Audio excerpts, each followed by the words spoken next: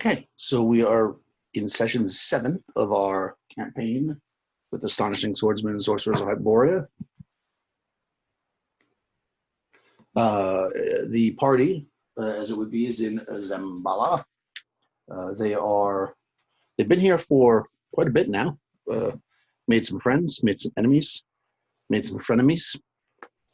It is currently actually, we can find out where it is. It's possibly the second day of the 8th month, but that's up to you guys actually, because you got back to town on the 27th day of the 7th month, and I think some of you guys were kind of beat up.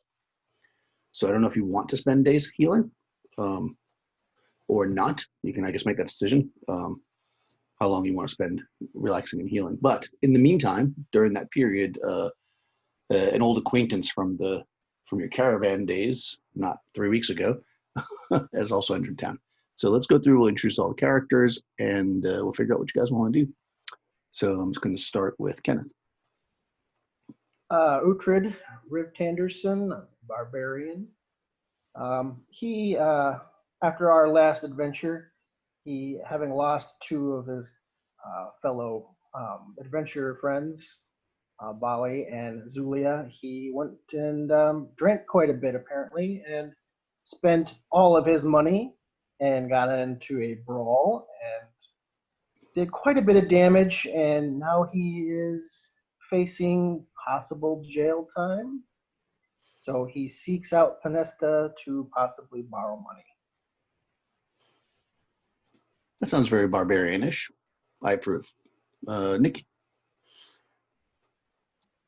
Pinesta generously loans Uhtred the money if he promises to never mention the Snake Man incident ever again, where she can hear.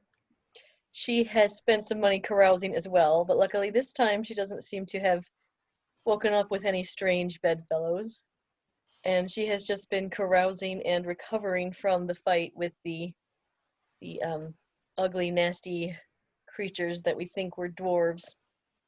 So she will loan him the money, but he can't mention the Snake Man ever again. And I am playing Pinesta, a bard. Excellent. I'll do you last, Crystal, and Tony.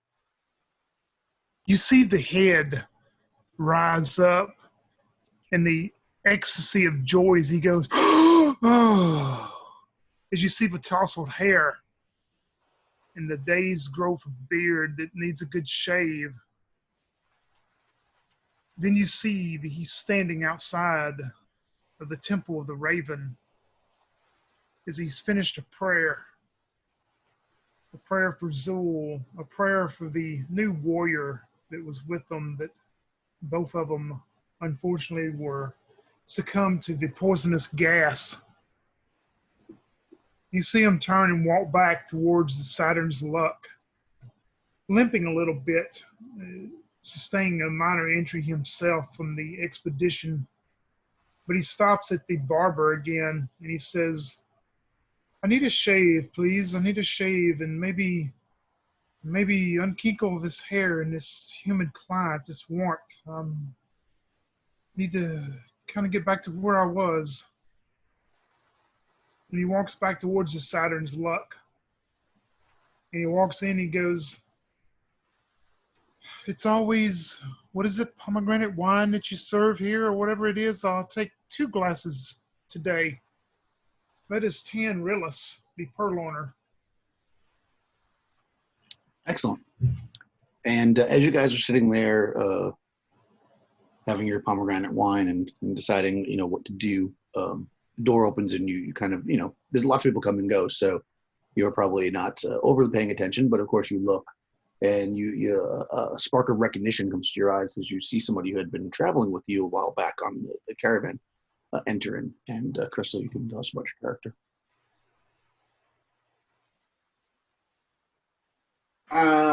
Walking into the Saturn's Luck as a woman who has like a deep blue kind of, or greenish, sea greenish skin, and sort of like well, yeah, scales basically that run along her body, and her hair is like straight back, and just moves in such a way that that isn't quite like human hair usually moves, as it usually belongs under the sea, as she is an Atlantean. Um, and yeah, so she comes into the place, and she sees. I'll say she sees Uhtred. Uhtred stands out, and a spark of recognition crosses her eyes as she sees him. And she approaches slowly and says, "Excuse me, were you on the Darius? I think it was Darius caravan that came into town just a few weeks ago." Yes, I was. I remember you. Your skin is so beautiful. He just kind of reaches out to he wants to touch it. Eurotha, she kind of pulls back a little bit, and as she puts her hand up, and you see that like between her hands is like webbed digits, and she's like, oh, "No, please, we're always wanting to touch. It's really nothing pleasant to feel, I assure you." Oh, sorry.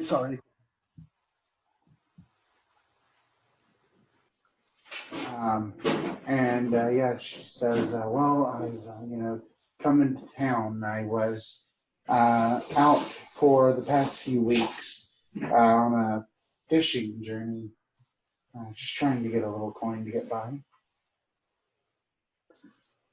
Come sit with us, Panesta. You remember? I'm sorry. What was your name?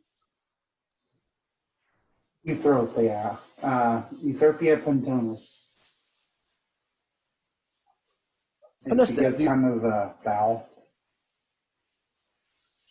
Yes, do come sit with us, but you see Panesta's kind of trying not to touch Eutropia as her love of scaled things has diminished greatly over the past few days. Panestra, yes. I remember you. You were very inquisitive on the caravan. You look much different than I remember, however. I didn't recognize you at all. Yes, well, we've had some adventures that have required me to undergo a few cosmetic changes, but I assure you, I'm still your good bard.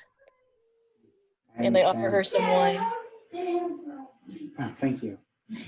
And she takes the wine. Dan is at the end of the second cup of wine he's ordered as he sets it back on the table, and he looks over and he goes, "You said you've been on a fishing expedition. Where at? I mean, this is a desert. Where have you been on a fishing expedition?" Yes, there's a sea on the coast. It's right over in the docks. Do you not get out much? No, I don't go that way. I spend my time in a couple other places. Why would, oh, never mind. You said you were on the merchant caravan. I guess that's good enough. Just never mind. We've had a rough time here in this city, and maybe it's been more pleasant for you, hopefully. I have heard some odd rumors of this place. I was in the bazaar earlier, and they said that not too long ago, 2 witches began to sing there and robbed this one merchant blind. Very well may be. There are witches and warlocks and all type of beasts that roam this city. Yes, I've heard that rumor as well. Mm-hmm. Mm-hmm. Wait, wasn't that? Well, maybe I shouldn't. Yeah. I smack him. Just gonna smack him. Wasn't that? And like Vanessa stomps his foot. Yep, exactly.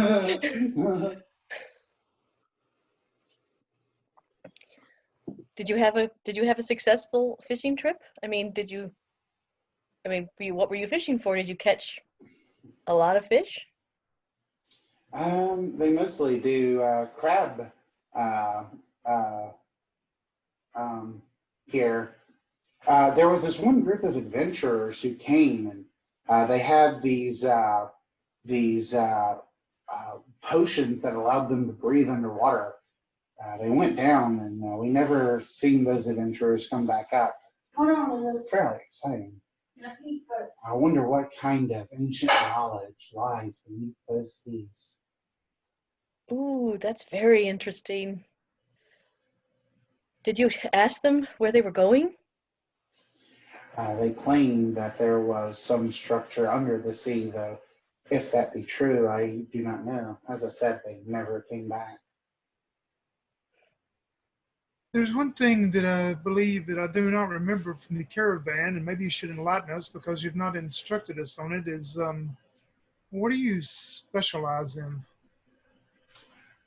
Well, I hold knowledges of my people. As you know, the Atlantean, they used to be a very mighty race. Well, of no, magic. wait. If I want to read history books, I'll go down and talk to the old two men I have got to go see anyway. But besides that, I seek to rekindle the magic of my ancestors. so you are studying the arcane arts then. Indeed.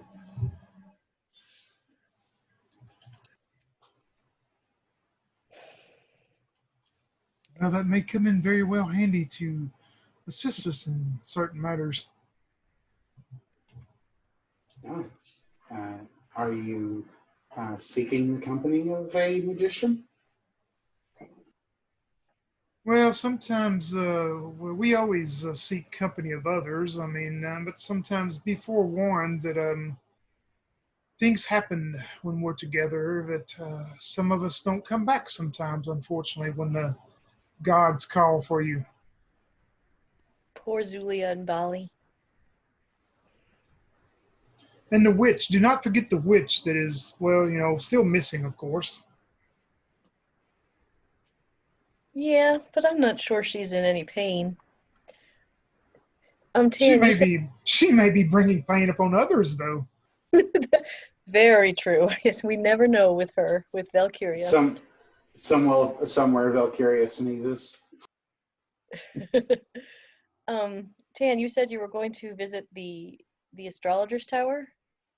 Yes, I have to go back. I left them that document of that we found, that parchment in that scroll case, and they were going to do some research for me and see if they ever heard any of those names. I'm supposed to check back with them. All right, I might tag along if you don't mind. Yes, So- of course. Looking at the calendar, just because I might have screwed up the date there. So on the 27th is when you guys kind of spent the day in town. Then you went out on the 28th. So it's probably the 29th, the 1st now, which is Sunday, which is the worship day. You would have been able to heal one hit die sleeping last night. If anyone was hurt. And then I guess if you want to rest longer than that, that would be up to you as far as extra days. That gets me back to full. I don't know anybody else. Let me see here. I'm pretty close. Yep, I'm good. Okay. Yeah. So the next day, of course, would be Earth Day, which is the day that Uhtred fights the dragon, as well. So that's kind of where you are calendar-wise. I'm not sure I can do that now without my companion, my partner, my shield brother. Oh, you're not going to back out, are you? They don't write songs about barbarians that back out. But it's a dragon, you know. Well, maybe you should take this new practicer of the arts, and she could probably throw up a dragon for you. I don't think they allow magic in the arena. Well, as long as you don't get caught, of course. Tan, how much wine have you had? You seem different. Well, I usually only had the one cup, but the second cup, yes, we'll have no more. I don't know. I kind of like two cups of wine, Tan. Well, I have to Sam. keep my senses about me too, though. That's true. You said today is the day I'm supposed to fight the dragon? No, tomorrow. Tomorrow, sorry, right? Okay, thanks. Yeah, on Earth Day. It's today is Sunday, so it's a day of worship. If you remember at the Temple of Helios, Right. they do a large worship ceremony in probably in the middle of the day, which is actually right next to the Tower of the Astrologers. If you are going in such a direction. If they're gonna go to the astrology tower, Uhtred might go to the arena to talk to the guy that he made the deal with to fight the dragon, and just tell him his circumstances, that my companion Bali is no longer with me, and see what he'd like to do, or if he has somebody else that could fight with me, or something like that. Okay, sure. Or if he'll pay me more if I fight the dragon by myself. Oh, maybe. All right, yeah, you guys can certainly do that. You all going to go together? You want to split up and do that? And what is Eutropia? Yeah, Eutropia. What is Eutropia? Eutropia, yeah. Eutropia has no real plans anymore.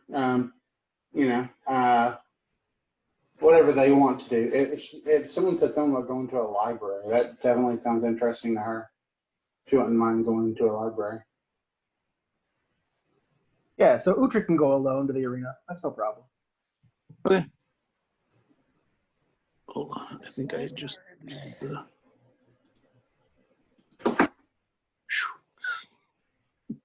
I literally just deleted the thing about the treasure map. I got it back though. All right. I'm like, how did I do that? Don't do that, Daniel. All right, cool. Yeah. So you can probably walk together. Well, I guess you have to go the long way around the bazaar if you want. You don't have to go the long way around the bazaar, of course. I look really different now, though, right? Mm-hmm. She can walk on the far side of me, and they won't see you, right? Fair enough. Okay, yeah. So you guys head to the tower, and you go in, you're all together, and then as you guys kind of go in, Uhtred will head off to the, let me show you the map. One of the few things I have is the map. So.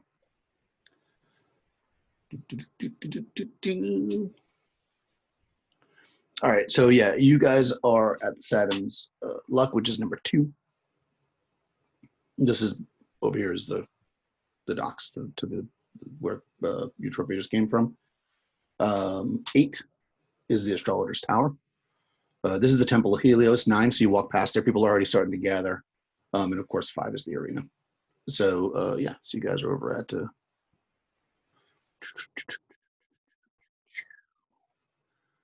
Yeah, so you go in. Yeah, you had thrown that guy some cash, the 2 guys. So they see you and they look pretty excited. Tan.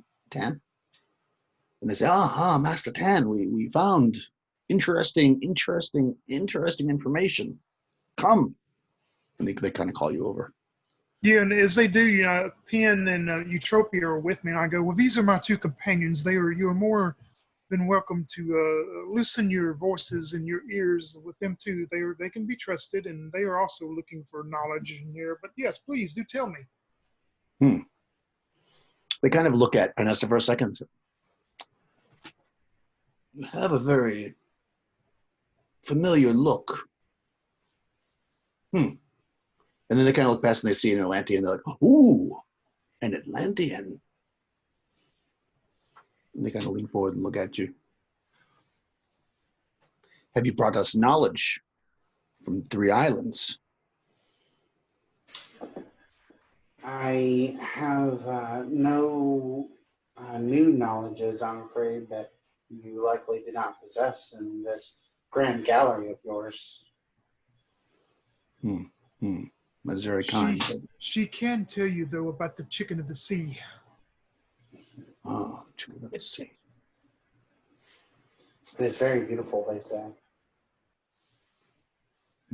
I would like to hear about that. So he rolls out a large scale map of Hyperborea. It's not as beautiful as this one I'm going to show you guys, of course.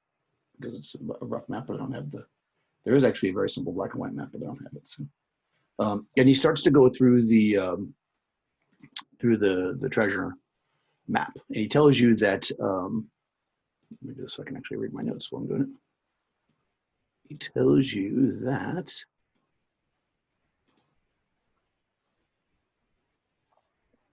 I should just left that on the screen. All right, Hyperborea. Okay, so yeah, he looks at you and he says, "So this note is very strange, and the account doesn't make a lot of sense. Although coincidentally," and he kind of looks over at Eutropia. He says, "It seems to me that whoever wrote this may have started in what is commonly referred to as Old Earth. I know most people don't think it exists, but we believe as scientists that once Hyperborea was connected to a larger, if you could believe it, around Earth." So strange. So strange. How did we not slide off? I do not know. In any case, it seems to me that these people were seeking out old Atlantis, but instead found Atlantica, traveled through many of the islands. Yeah, traveled through many of the islands, and possibly into the Eries. There is rumors that there are men from old Earth in the Eries, you know. But the part that's important is the end, because that's where you'd like to go, right? We're guessing, and this we don't know, because the city-states never heard such a word. However, the most powerful ruler in the general area that they were in would be in New Peckland. So we believe that they may have gone to Fitted and then down the savage boreal coast. There, we have found, and he kind of looks around and shows you on a map, this town right here is a town called Lenop. And your map says Lenarp. Could be a similar name, could be the same town. So we believe that if this is a true account, that is where the writer ended up. And then he kind of shows you, so just so you know, you're in Zambala over here. And basically he's saying that the map is leading you to here. I don't see it yet. It hadn't. Where's Zambala? I don't see it. Oh, Zambala?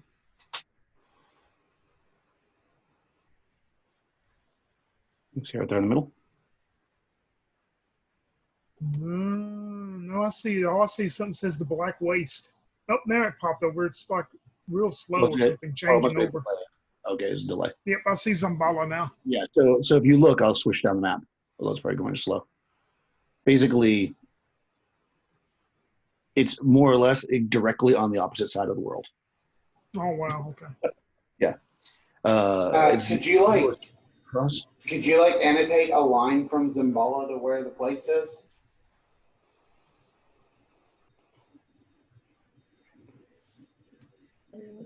My good woman, we do not write on these ancient maps. Oh, no. See, you put something clear, like this glass over it, and then you write on the glass. I see. Excellent. So you have passed on Atlantean information. Well, I'm glad I could be of service. What a fantastic idea. You should know that that's probably not how you would go. I mean, you could certainly try to go that way. But if you were trying to get there, you would be much better off on a boat. Even though it'd be a much longer journey, it'd be much safer, because trying to cross the entire Zarka Desert and then the Lang Plateau and then the Black Waste, and then not to mention the Barrier Mountains, would not be the easiest thing in the world. So if you were actually trying to get there, you would know that you'd be much more likely to take a boat. Although you certainly could go across the land if you want. That's up to you. How long would a boat trip be? Could they tell me roughly? 2 months, maybe. Yeah, because it's not like a boat's going to just take you there. You'd have to make stops and stuff. Yeah, you would think roughly 2 months. Because what you would end up having to do is they'd probably take you out along the coast up here to the Crab Archipelago, and then you'd end up over down in New Pickland, and then you'd have to go down the Savage Coast on a smaller ship. So, Right. yeah, a month, 2 months, basically. Yeah. You know, unless you have a lot of money, then you could hire a ship that would take you faster. But that would be a lot. You'd have to have your own ship, basically. Yep, Tan will make his notes, and he'll give them another gold coin for their service, and continue the work you do, gentlemen. It is most precious that we always keep up with the past history, because sometimes it will influence the future of our history. Indeed, indeed. Yes, thank you so much. These donations really help to provide, what we need here in the library to keep us going. So I appreciate it. So we cut over to the arena. Being that it's Sunday,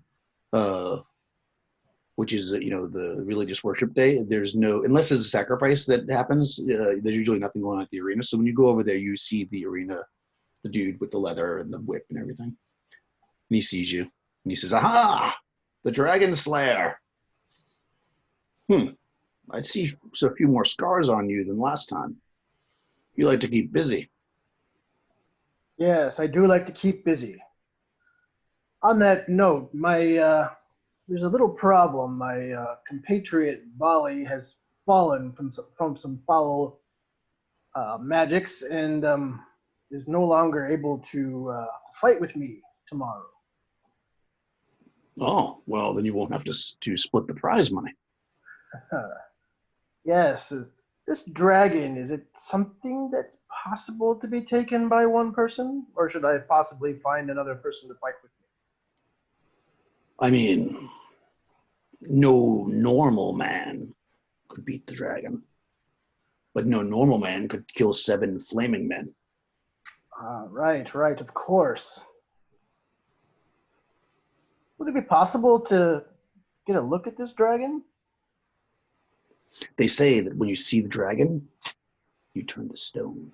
I was kind of afraid of that. So that's not going to work out for us. But, so try not to look at it too much when you're fighting it, because we want this fight to go on for a little bit. The longer the tension goes, the more people throw coin, and the more we make this. Right, right. Yeah. It's vicious. Okay, well, I just wanted to make you aware that my compatriot is no longer with me. Mm-hmm. Well, that is fine with me. I mean, if you would like to bring somebody else, let's say, to feed the dragon, I'm not opposed to that. Which is kind of what I thought you were doing there with that gentleman. He looked very tasty, actually. Not that I wouldn't. You know what I mean. Uhtred kind of gets up in his face. That was my shield, brother, you're talking about.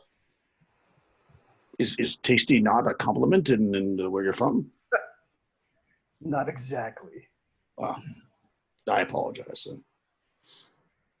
Fine. All right, I'll see you tomorrow then. Excellent. And Uhtred will just go back to the Saturn's Luck. Okay. Cool. Yeah, so you guys finish up at the place. Is there anything else you want to do? It's kind of like midday on Sunday. You can see the prayers are starting. Yeah. What you guys want to do? Tan would talk to Pinesta on the way back to the Saturn's Luck. Of course, he would say it loud enough. Eutropia she wouldn't know what they were talking about, but I mean, he's not trying to hide it from her.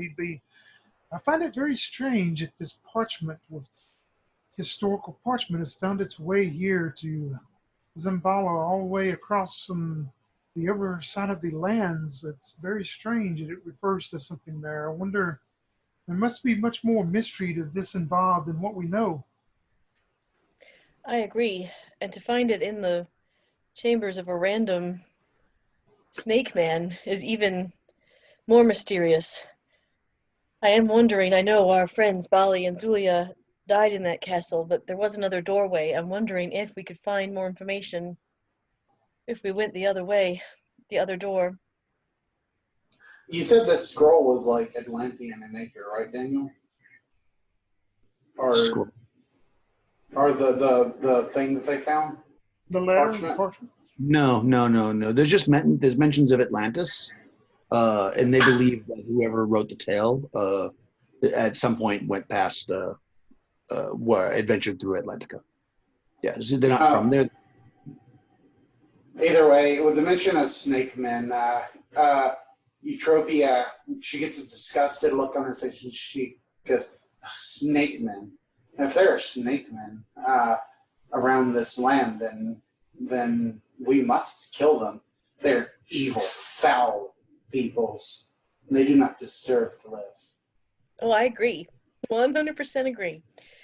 I'll say to Tian, so what do you think? Do we do more investigation here, or do we rest up and take our leave of Zambala?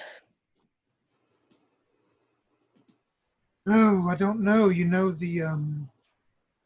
no offense against you, Eutropia, but you do not know what all we have faced here, of course. But we have had some encounters with these snake beings, and some of us more than others. But anyway,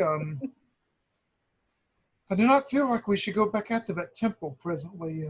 We've lost two, and we're not completely at full strength. And I wonder what, I guess when we get back, we'll find out if Red, what kind of luck he had at the Colosseum. But the witch, I guess the witch is not coming back. I mean, she had the story about something, remember, some tower or place that she wanted us to go to. It was a couple of days of travel through the desert, and the Temple of the Raven has told me about something I am supposed to go out somewhere in the desert and do, but I haven't exactly felt the calling to handle that right now. I don't know exactly what we should do. I guess we should wait and go back and see what Red was told. Yes, you're right. I do remember the Sorcerer's Tower north of town. She did tell us about that. You're right. Sorcerer's Tower, you say? North of town. Interesting. It was a rumor. Hmm. Also, there was a witch queen somewhere. Remember, Well, yeah, Tian? everybody knows about the Witch Queen. That's pretty. That's Oh, that's right. Yeah, Okay. she lives just north in the North City. They say she's very powerful. Before we left the library, Daniel, maybe retcon just a bit. Eutropia would have liked to ask the two old men if they have any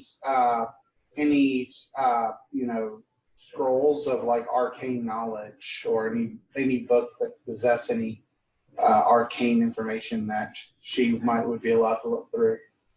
She's looking for magic scrolls, spells, etc. No, I mean they would point you to some books, but they're more like general education stuff. That they wouldn't actually have spells in them. No, definitely not. How to Magician for Dummies. More like history of certain cults and that kind of stuff. But they wouldn't have. They'd have information about it, but not like the actual spell. So yeah, you would know that the Lithorium which is basically the center of this area of Hyperborea, is ruled by the Witch Queen, and that's like south west of here, basically. Okay. And it's more than 100 miles, or whatever miles, 2 miles, or whatever she said it was. Okay. So yeah, so I guess we go back and we talk to Uhtred and see if he's still going to fight the dragon. I think you're right, Tian.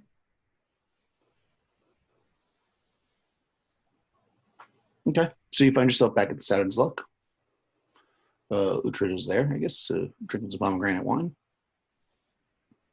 Uhtred will look at the group and say, so I talked to the guy at the arena. I guess I'm still going to fight this dragon, but he said something that concerns me, and I don't think I've ever heard of it, but he said something about it turning people to stone. Does that sound like something real to you? Would there be any kind of check that we can make, Daniel, like me or Eutropia? Yeah. I mean, yeah. Or the bard. I mean, anybody. Yep. You can make a test of intelligence. Just use your I int. rolled right on the money. If somebody gets better. I Well, it's rolled a 10. D6 roll. Oh, D6. Yeah, D6 is like a test with the. So depending on what your int is. What's your int? Mine is 13. 13. Yeah, mine's a 14, and I rolled a 2. So I think I would have got it with that. Yeah, Or 13, you did get 2 or 3. I rolled a 2 also. Yeah, so yeah, you would. Yeah, I mean, you would have heard that there are certain types of large reptiles. Like for instance, a basilisk that could turn something to stones by looking at it. Could be considered a dragon by some. Well, my The, friend, did these men say anything to you about?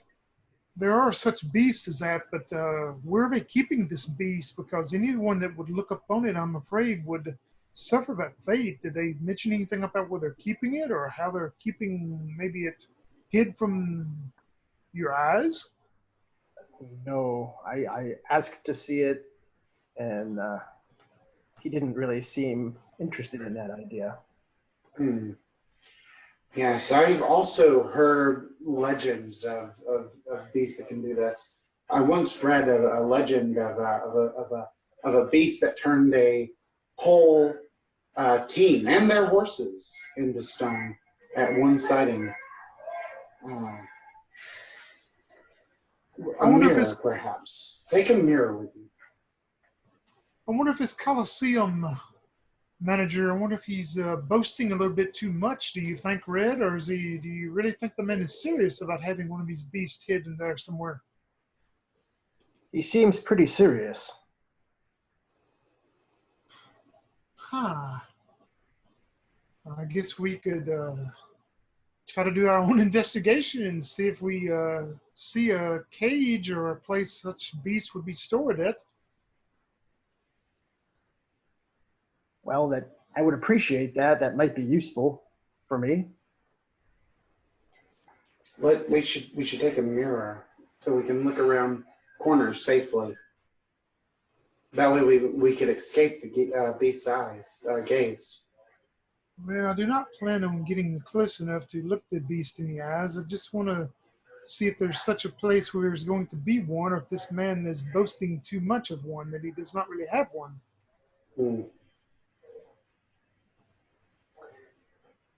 Is it possible that the owner of this, well, the Saturn's Luck, I don't know if it's more of a bar or a hotel or whatever, would the barkeep have any idea about anything like that? I mean, if it's somebody that lives here, maybe he or she would know. If there have been events like this before, maybe that they might have an idea where something like that might be kept. Oh, sure, yeah. The Saturn's Luck is actually owned by, and you must have met them by now because you've been staying here for 2 weeks, a couple. They are Heath Nuck, who is, and Tarkok.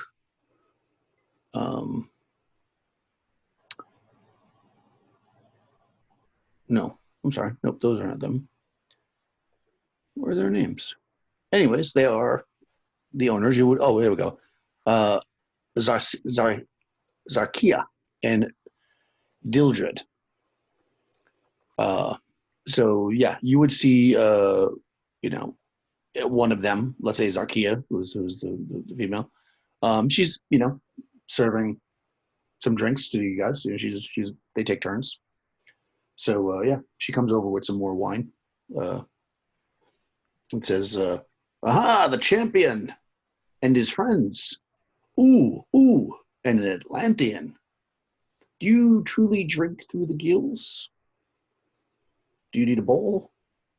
No, that is not exactly true. I mean no unkindness. No, I understand. Sabala. It must be difficult to not understand Mother's biology. I do my best to learn. Some biologies are very comparable and some are not. Indeed. Zarkia, I have a question for you. Yes. Ask You away. I am supposed to fight a dragon tomorrow in the arena. Ooh, a dragon. Another one. Another one, you say? Well, I mean, it could be the same one, but it got pretty beat up the last time. Although it did kill 4 men. Where do they keep such things? Oh, the dragon? I would imagine that they keep it, where dragons are kept. In the blood tower at the bottom. That is where they keep the wild beasts. The blood tower, you would know, is the tower that's right next to the arena where the really rich people sit at the very top. There are cages at the bottom where they keep the wild beasts. Leopards, dragons. Dragons. Hmm. How big was this last dragon Hmm. compared to your inn here? Huh. That is a good question. I mean, this is a very sizable inn. It could fit in here. Actually, it would probably be delicious. I've heard that people eat dragon out further out in the desert, in the more swampy areas. We don't get enough of them over here. I tell you what, after I kill it tomorrow, I'll be sure to bring you a slab. Oh, excellent. I would imagine, size-wise, you say, if you were to lay 2 of these tables next to each other, it would probably be a little bit bigger than that. So that's like roughly 10 feet. And I'm sorry, Zarkia, what was your husband's name again? Why do you ask? Because I'd like to write it down in my journal. Oh. Dildred. Dildred, yep. Zakia and Dildred. I just didn't write that fast enough when you said it earlier. Well, thank you, Zarkia. That has given me much information. I look forward to feasting upon the dragon tomorrow. And I tip her a gold piece, but I don't have any tips, so. She leaves the pitcher of the pomegranate wine and walks away. You guys are like, by now you kind of, they don't make you pay every time they drop the wine off because you've been here for weeks and you pay your bills. So at the end of the night, they basically take it. Yeah. Anything else? There's people in here. They're playing, cards and they're drinking. It's kind of the middle. It's Sunday, so it's the middle of the day. People are just kind of hanging out and drinking. It's nothing like it was 2 weeks ago when everybody was running around naked. Much more relaxed. Finesta sees Uhtred writing these names down, and she just goes, "Wow, I really didn't know you could write. So I'm impressed, Uhtred. Your skill set grows every day that I'm with you." Well, I do have an intellect of 9. Well, you do notice that she mentioned that the dragon killed 4 men, but she did not mention the word about turning them to stone, just that they killed 4 men. Yes, I'm poor at asking questions. I should have asked how. Well, you would think on something such terrible of being able to turn a never being into stone, she would have directly said that. So maybe the man is boasting too much. Surely they would not allow a creature into the arena that could turn people to stone with its gaze, or otherwise they would endanger the entire arena, would they not? You think so? Logical. Maybe Be we should sure go to check take out you the a blood tower. face covering and such, and just in case. Yes, a mirror. You don't think we should go check out the blood tower and see what we can see? I think Uhtred would definitely kind of go over there and see what he could see. Scope out the situation. Yeah, you definitely can do that. I mean, you guys want to head over there, or just Richard by himself? Do you have to get inside? Do you have to go inside the Coliseum to see what that area or not? No, the blood tower is like kind of connected to the outside of it. It's actually not in it at all. It's Would like, we know though? Does it have public access, or is it just limited to? I mean, you walk past it. You didn't actually go in last time, so you'd have to walk up. I mean, you don't really know. It'd be easy enough to just walk over there and find out. But you're not I sure. mean, Tan would go. He would probably tell Uhtred that maybe he would scope outside, and if something looks off, maybe he'll give him some type of whistle or something. If he's close by enough to hear it, that it's probably time to get out. Okay, yeah. So number 6 is the blood tower. When you go over, you kind of, again, you weren't really looking before, so you didn't pay a lot of attention, but you notice immediately there's like some large gates, which you probably remember from when you were trying to track Aramis, that he went through these. They're closed. They're like big doors. But there are actually some like barred windows along the first floor that you could probably look in if you wanted to. And then there's another door that goes between it and the arena proper. It's not like connected with the hallway. It's basically like a door, and then there's another door right across from the arena. So there's a few different entry points. Nobody's guarding it or anything. It's Sunday, so there's not many people around. Is this like a roofed tower, or is it more like a courtyard? It is a tower. There's a It's tower. I'll read it to you. Actually, let me tell you what it looks like. Let me tell you. Blood Tower. Panista would have gone with them just so you know. Okay. The Blood Tower is it's a derelict tower. It is 6 stories tall. Wow. Okay. Yeah, so it's tall. It's one of the tallest buildings, I think, besides the Temple Helios. The top story. Go ahead. I was just going to say Trip is following with him as well. So. Okay, yeah, the whole party goes. Yeah, so from the last time, you're probably remembering that the really rich people are at the very top. That's actually where they threw the big bag of gold from, because it's so far up that they were able to throw it, even though it's a pretty great distance. They were able to throw it down into the arena. Yeah. Uhtred would. You said there was bars in the windows and the walls there. Yeah. I'll take a peek. Okay. Yeah. So you look in there. It's dark. Of course.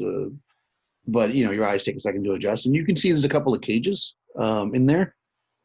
In one of them, you see a very large cat. It's probably 6 foot at the shoulder, long teeth coming from the front. Also, in the second one, you see it's just laying there, a creature. It is let's see, it's like a long, scaly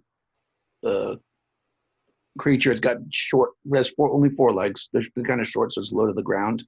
It's like bumpy, textury skin with a really large mouth.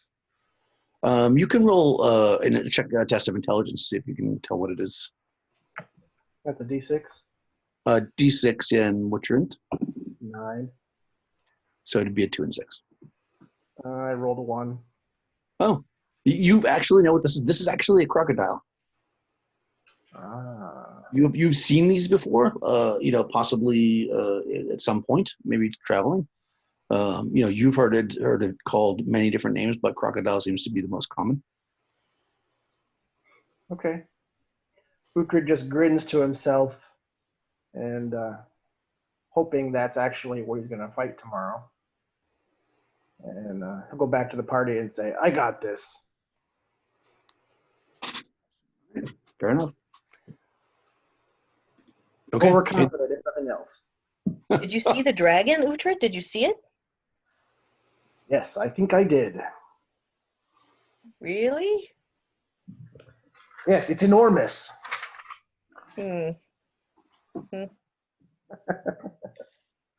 It's a fearsome beast. It'll be a great battle. I look over at Tan. I say, well, if he's confident, I guess we should at least wait and let him have this fight before we decide what our next step should be.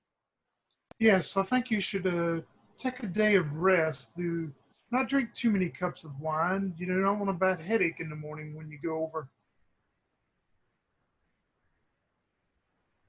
Me? Are you talking to me? I wish to drink as much ale as I want. Well, just remember, when we drag your body made of stone out, well, you won't remember anything then, of course. Don't worry, I can't afford to drink anyway. Okay, Yeah, yes. I Hey, mean, Dan, would I Yep, know go. if I'm sorry, the bazaar, like the bazaar, the market, is it open this day or do they close on the... Yeah, I think it's open. Why not? I'm just going to walk around it myself. I mean, I would, after, we get back, whatever, I want to go back to the bazaar, just walk around and just see if I hear any hearsay about things. Oh, okay, sure. That seems legit. Let's see what you hear. If I can find it. Roll a d12. D12, okay. 4. 4. Oh, you've actually heard this one before, I think. I think you did.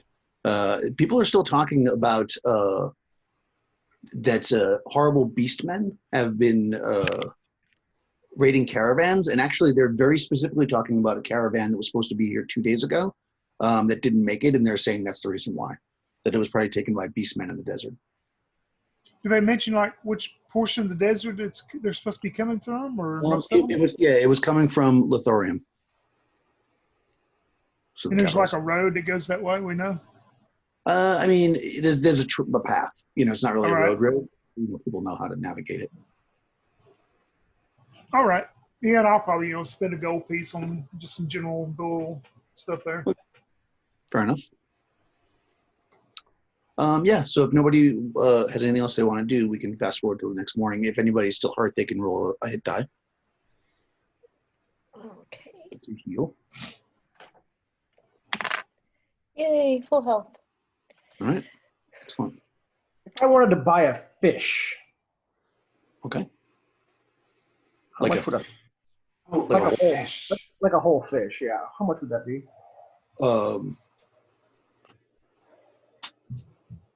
A silver piece, maybe. If you want a fish, I might could just catch you one from the docks. Well, I don't really know you that well, and I don't want to, intrude. Oh no, Panista. I love being in the water. All right, well then, Utopia, could you by chance get me a fish? I will do my best, yes. And I have a background as a fisherman. Okay. So I also have, if they will allow me at the docks to, I imagine I could just go underwater, right? I'm Atlantean. Yeah, I don't think anybody's going to stop you. So if they go with me, I'll probably, sorry. No, go ahead. I was going to say I'll leave my stuff on land, and I'll just take my dagger my silver dagger into the water with me. Okay, Catch yeah. a big So, fish. for you, it'd be a moderate task. It's pretty easy to catch fish here, but since you have a background in it, you'll get a bonus. So you have a 5 and 6 chance of catching a fish. Okay, so roll a d6 then? Yeah, d6, just don't roll a 6. Ooh, roll a 1. I caught a whopper, baby. Nice fish. Well, the size of the fish is based on the number that you rolled. Oh. No, Well, in that case, it should still be huge because 1 is like No. usually the best result, right? the No, it's not. sardine. That's not how that would work. 1 would be the easiest fish to catch. Yeah. But I'm just kidding. Yeah, you get a Yeah, I know. I'm kidding. Sorry. get yourself But a yeah, fish. so yeah, she comes up with a large fish and drags it up onto the beach. It's like nearly as big as she is, and she's like, takes the dagger and like cuts its throat. And she's kind of like, Thank you for the sustenance that you shall provide. So here's what I want to do. I would thank Eutropia. Thank you very much. Very much. Oh, thank you. I will pay you back somehow, I promise. And my plans for the fish is I want to take some of the bandages I have. Mm-hmm. I want to bandage the fish, okay? I want to bandage it overnight. Okay. So my plan is I bandage it overnight. So I want the bandages. I'm hoping they take on the smell of the dead fish. And then I will wrap the bandages around, I'll keep them on me. I want to put them on me if I have to or whatever to get them into the arena. Okay. Like wrap them around my arm or whatever, like I'm injured or something like that. All right. That's Eutropia was hoping we were going to eat the fish. Sorry. Could we just like decapitate it and you could just wrap the head up, you know? There you go. That works fine. Whatever I have to do. But Fish guts and stuff, you can pack them in there. Yep, there we go. And then we can actually eat the fish. The idea is for the bandages to smell like dead fish. Okay. Yeah, I mean, well, okay, so I mean, again, not that it matters that much. You wouldn't get a fish that large this close to shore. So you got a fish that's like a normal size. If you want to wrap bandages around it, you're gonna have to wrap around the whole fish. You know, because a fish that's close to shore is going to be maybe a foot long, 2 feet max. All right. So depending on how many bandages you want to do. So if you want to do, let's say, 2 bandages, then you need to put it around the whole fish. For 1 bandage, you can just do the head. I would like to do 2, just so I have a little bit extra, just in case. Yeah, you can eat the All right, fish. if he tells me the plan, could I also gut it for him, and then he could wrap a third bandage with its guts? Sure. Oh man. I'm the new person. I have to be helpful, so you all trust me.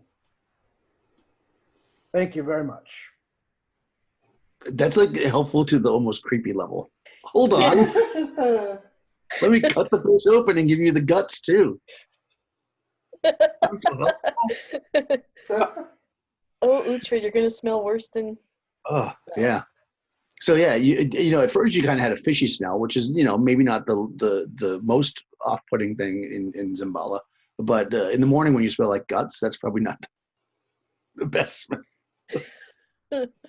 Well, I'm not wearing it yet. Well, yeah, no, I got you.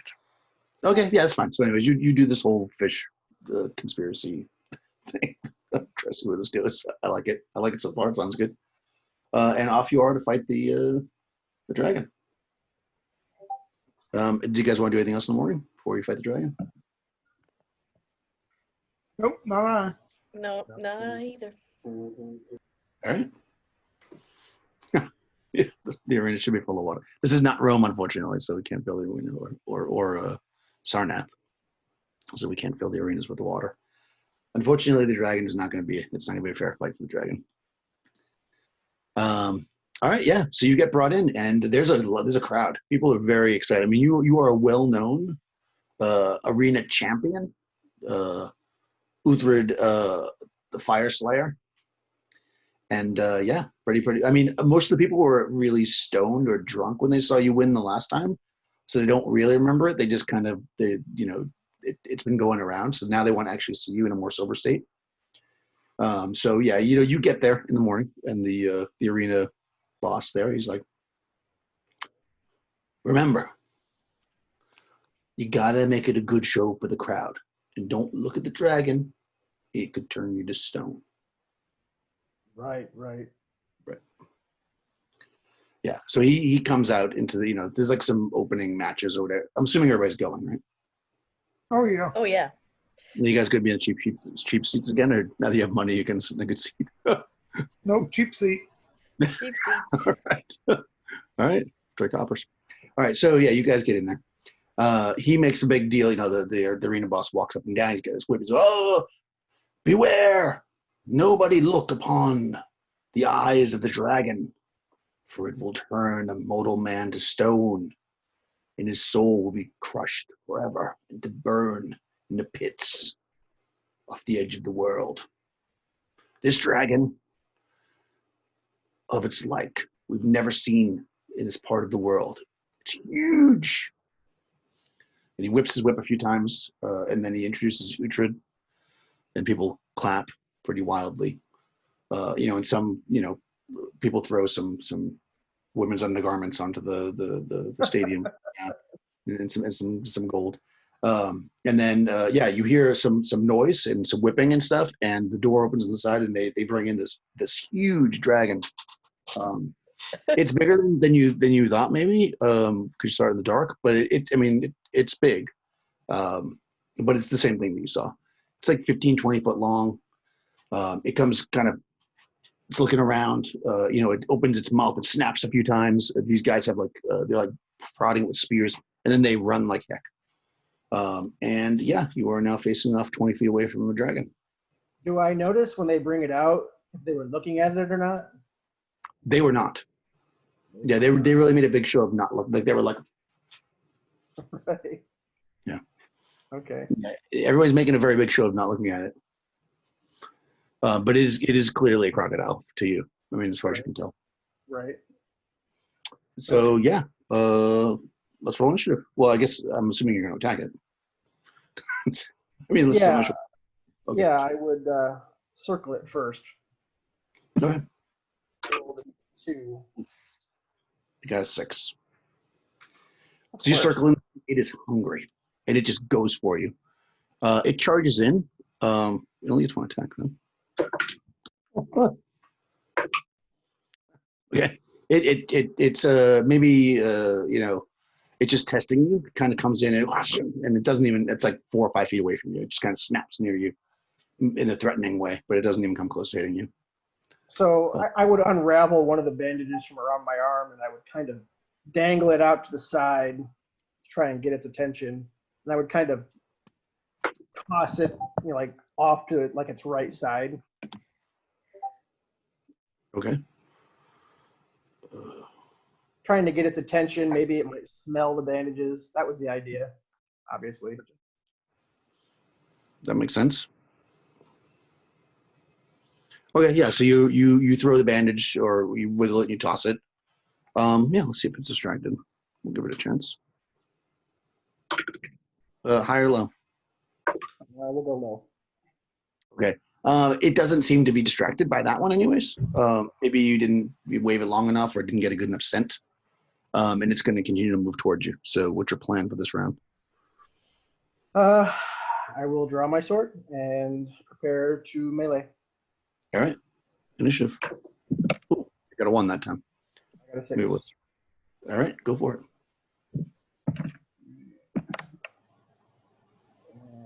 It's going to be AC 5. AC 5. Bounces off its thick hide. Oh, okay. Yep. Is not effing around. Just to keep life easy, I'm just going to say you can have 2 attacks this round, even though technically this is the beginning of you using your sword, but it's fine. Okay. Just so I can track it easier. Let's see. That's an 18. So AC -2. Oh, that definitely hits. Okay. 11 damage. Oh, wow, okay. That's a massive slice, and you hear the arena boss say, he's like, "Stop looking at it! Stop looking at it!" And he kind of he's like near the side, and he's whipping. So he's like, "Beware, beware! He'll be turned to stone if he's not careful." He's trying to make a big scene. And this thing now injured, it leaps. Oh, Jesus! This guy does not understand my hand. It leaps at you. I doubt that's going to hit you, though.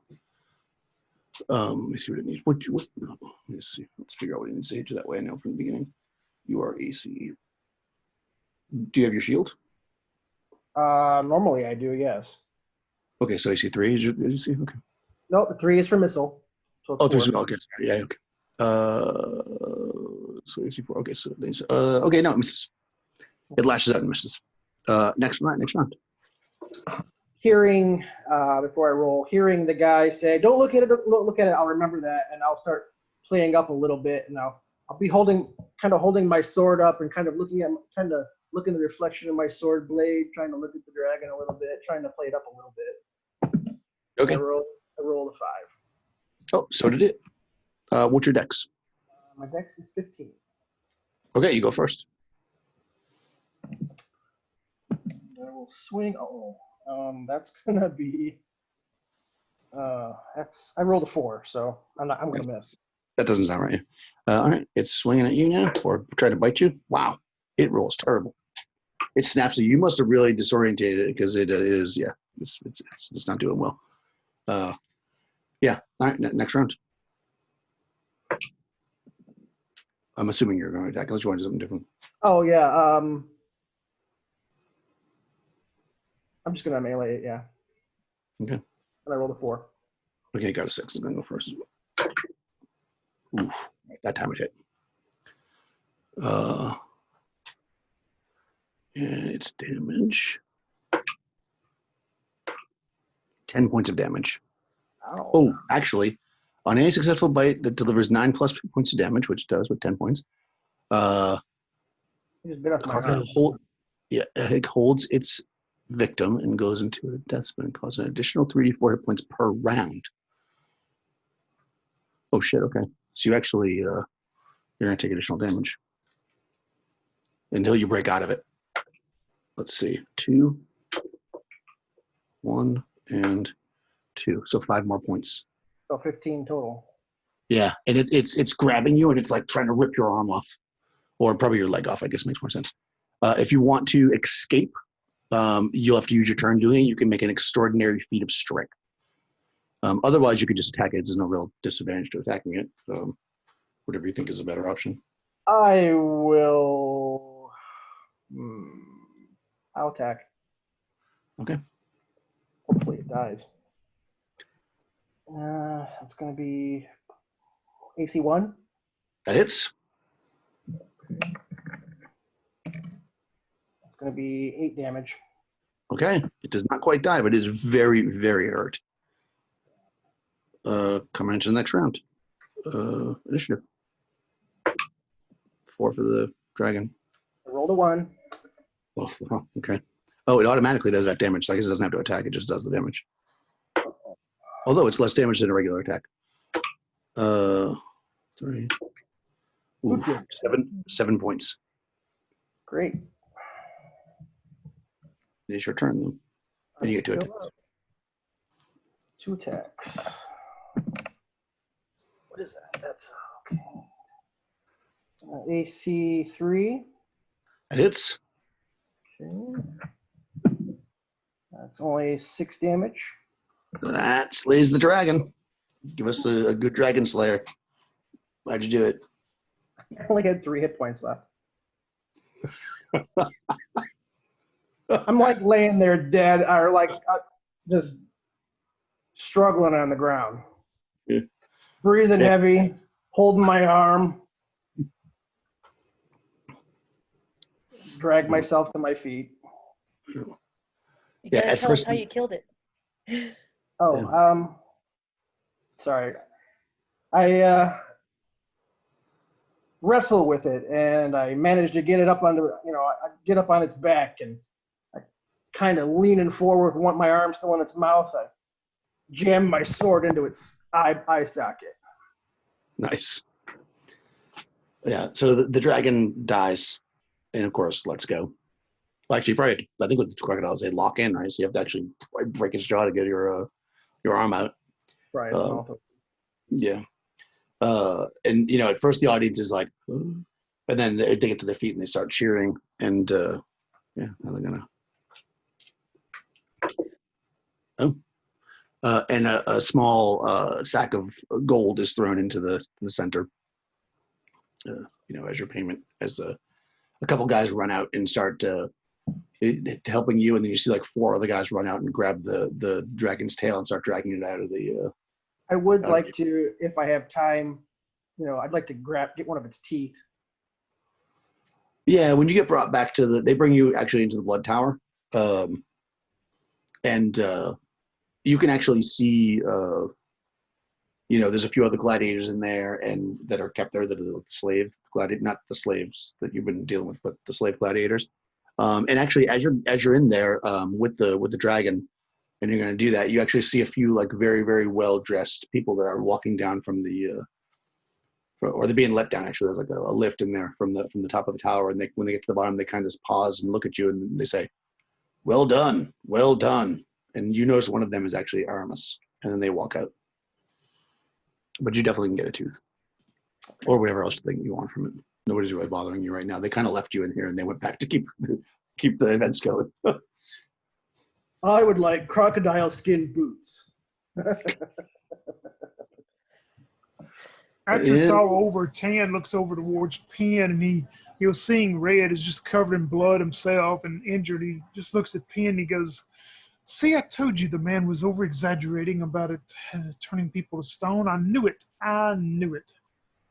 You did. You were right. And I think that our friend Bali would have been very proud of his shield brother today. Eutropia will go to help Uhtred, and she will say, you know, like you are a true hero. Where I come from, those mimics kill many every year. You're not allowed back there, but you can yell in, I guess, to him if you want. People aren't. I mean, when we see him, I guess. Yeah, or you just when you see him, yeah. Because I mean, you're actually inside the blood tower.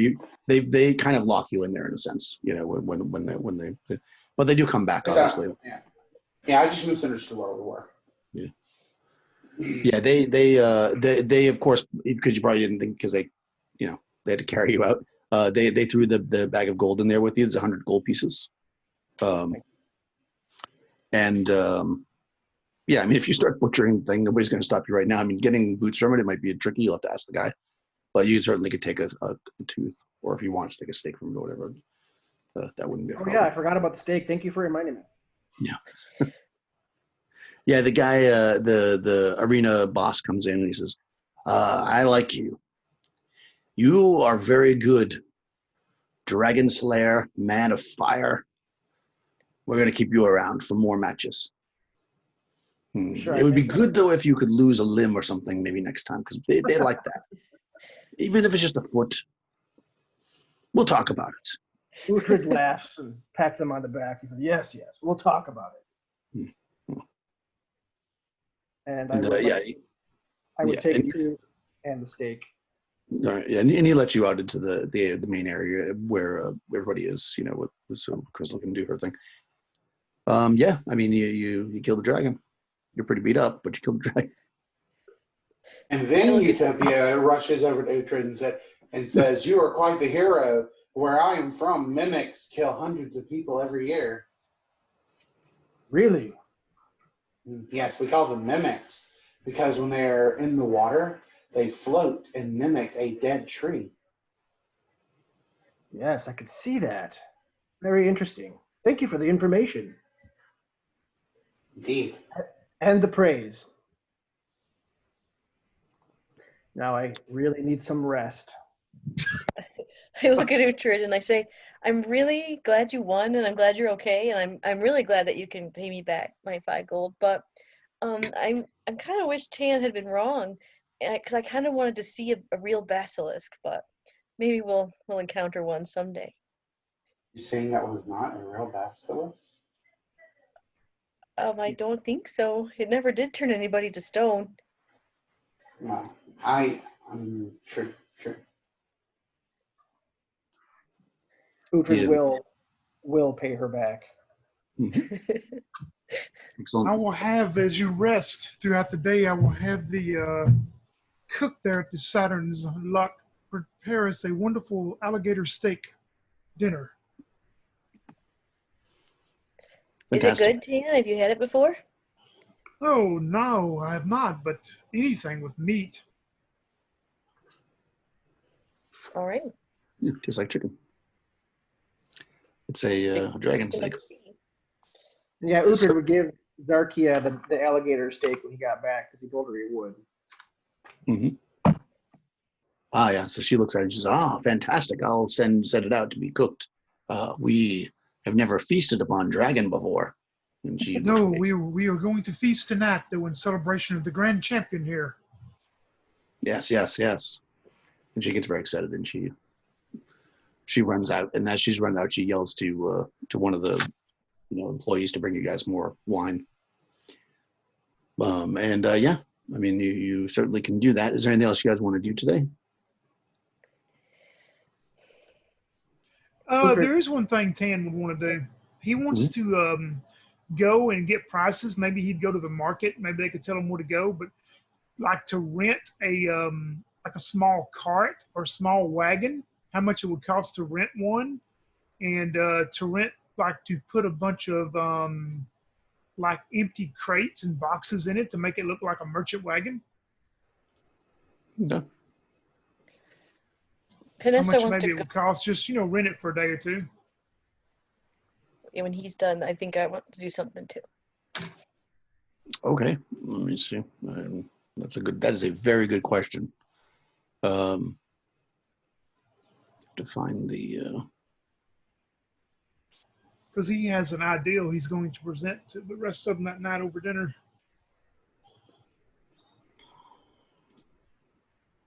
Uhtred will say to the group, you guys, I'm probably going to need a couple of days of rest.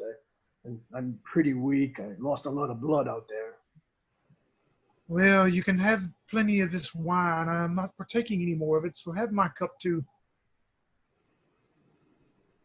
He'll look at it and think about what he did a few nights back and what it ended up costing him, and he'll push it to the side. Thank you, Tan, but I think I need to cut back a little. Well, just get some good rest and save your appetite for this wonderful steak.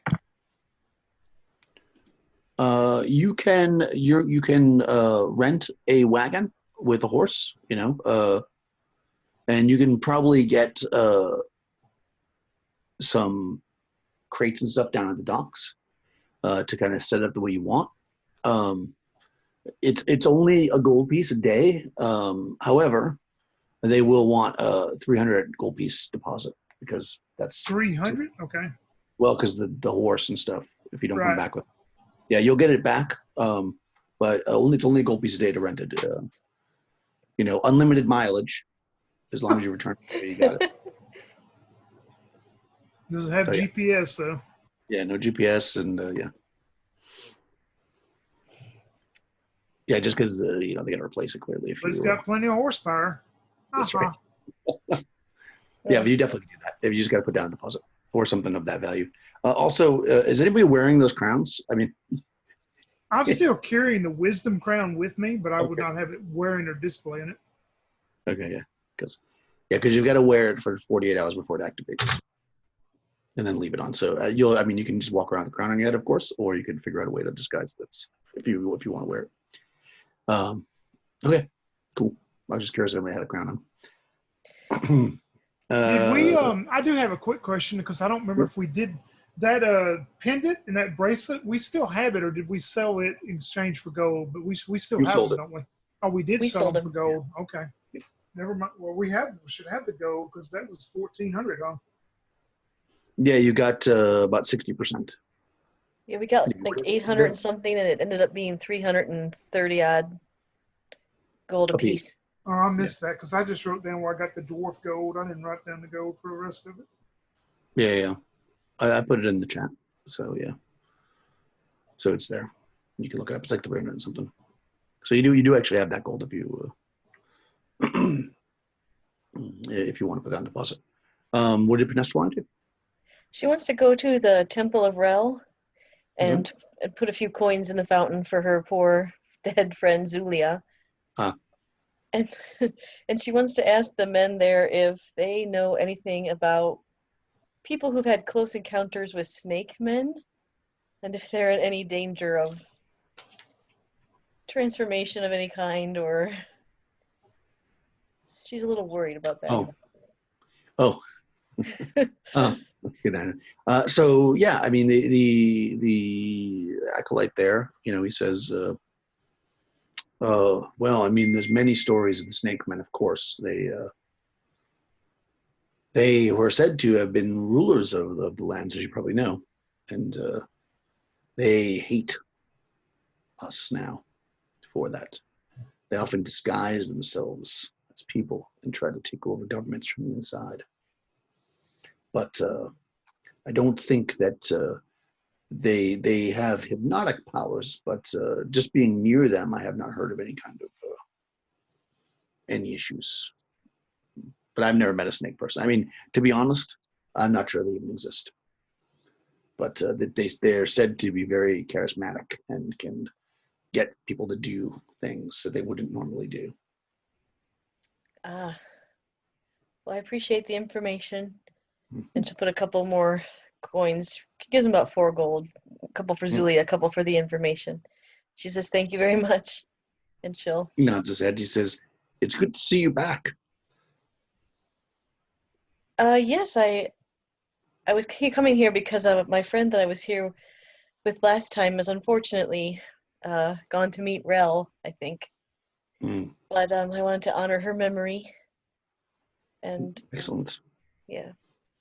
They noticed the first time you seemed to be hesitant to put a silver. Now you put many gold. Rel has been in your favor. Thank you. You're welcome. And certainly it can't help to have Rel on my side. He nods. Okay. She'll go. Okay. Anybody else? Eutropia, with the water dragon. If they will allow her to, she would offer to help the cooks cook this, because she is from a place where they have these, where they eat these things from time to time. So she may know some dishes to serve with the beast and stuff like that, different sauces to dip and whatnot. All right. I mean, she went out to get it cooked. You can make a. Let's see. What's your charisma? I'll do a reaction roll. Oh shit! Yeah, my charisma's an 8. Okay. So what's your reaction? -1. Okay. I figure being a fish person, people probably wouldn't react kindly to me usually. Yeah. Yeah. They kind of look at you and they say, "Too many cooks spoil the soup." I understand. And then she will instead just sit around the inn and read her book or something. Okay. Yeah. I mean, you all can have. You get a restful evening. You throughout the night, people come in and they buy pitchers of pomegranate wine for the table because they see Uhtred there, whether he's drinking it or not. And you guys feast upon the dragon. It's quite tasty. And I'm going to present our plan to the party that night. Tan's going to say, "Well, before some of you get too much into the cups of the wine there, I was at the bazaar and doing some walking around and shopping earlier, and I keep hearing the same thing that we heard when we first come in, that these beast men are out in the desert. They're still raiding these merchants and these caravans on the, I wrote it down. I can't read my own writing. The Lotharium path. They are raiding these merchant caravans, and I have an ideal that maybe we could, I checked into renting a wagon and a horse, and we could go down to the docks and maybe get some empty crates they were going to dispose of to make it look like the wagon has some merchandise in it. We could present ourselves as just common peddlers and dress that way. And except Red, of course, he could wear his armor and maybe put a cloak over or something to cover himself up, much the way I wear. But if we could make a path for 2 out on that road there, maybe these beastmen would attack us and we kill and slay them and bring them back to the city here. There would probably be some reward for them from somewhere, maybe the Merchants Association."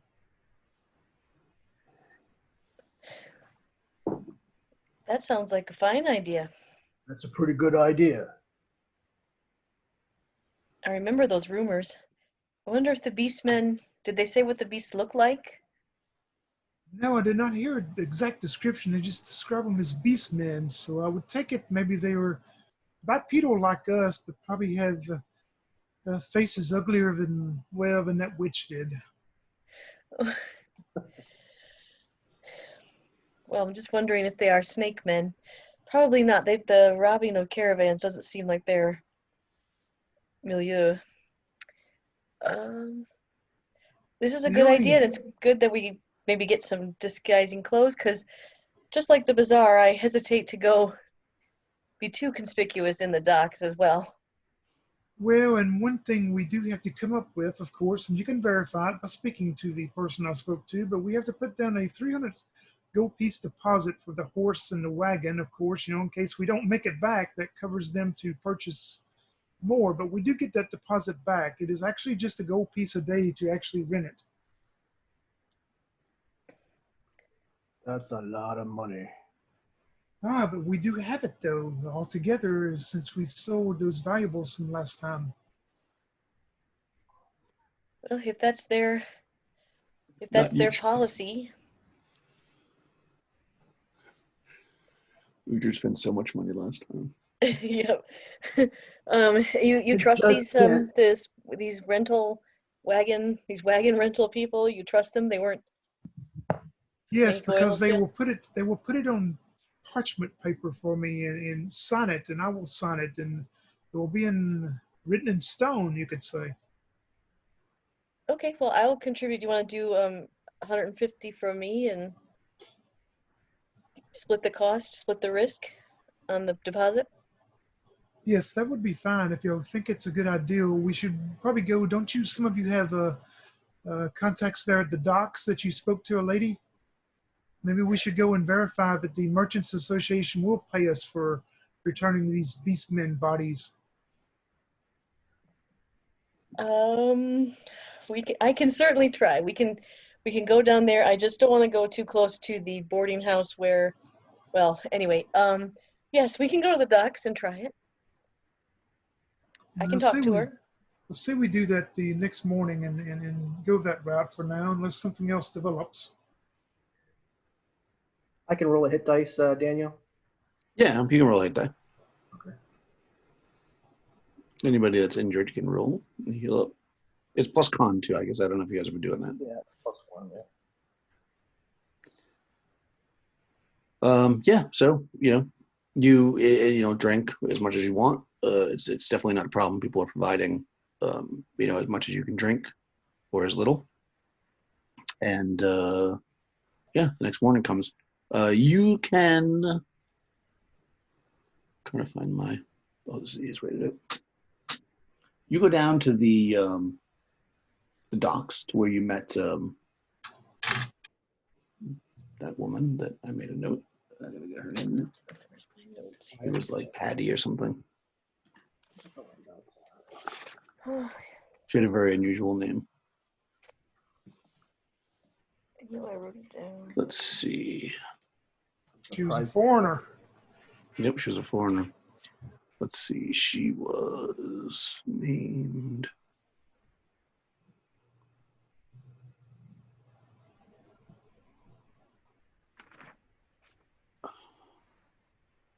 Huh. Where is she? Did I not write down her name? We're going to have to rename her. I got Caroline, who was the dried meat merchant. Yan is the racist merchant. Yep. Oh, yeah, Pat. No. I thought her name was Patty, but I don't have her listed here. Her name is Patty now. Her name is Patty. She's a foreigner. So you go down there. She sees you. You look different, of course, but she knows who you are. So once she kind of gets past the change of hair color and stuff, Right. she says, "Oh, I still have not heard from him. Don't know what we'll do. Typically, by law, if he does not come to claim his money in 30 days, we get to keep it. Unfortunately, there's no recourse for you if you cannot find him." Well, I've actually come to talk to you about another matter. Oh. The matter of beastmen attacking some of your caravans, and in fact, a caravan that was due in 2 days ago that has not yet arrived? She looks. Yes. So that one was not coming here, but I did fear that. Yeah, things go missing in the desert, and I think that oftentimes we want to find some mystical reason. But there haven't been beastmen around here in a long time. I wouldn't worry too much about that. There's also a rumor about some kind of lich wandering the desert. Oh, really? A lich, huh? I bet he even has a fancy sword, too. Can you imagine? So you've heard that. He wanders the desert. Apparently, an ancient king, so I've heard, who wanders the desert now looking for his rightful heir who can remove the sword from him. Ooh, I hadn't heard that part of it, but I had heard there was Yeah. a lich with a fancy sword wandering around. Yep, that's what I heard. I have the name Rilla written down for Dominus's contact. Oh, Rilla. That's even better. That Sorry, actually I just no, found that's good. that. That actually sounds like a proper name. Let me put it in the right spot. Rilla. I'm just going to put it down here. Rilla. Well, good lady, Rilla, your name is very close to my name, but not met you yet. I've heard about you, but let's say the rumors about these beastmen are true, and it is what is raiding these caravans. Is the Merchants Association offering any type of reward for the return of the bodies of these beastmen? Oh, that is a good question. I suppose if you were to rescue any particular caravan brought forth by a certain merchant organization, they would be more than happy to compensate you. As a general thing, I would think it would be more likely the satrap. The satrap is always looking for people to bring in the wilds and make Zambala a safer place. So if you were to go to bring the beasts to the satraps, captain of the guard, you would surely get a reward if that's what you're looking for. What is do I know what that is? The satraps? Yeah, the satrap is he's like a king. Well, he's not. He's like a what's satrap? It'd be like a mayor or something? yeah, like a mayor, it's like kind of like a royalty, but like more like a mayor. Yeah. Oh, see the guy that lives in the big fancy place across from the caravanserai? Yeah, Okay, exactly. I got you. Yeah, I think it's it's like a duke. I guess it's like a mayor. We'll just say mayor. He's he would be the guy. He has a personal guard, and any kind of rewards for bandits or anything like that generally would be paid out by him. Yes, thank you very much for the information then. Yes, that's good to You're know. welcome. Well, I do hope that you are able to find Dominus, because as much as I don't mind having extra money, I do feel a little bit bad. Don't worry though, I'll put it to good use. Well, I'm sure he's filling up someone's stew pot somewhere as I turn and walk away. She kind of looks with a funny face, like, huh? He's always making jokes like that. Yeah. Yes. Well, when people from other lands travel here, they often bring different sayings. Maybe I'll start saying that now when somebody can't be found. Hey, Rilla, I have a tip for you. Next time I fight in the arena, put some money on me.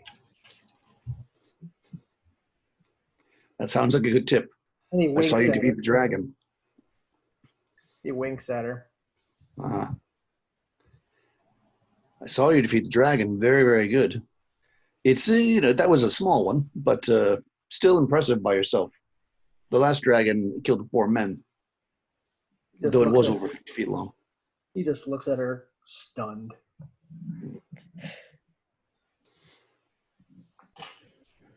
Yes, it swallowed men alive, whole. This is the next day, right? It is, yes.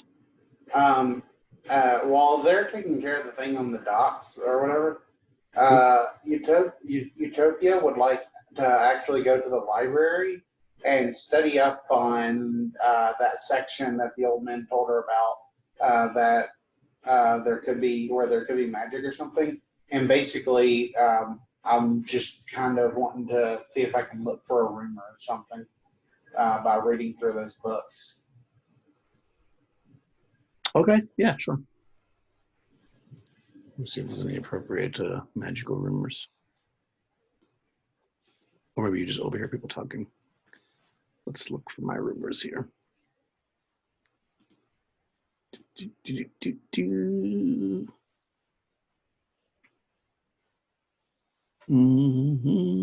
Roll a d12.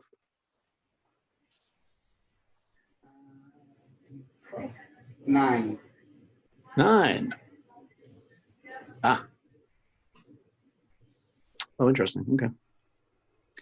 So you hear some people talking, and they say basically what you overhear is that a man comes in looking, asking a lot of questions about the possibility of finding someone that could procure things that maybe aren't so easy to get and require a certain set of skills. And after slipping the librarian a gold piece, the librarian tells him that the grotto of Rail is often the place to find people with certain types of skills. Okay. Roll of roll. Okay. Sounds good. She continues to look through her books and we can go to the next scene, I guess. Or Okay. All right, cool. Anything else? I will ask Rilla one more question before we leave. I'll say, have there been, you seem like you hear a lot of rumors about what's going on. Have there been any rumors about any strange deaths near the docks? What do you mean by strange? Oh, someone went missing and then someone found them somewhere. Honey, that's every day in Zimbala. Oh, well, that's not good, but I'm, Mhm. I nothing mean, you've been new. here for a few weeks now. You must know. I'm assuming that the hair change wasn't. Did you get married? Is that what happened? That stuff No, is not legal. Don't let them tell you. I just wanted to change. I was just wondering if there had been anything Hmm. of really note. There was actually. She looks around. She says, there was talk of a snake man found dead. Snake man. Hmm. Ew. Yeah, and it was weird because he was totally naked. Oh my gosh. Well, that is very strange. Yeah, they don't normally, from my understanding, walk around naked because they're trying to disguise themselves. And clearly you can see that big tail. Yes, very, very big, large tails or so, I'm told. Very large. Mhm. Well, that is interesting. I will add that to my my little bundle of folklore and rumor here. Interesting. Yeah, I don't No know one, how anything would be here though. They tend to stay towards the center of the earth. So I've heard.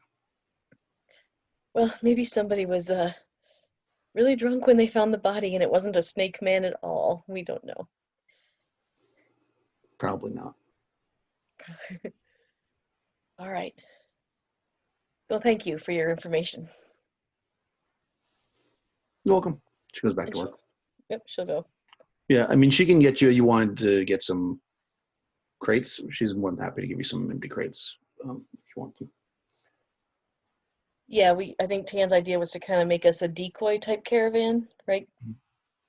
So, Yeah, I mean that's what you had said. I don't know if you wanted to ask her, but she Yeah, would. Yeah, sorry, I was muted. I was trying, then I was like, oh, I'm muted. But yeah, exactly. yeah, yeah, she we'll says ask this. for those and kind of get those Yeah, I mean, together. she'll say, yeah, just come by with your wagon. Okay.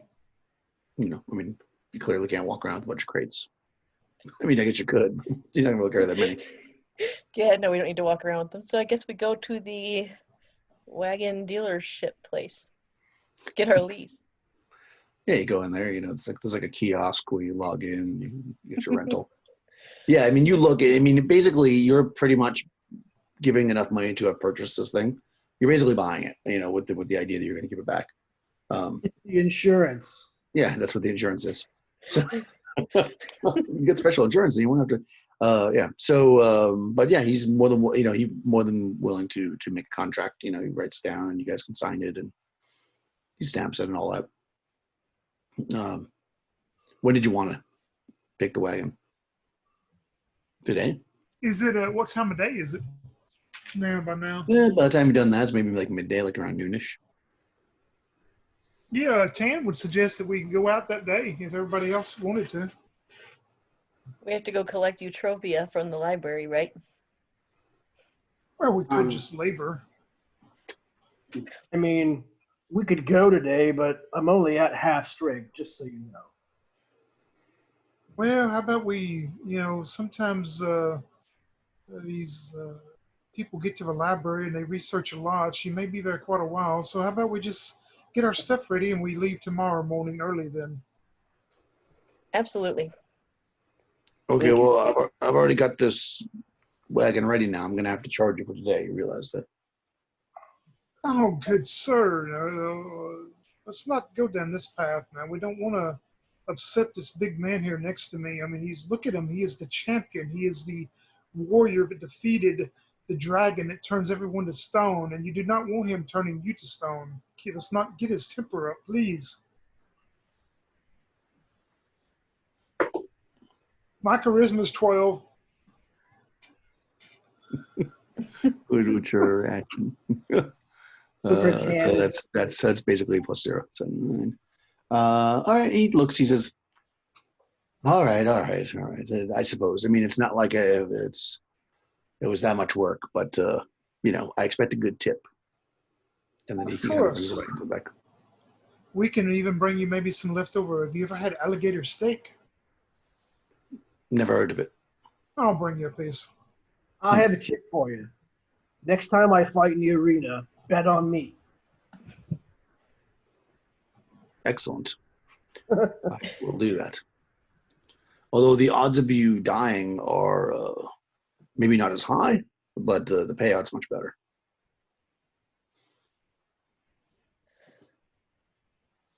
All right, yeah. So you can go back to the and just chill the rest of the day, I guess, if you don't want to do anything else. And if you want to heal up, was there anything? Yep, go ahead. Last thing, sorry. Before I head back to the tavern, actually, I would actually like to go to the Grotto of Rel. Okay, sure. So that is on the other side of town. It is, I gotta find it.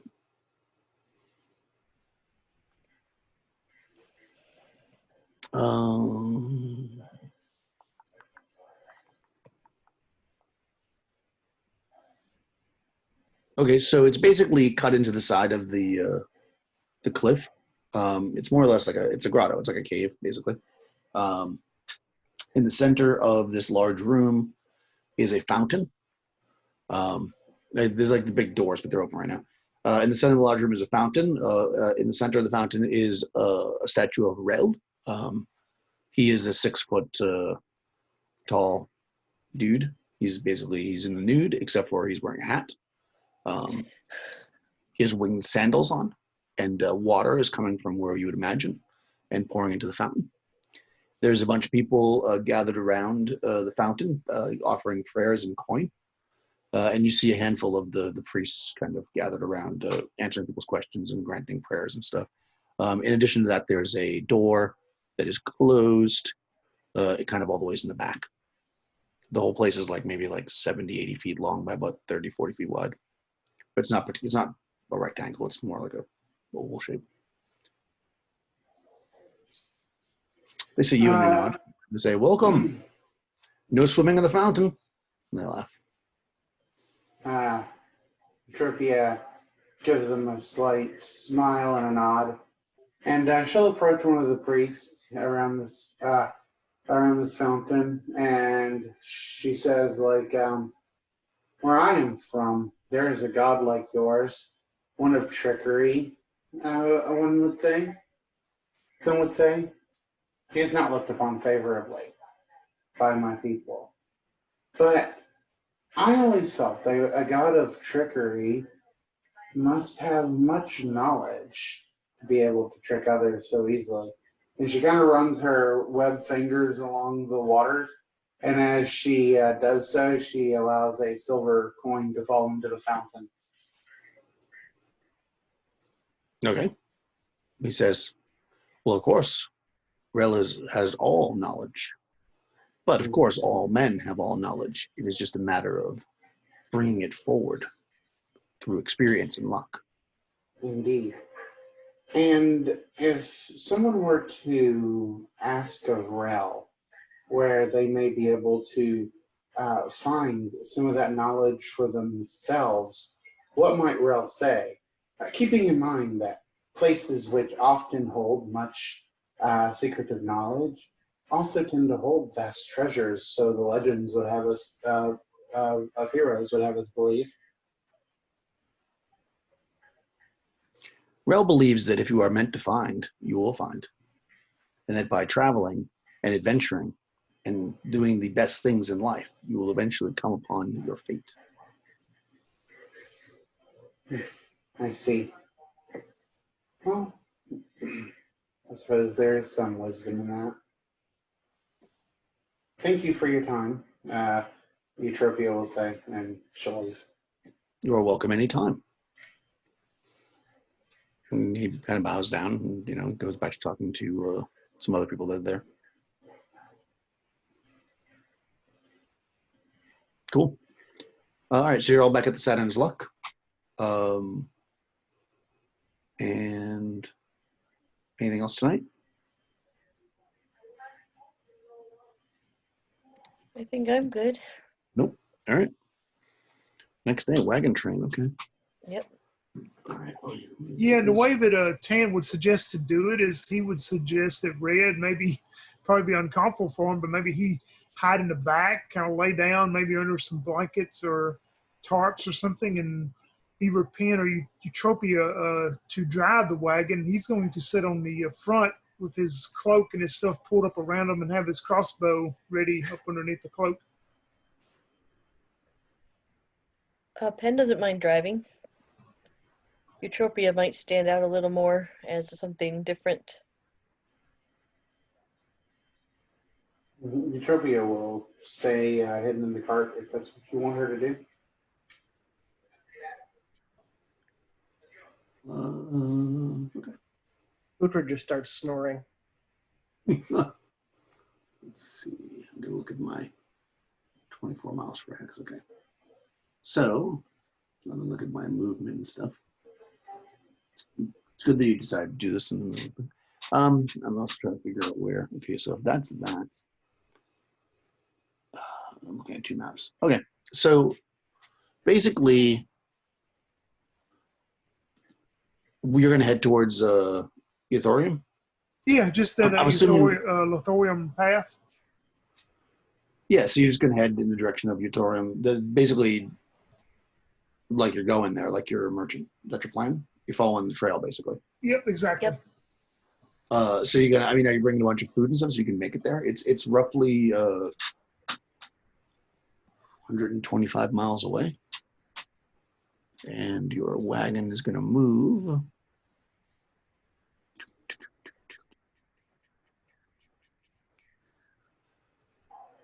I can't find it, but I'm gonna say a wagon probably moves maybe like 15 miles a day or something, 20 at the most. So it's probably a 5 or 6 day journey. Is your plan to actually go there until you get attacked, or are you just gonna like ride out for a day, then turn around and come back? Like, what's your plan?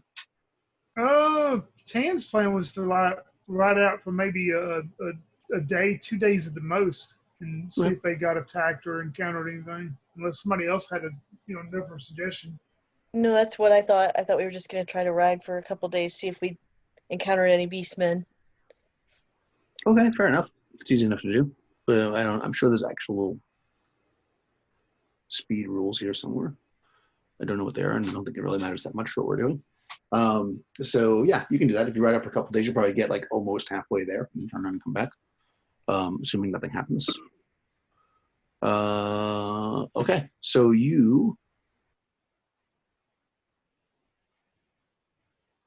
it's a wagon.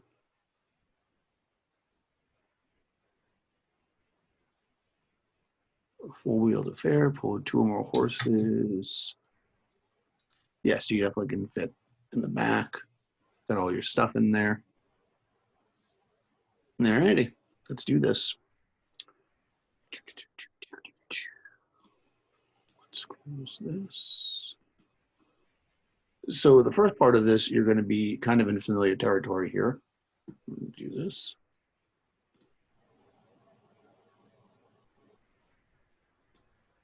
Yeah. All right. So you remember this. So basically, well, I guess that's right. That is north. The map's even correct. So it's not going to take you very long to get through this. I mean, you can probably you're going to take a few hours, and you're going to end up passing all of the stuff that you've seen before. You know, you've got your mausoleum that you never looked at. You got an oasis over here. You have this area over here where you were captured by the slave cannibals. You've got this area here, which was that dwelling of the wizard guy, the druid. And then over here is the warlord's palace that you last encountered. You pass that within a few hours, and then you're just basically heading off into what is essentially the desert. Then we switch to, let me see if anything happens during that first chunk of time. Nope, nobody bothers you. You kind of cruising along. Then we switch to this map so we can see. All right, so now we're, since it loads up, there we go. So I don't know how well you can see that. You see how those hexes on there? Yep. Yeah, so each one of those hexes is 24 miles. So you're going to travel basically the first hex today. So you're still relatively close to Zimbala by the end of the day. As you continue out, you travel as far as you can. Obviously it doesn't get dark, so you don't have to actually stop for that reason, but you have to stop for the horses to rest and stuff. So after traveling the allotted amount of time that you can travel in a day, you set up camp. It's pretty quiet. You don't really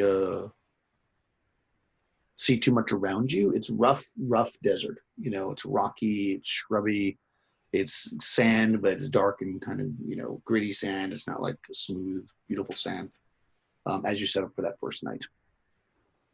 Assuming you're doing watches, or are you going to stay hidden the whole time? Like, how are you guys going to do watches? If there's only, are the three of you going to do it? Nutri's going to stay hidden, or is he going to do his own watch, or are you not going to do watches? Well, we need to do watches, I think.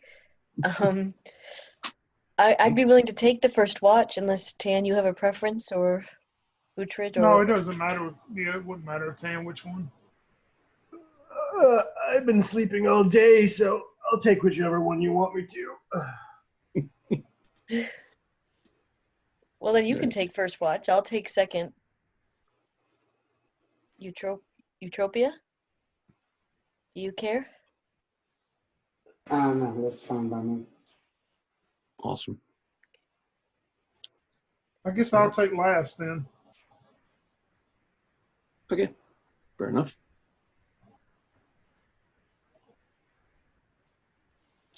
Oh,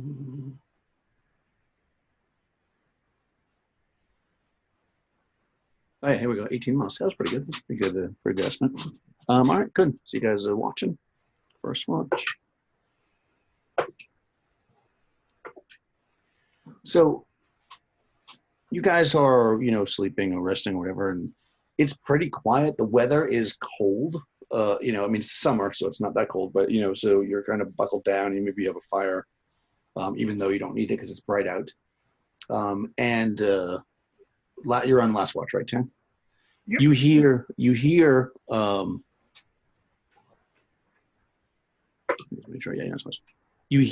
some kind of movement out kind of away, and you kind of off to the west, some foot steps or whatever, like kind of shuffling. You're kind of in an area where there's kind of some hills and stuff. So as you kind of look and you can see coming above you, you see some figures. Two of them raise up. They look like they have like clubs in their hands. They look like very well. Actually, it's bright. It's not dark. You can see them. They are the slaves, basically. They kind of stand up and they see you and they yell down in their language that I don't think anybody could speak except for somebody. I think. Didn't we determine somebody could speak that language last time? And then they did. Was that Polly? I think it was Yeah. Zulia. Zulia. Yeah. So they yell down in their language at you. So what do you want to do? You see two. Do I I can recognize- actually, I can speak as X-Mac coastal dialect. Is that one of them? Esquimaux. Eskimo. Eskimo? Yeah. You can. You'll be able to make it out if you speak Eskimo. Yeah, it's like an Ixian Eskimo dialect. Yeah, you will. I mean, you're asleep currently, but yes. But I do recognize them as being like the bad ones from the. Oh yeah. I mean, yeah. And how far are they away? That's a good question. They are 20 yards. Oh yeah. As soon as I see one of them, I'm going. Yeah, I have that crossbow hid up on my cloak. I'm going to use my ready crossbow, and I'm going to shoot at one of them. And as soon as I shoot at one of them, I'm going to let out a pretty loud whistle and yell to try to wake the rest of the group up. Okay. Go ahead. So Do you? the crossbow will hit armor class 4. Yeah, that's going to hit Or armor class 4 for 4. for 4. Okay. Yeah, and then I'm whistling and kind of letting out a probably, they probably know it's a call of distress or whatever to the rest of them. Right. Let me just find their stats. Did I get a hit dice for that night's sleep? Yeah, sure. He was basically sleeping all day. Okay, yeah, that hits. It does not kill him. You hear him scream out, and you notice that you see them screaming, but you also hear screaming, and you realize that there's others that are kind of they're flanking you. Kind of look around, you can see other ones up. 2 of which have blowguns, and they are going to try to shoot you with their blowgun darts. One misses terribly, and the other one also misses. The other ones, the others start to charge in. They're not going to really get to this round now. So everybody can get up. I mean, if you're sleeping, you're not wearing armor. So if you want to arm yourself, you'll need to take time to do that. But otherwise, what does everybody want to do as you hear the screams of combat and men charging the... Yeah, I'm dropping the crossbow and going to my sword and dagger. So I'm using offhand weapon parry to improve my AC up by 1. So I'll be AC 3. Okay. How about Uhtred? You hear this screaming, you're inside, sleeping. Yeah, he would grab his shield and his sword. And so you're saying that we're out in the field and we don't sleep in our armor? So Yeah, nobody sleeps in their armor. That would be crazy. I'm not sure what that makes my AC then. I'll have to figure that out. Okay. Yeah. 10 minus dex minus shield. And how about Nesta? Oh, sorry, turn. Okay, I would hear this. Oh, and I would grab my sword. And I would actually start to recite a poem to inspire my allies as I'm grabbing my weapons. Nice. So I will do inspire allies, I guess. Okay, so you're going to do Inspire Allies. And what about Eutropia? What's your plan?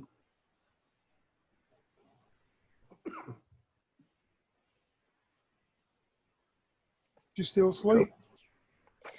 I thought you said Utrecht. Utopia. Oh, Utopia. Oh, I'm sorry. I'm gonna wait this time. I don't know what to do yet. Okay. That sounds good. So yeah, these guys are charging down. Tony, since you're outside, you can be initiative for this combat. 5. Oh, they got a 4, so you go first. Okay, so let's see. It goes melee, then missile, then magic, then movement. So if you want to charge them, you can. Otherwise, you gotta wait till they get to you, so you'll be able to actually act on the first. Yeah, I'll actually, like the one I shot the crossbow bolt, I'm going to Yeah. charge towards him and try to take him out with my sword. Yeah, you can do that. And now with a 2 on the die, I'm not.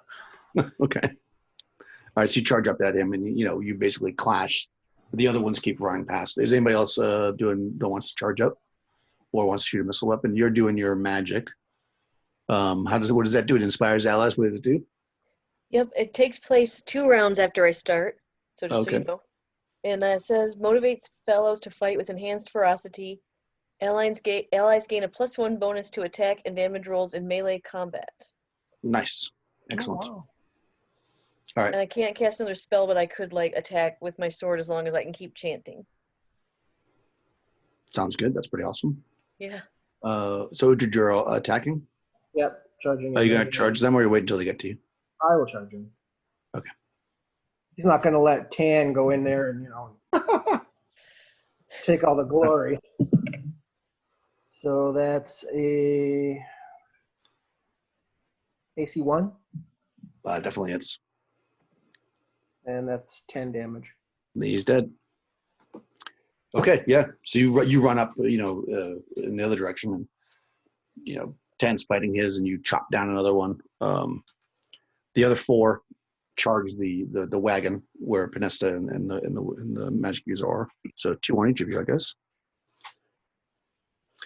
Let's see, Pinesta. Oh, this die does not like to stay inside this thing. Ooh, okay. Your AC is 5. What's Crystal's AC? 6. What's the 7 with the shield? Or was it 6 with the shield? No, 6 with my quarterstaff. It's 6 with the quarterstaff gives you a melee of +1. Oh, cool. Okay. Okay, perfect. So you're 6 and 5. Oh, they are here. So they need a 14. Oh, 13. So they miss, actually. They miss Pernesta with both attacks and against. Nope. Yeah, all 4 of them charge in. These guys apparently suck. They charge into the more or less unarmored.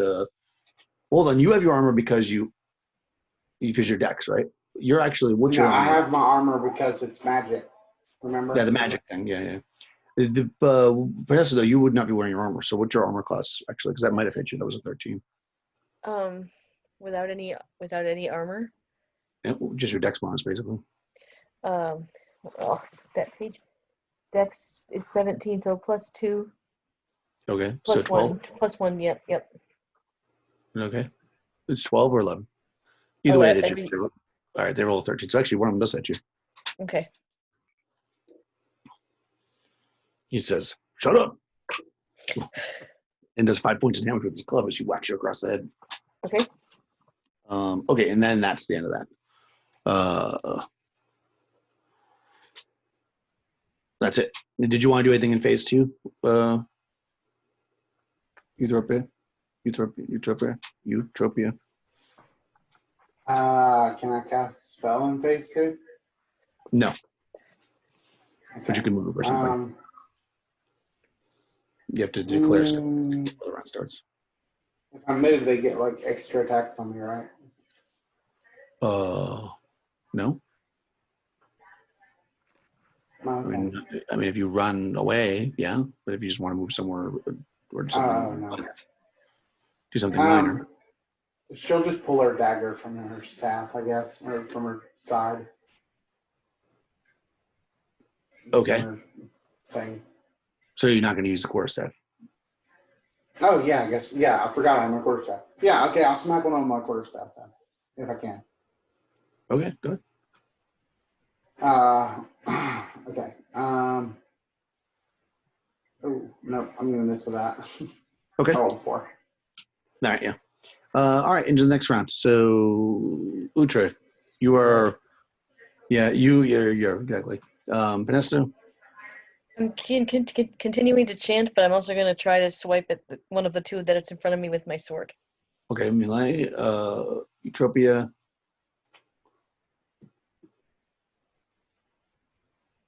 What do you want to do this round, Chris? Fight with my staff. That's all I can Okay. do. All right, and Tan. Yeah, same thing. Try to sword this guy. All right, perfect. Go ahead, roll initiative, Tony. A 6 4. for. All right, they're gonna go first. All right, there's one on Tan. Ooh, that's a AC 16. 3. Yeah, you have good AC. That's a 16, though, so that might hit you. AC 3 exactly. Oosh. All right. Okay. 3 points with the All club. right. Usually there's none next to you, actually. So none can attack you because they're all focusing on the ladies back at camp. So Panesta misses by a mile. 15 hits. Another club guy swings at Panesta for 6 points of damage. Oof. Oof. Still up. Eutropia misses. Okay, so they're swinging violently with their clubs, but you guys are able to avoid most of the attacks, except for the one that smashed Panesta in the face. And Uhtred, what you want to do? So there's none around me. So angered, having seen one hit Panesta, I will charge at that one. Okay, that's fine. And that will be a -2 AC. That hits. And that's going to be 9 damage. That kills him. One hit, one kill. That's Uhtred. Panesta, one of the ones on you goes down bloodily. Okay, I will try to swing at the other one.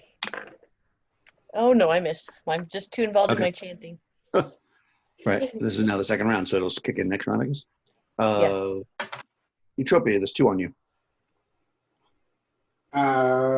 Randomly swing my staff around. Okay. No, that's not gonna hit. Oh. Okay. All right. You swing, miss, and 10.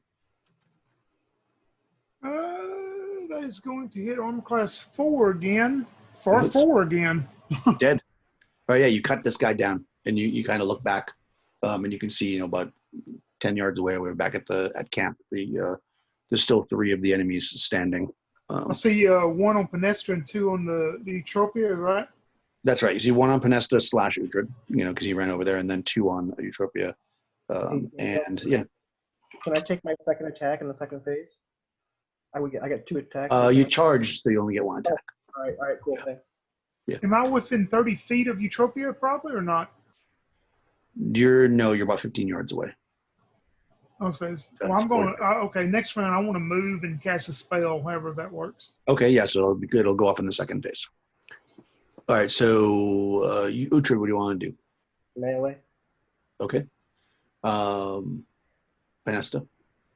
Melee, and this round everybody gets +1 to attack and damage. Woohoo! Eutropia. Also melee.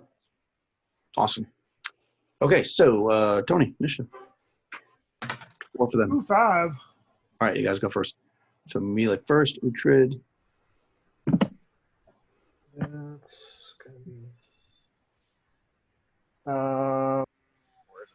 AC 9. Oh, that misses. Yeah. Wow. Oh, I get to add 1 to that, right? So Yes, it does. That hits. Their AC is 8. Woohoo! And that's 10 damage. Kills him. All right. That bonus makes a difference, right? +1 makes a difference. Panesta. Would have been 11 damage. So. Oh, even more dead. There's All right, none next to you I right will. now.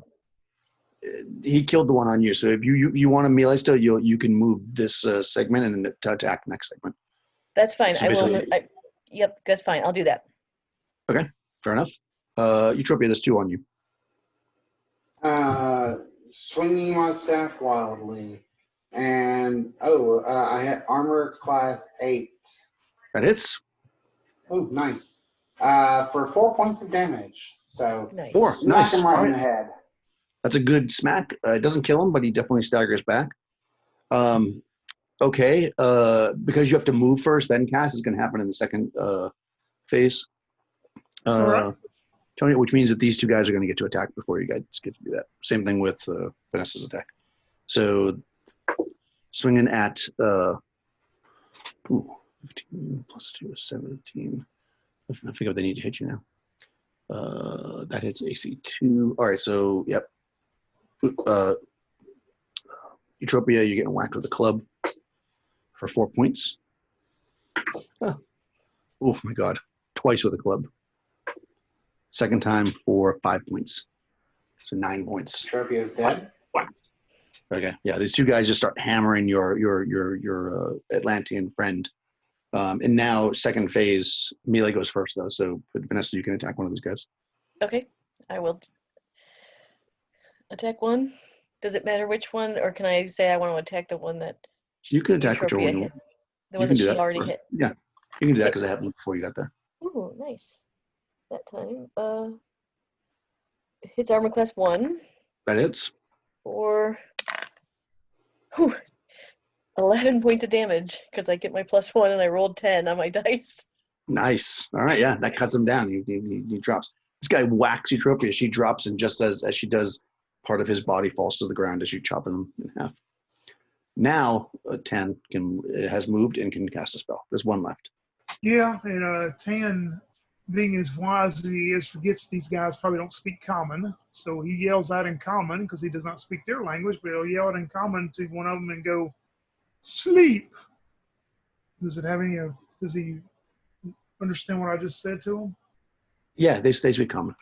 Okay. They speak Yeah, he'll for that. need to, if he's got a 13 or higher intelligence, he will need to make a saving throw for sorcery, and if not, he will fall asleep as I cast command on him. Okay, perfect. He does actually. I just rolled his int. He has a 15 int. Very smart guy. Good Lord. Oh, but he Smarter rolled than I a am. 6. He's a smart guy. He rolled. It's society has put him into this role now. But yeah, he looks at you and he does understand. And he falls to the ground asleep. Then I yell at Red, I go, "It is your job. You finish them. We need to attend to our new companion to see if we can bandage her up." Yep, Okay. I see Uhtred running towards the sleepy one, and I will run to Eutropia and try to help her if she needs stabilization or anything. Yeah, what are you negative, Eutropia? I heard 5 damage. I don't know how much more I took. But 4 and then 5. 9 total. Okay, so that put me -4 then. Okay, yeah, so you are bleeding out. So but this is the next round, so you're fine. So you were starting to bleed out. So it's good that they were able to get to you. So you're at -4. You get a good slap in the face, probably wake you up. You're kind of out of it because until you're -3, so you can't cast or fight or anything. But you're not dead, which is always a good thing. And this is probably a good time to take a little break, maybe. Yeah, Tan looks at Eutropia when she's starting to wake back up, and he just goes, "Next time, you should do like the witch did. You should run away. Do not stand when there are 2 on top of you. They will get you every time. You are not in any condition to do what me and Red can do." You want me to kill this one, or do we want to question it? Oh, I had no questions for him. If you do not kill him, I will take out my belt and choke him to death. So go right ahead. All right. All right. Uhtred can slide his sword into his heart. Nice. All right. Yeah, he dies, and it's more or less the morning. As some of you start to pack up camp, you can start to do that. Let's take a break, and we'll come back and figure out what you guys want to do. Yeah. So you guys have defeated the slaves. A couple things are probably unusual to you immediately. One is that you're so far away from Zambala, and these guys are out here, which might seem a little odd. Yeah, I guess that's the only thing. Not a couple things, one thing. Because you're pretty far out. You're about 18 miles out, which you wouldn't have thought that necessarily that they'd be out this far. Do we find anything on them, like papers, or they just have their clubs? And No, they have the clubs and like a loincloth. Let's say 2 of them have like a chain around their neck, which you've seen before. They do that to the slaves that are particularly rebellious. A couple of them have blowguns that they shot out at you. You can see though that even though they kind of circled around, kind of try to surprise you, when you kind of walk around a bit, you can see that they all came from the same direction. And you can actually see, because you're in the desert, you can actually see a path kind of going off where they came from. So it doesn't look like, it's not like you were near their camp. They like marched out here to get you. Yeah, I'm going to destroy those blowguns, of course, and I guess maybe get Red to help me. We'll pile the bodies up somewhere off the road. Okay. Yeah, you definitely can do that. Drag them off the side. Animals will probably eat them stuff. Yeah, so what do you want to do? Well, my question to the group would be, I'm hurt, and obviously Eutropia is very hurt. Do we want to try to hightail it back to Zambala and rest? We are much closer to there than we would be continue on, so that would probably be best. Yeah, if you travel the full day today, you'll get back there tonight. Okay. Okay, Yeah, I think so we you're have back. to, because we have one really injured. I think we have to. Yep. Makes sense. Okay, yeah. So you get back in the wagon and you head back. You spend the day, through the scenic scenic desert as you kind of travel through. Again, it takes you the better part of the day. Of course, it never gets dark, so but you know that you're coming close to the end of the endurance of your horses, and you can see now, you're back at that other map. Basically, you actually can see the traces of that warlord's palace, where you had adventured and kind of the snake men. You pass that, and you can kind of see off to the side the hut of the healing kind of the hermit guy, and then you pass the encampment where you were trapped, the mausoleum in the oasis, and you find yourself back at the gates of Zambala. And there's like a 24-hour rental wagon return. Go in there. Tam would probably take Finesta and Eutropia back to the Saturn's Luck and tell Red maybe to get them some care or whatever. He'll take the stuff back and settle up with the wagon master. Okay. Yeah, it was just 2 days, so it's 2 gold. He gives you back your deposit. And he says, "Oh, I thought you were going all the ways to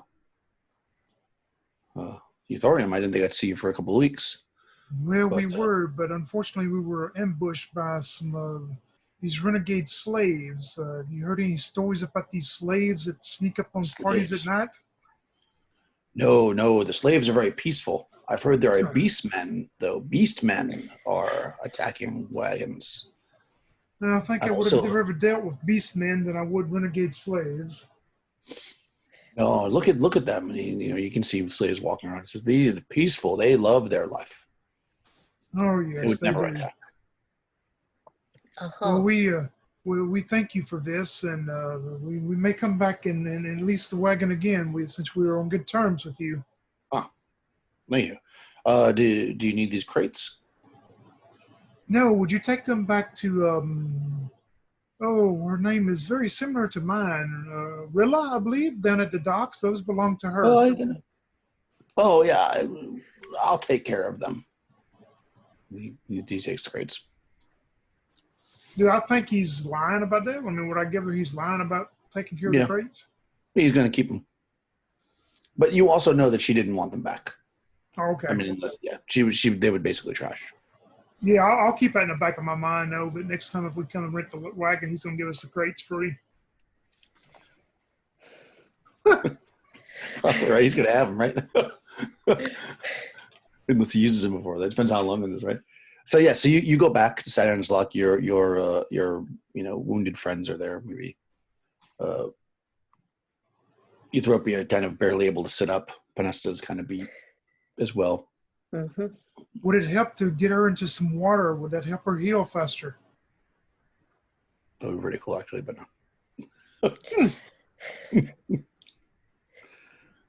That would actually be super cool if you healed faster in the water. But no. I mean, she's wet from before.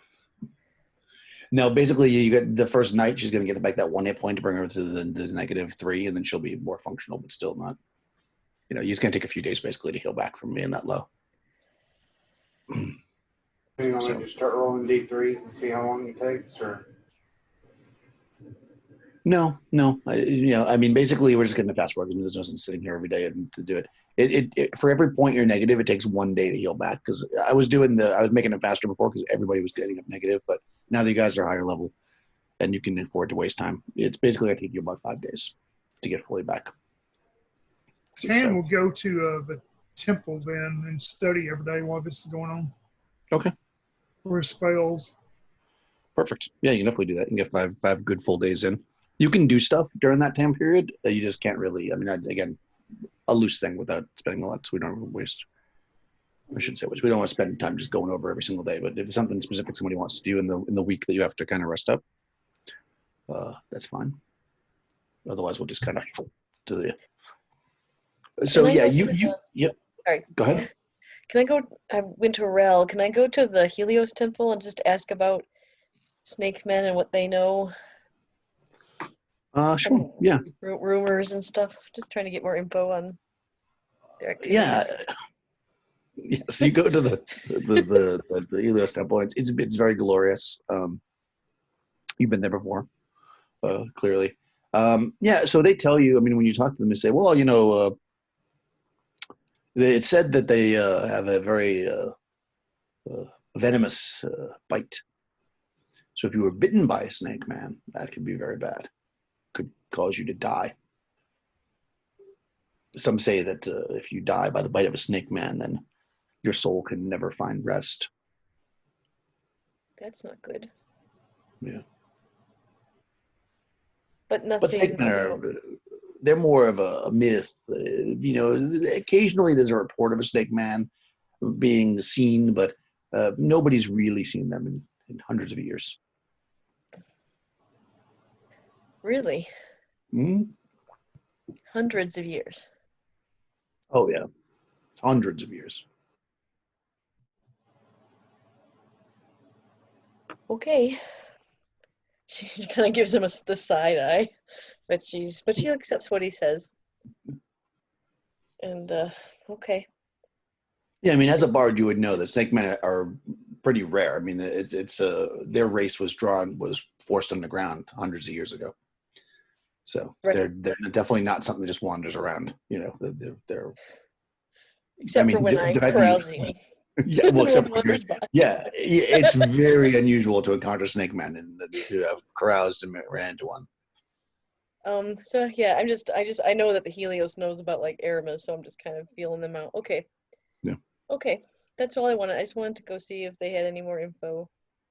If they're that rare, then yeah. No. Okay. You know that the Helios knows about Aramis because you made that rumor. You believe your own truth. Yeah.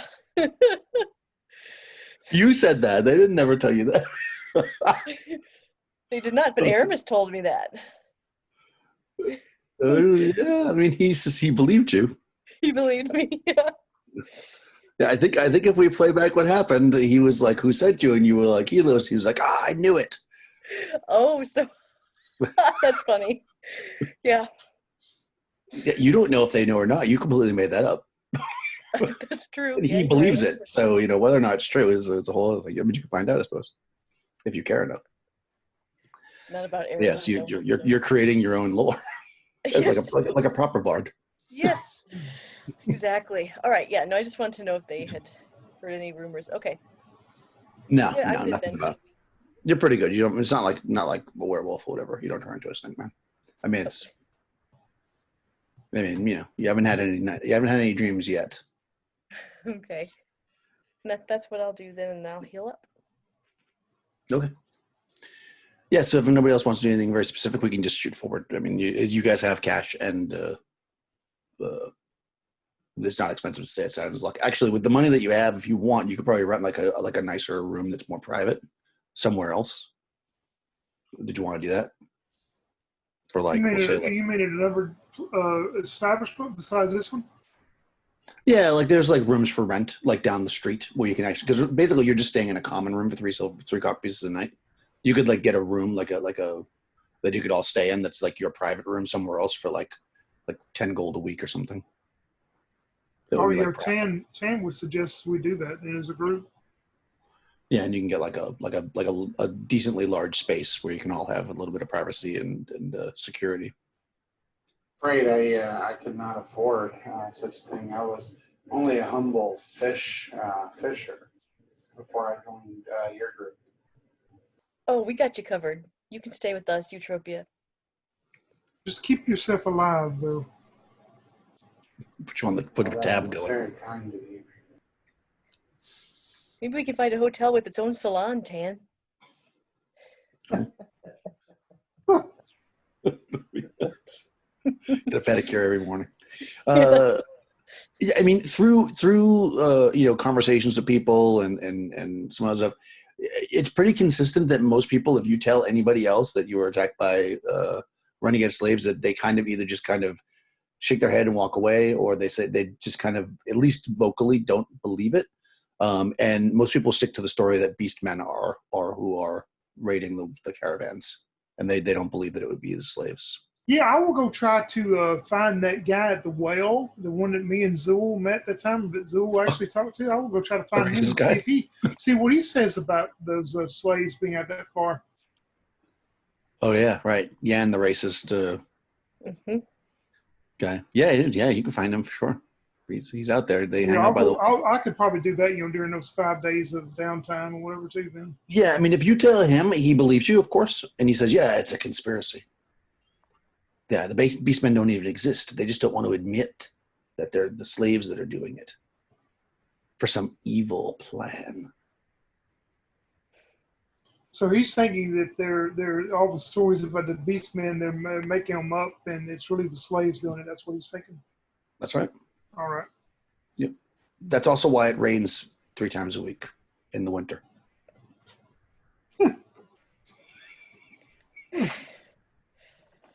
So it's a no on good intel from him then. Okay.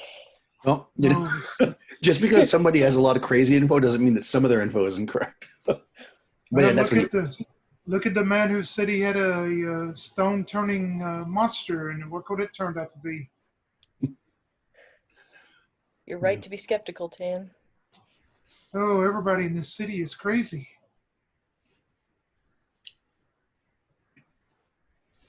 Yep. Everybody but us. And maybe it's us that's crazy, and they're the sane ones. Could be it. Yeah, so him and his little, cronies, there's a few of them that gather around the well. They think exactly that, especially if you tell them that everybody's saying, oh, no, it's beastmen. And he says, well, yeah, of course, I don't want to admit that it's the slaves because that would bring, bad tidings from Zimbala.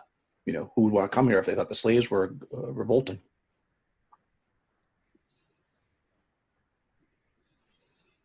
So Tan, I know I'm not there, but would Tan have asked, or would you ask if it's does the satrap involved in this cover up? I mean, or does he just think the slaves are off on their own? Oh, yeah, I think I would have asked him that. Yeah, what do you think? Yeah, well, his opinion of the satrap is that he is basically just a figurehead and doesn't really have any real power. In fact, his wife sees a different lover every night. Except Sundays.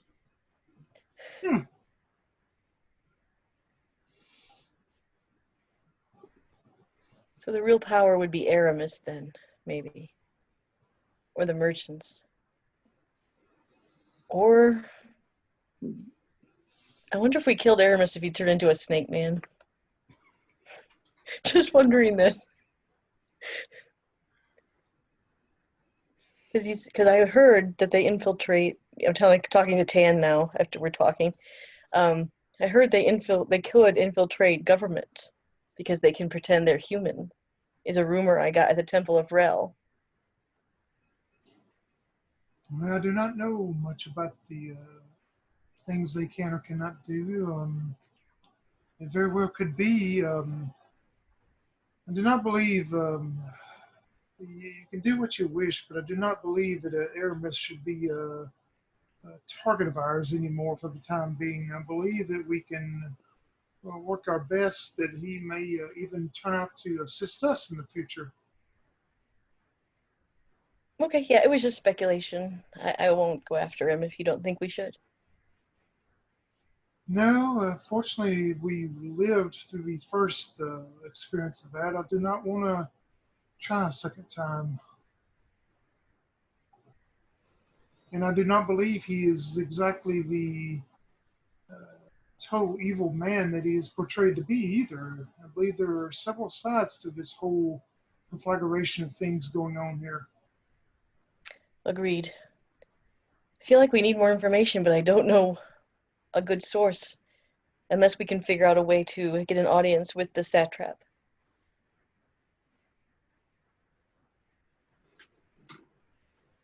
Is that what you want to do?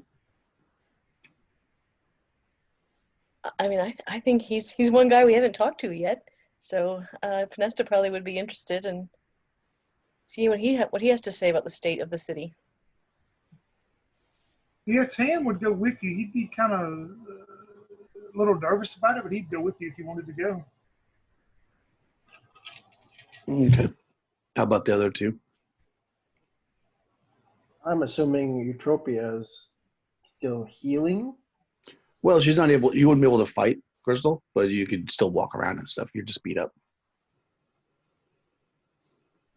You can still go. You wouldn't be able to cast spells or fight, but She'll just stay behind and rest. Okay. Uhtred would stay behind too, and having discovered that she had no real money of her own, he would have shared 10 gold of, that he of his winnings with her, saying, you helped me with the fish, and nobody of your beauty should be poor. And he'll hand her the 10 gold. Nice. Yeah, she'll thank you and accept the gift.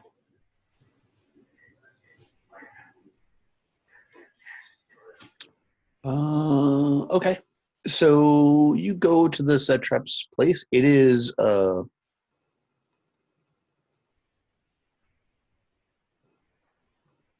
you can actually see him. He sees audiences. If you want to go to his place, you can find that out. He does actually see people 2 hours a day. He spends in his little chamber where people can come and talk to him. If you want to get an audience that way. Okay. Yeah, I mean that's the simplest way. Or you could try to you can occasionally find him like in the streets. If you ask about, they'll tell you that that he want sometimes you see him kind of come down the street in his little.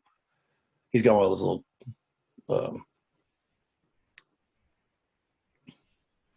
In a silk curtain litter by 6 oiled slaves. He comes down the streets.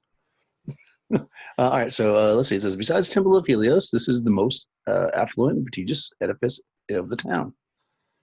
Slight curvature of the walls and rooftops somewhat softens the building's aspect, but it clearly is intended to impress the viewer at the eminence of who dwells within. So when you come to the front, basically you've got a slight wall.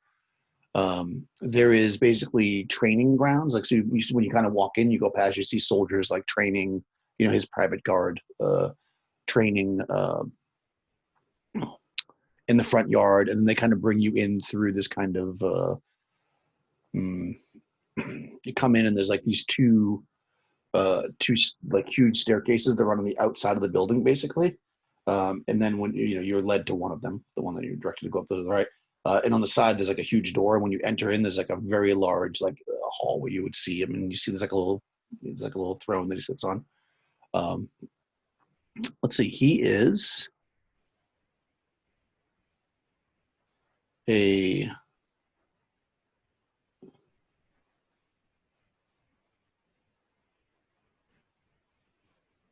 sorry. When you come in, he's sitting there. Yep. He's basically like in his late 50s. He's a good-looking guy, well-dressed. He's kind of thin, but more like healthy thin than like hasn't eaten thin. And he is sitting on his little throne there with a couple of guards in front of him. I mean, when you're led up to the front, you're allowed to get like within like 20 feet of him or whatever. Obviously, you can't have any weapons. Right. Whether you left them back at the place or they take them from you when you get in, that's up to you. Yeah, so you get up there, and he says, yes, how can I help you today? What service can the great Zambala provide to its residents? Well, she kind of gives as good curtsy as she can in her leathers. Great satrap. It's actually more about what we can do for you. We've heard some troubling rumors and had some really troubling experiences. And we're wondering if we could help you maybe clear up some of these troubles. Troubles? What kind of troubles? My men report no troubles. Are there troubles, men? And they kind of look at him like, oh, troubles? There's no trouble. Well, we were chasing down a rumor of beastmen attacking caravans. Oh, well, And that happens. That's in the desert. That has nothing to do with me. well, it might, because when we went to investigate the rumor, oh boy, I'm just gonna be honest. It turns out that instead we were attacked by renegade slaves. And if the slaves are planning some kind of revolt, surely you've heard about it, being great and wise as you are. The slaves, they're but naked men. They cannot revolt. I assure you, if you give them clubs and blowguns, they can certainly do some damage. I assure you. Well, I'll be sure not to give them clubs and blowguns, then, won't I? I see you are finding a problem where no problem exists. Pan reaches over and taps Vanessa and whispers and goes, "It's time to take our leave, I do believe." All right. If you think that's wise and for the best. I look back at the satrap and I'll say, I really, really thought that you might have some information on this, because I assure you I'm not lying. Someone is lying to you, but it is not me. And I hope that in the future you don't have cause to regret not heeding my information. And I will leave. He just kind of looks at you and he drinks from a big goblet of pomegranate wine. And he says, next. And more people come in. When we leave, Tan will look over at Pan and go, "He is a total buffoon. The man does not have a clue what goes on here. He is a puppet led on a string. Probably, I would not be surprised if that witch woman is not controlling him." Well, I don't know about that, but I agree that he is useless, and we're not going to get anything out of him. Figurehead, just a figurehead. He will find out how the slaves can do things when they are at his throat late one night, I'm sure. Yes, and I can't say that I will mourn him very deeply.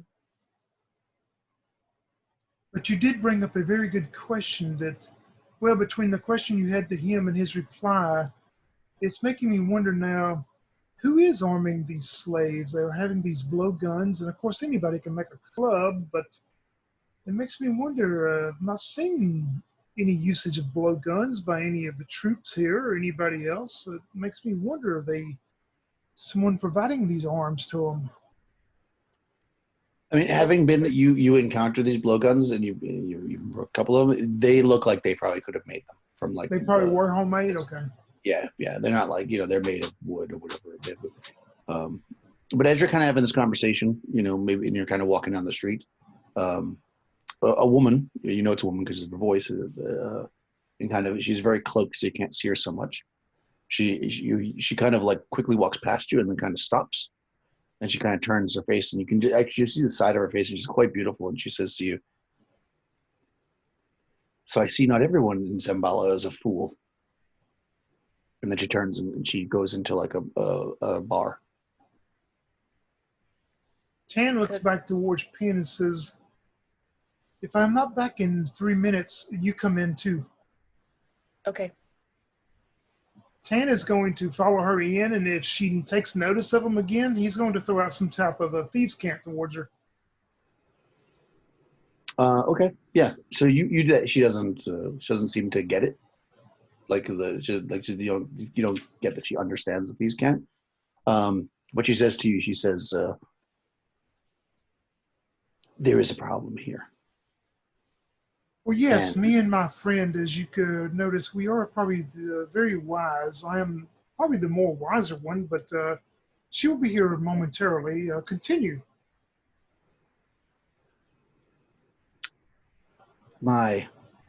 she kind of looks around and pulls the cloak more over her face. Husband is a fool. And I know something's going on. There's a conspiracy.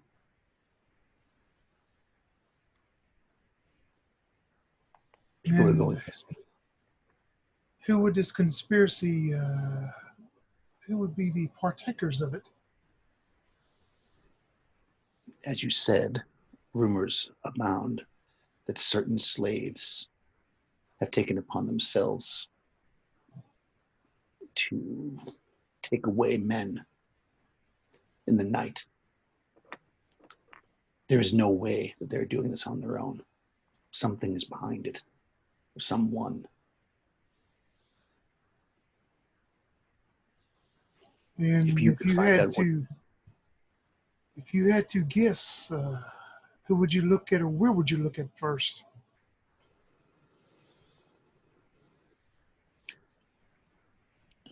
it is rumored that they have an encampment outside the city. Perhaps whoever is encouraging their ill mood stays there.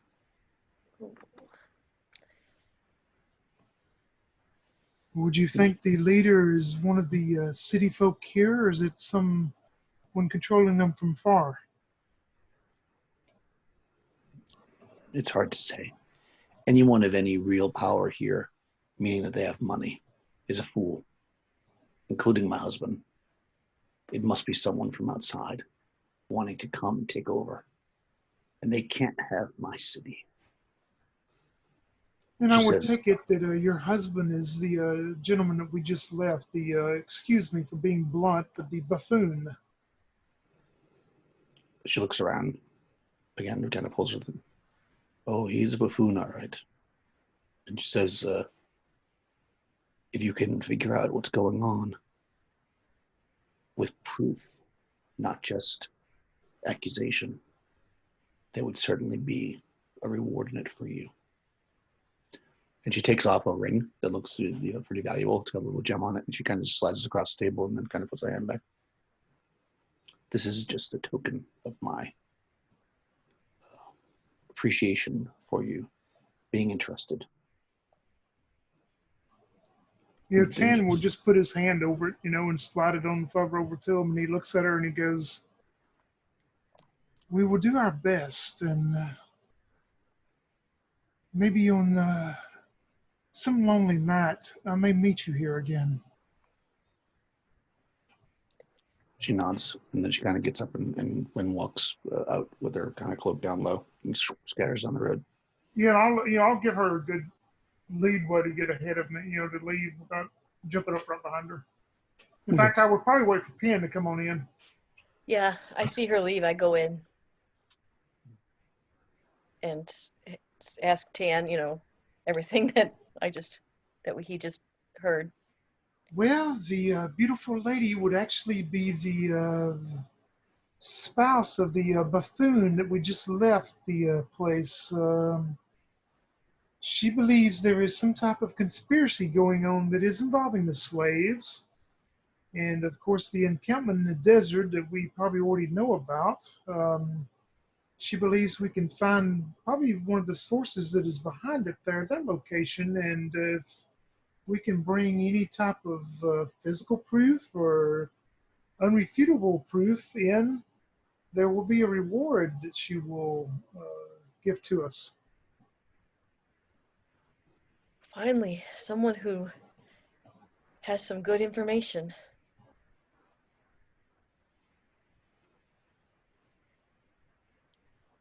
Did she I guess say, we should sorry, wait go till ahead. our party gets back to full strength, and maybe even try to recruit elsewhere someone trustworthy if we find them. There will be some expedition and quite a bit of work to spy upon that encampment, I'm afraid. It'll be worth it in the end if we can figure out what's behind all this. But I Of agree, we course. need to rest and replenish our strength. I do not show you the ring either she gave me. Okay. I would not have expected you to. Oh, now why would you say that? um,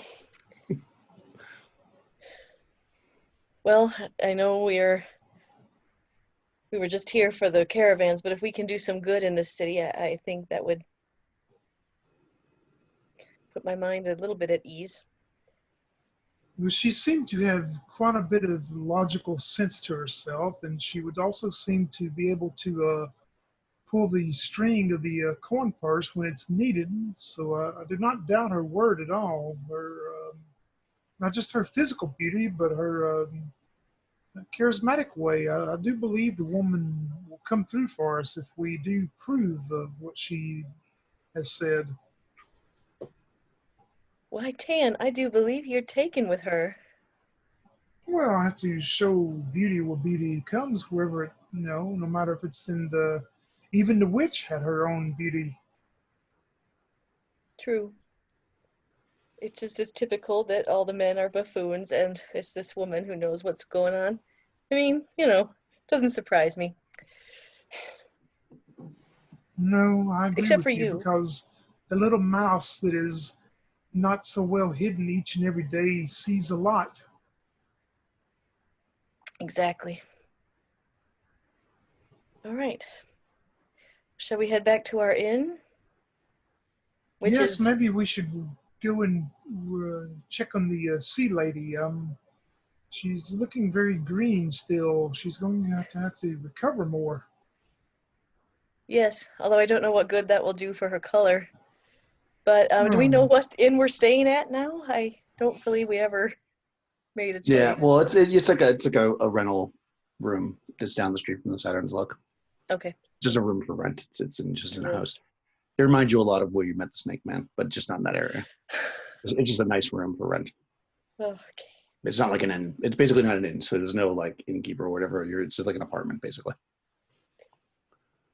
So yeah, you definitely can do that. And by the way, I should mention this. I mean, I don't know if you want to spend the gold, but you could also heal at the Helios Temple if you were in a rush. But I don't really think you're in a rush. But if you are, it's 100 gold pieces for a heal spell. So if you needed to heal faster, otherwise on Saturn Day, the Eutropia is feeling much better.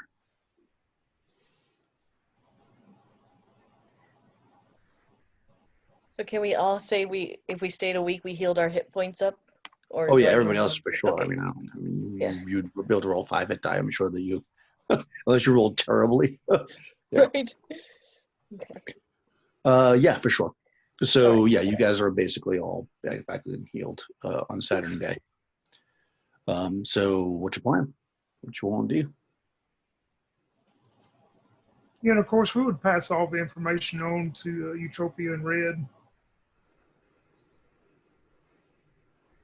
What's the plan? What you want to do? Well, if we're going to travel again, Eutropia would like to go down to the docks and dip into the water because she has to at least once a week. Oh, that's true. Yeah, you can go soak. Some nice salt water.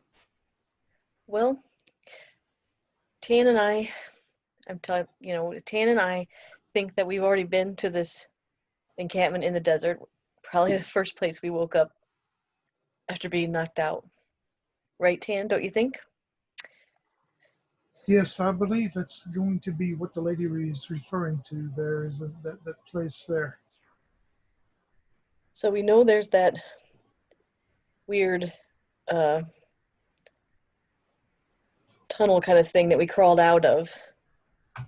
But we don't actually know if there's a main entrance. We know there's more rooms that we did not go into because I heard screaming and ecstasy and all kinds of weird noises behind the door. Yeah, So- that was actually because you guys did look. I'm sorry, just so you're on the right track there, because people did look out there. I can't remember who, maybe Zulia. It wasn't a door so much as it was a grate, and that was happening on the outside. That was actually out under the sky. Oh, okay. You guys were like in a cave prison, but everything else that was going on was outside. It was outside. Okay. Yep. So I could do my best to try to track our way to the location. My only fear is there is going to be quite a large group of these beastmen that I believe is going to be more than we can handle, even with Red at full strength.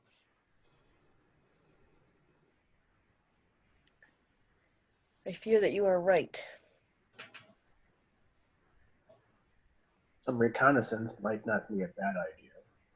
Yes, exactly. That's what I am thinking, because maybe if we catch a glimpse of someone that appears to be a leader or something of that such, sometimes if you cut the head off the, well, I don't want to say the word pin to scare you, but you know what I mean. I get the gist, yes. All right, a reconnaissance mission sounds good to me. Okay, yeah. I mean, you guys can definitely head out there. Between the fact that you basically know where it is, and with the barbarian skills of the wilderness travel, you're trying to get back to the place where you popped up out of the ground, or do you want to go to the directly to the encampment?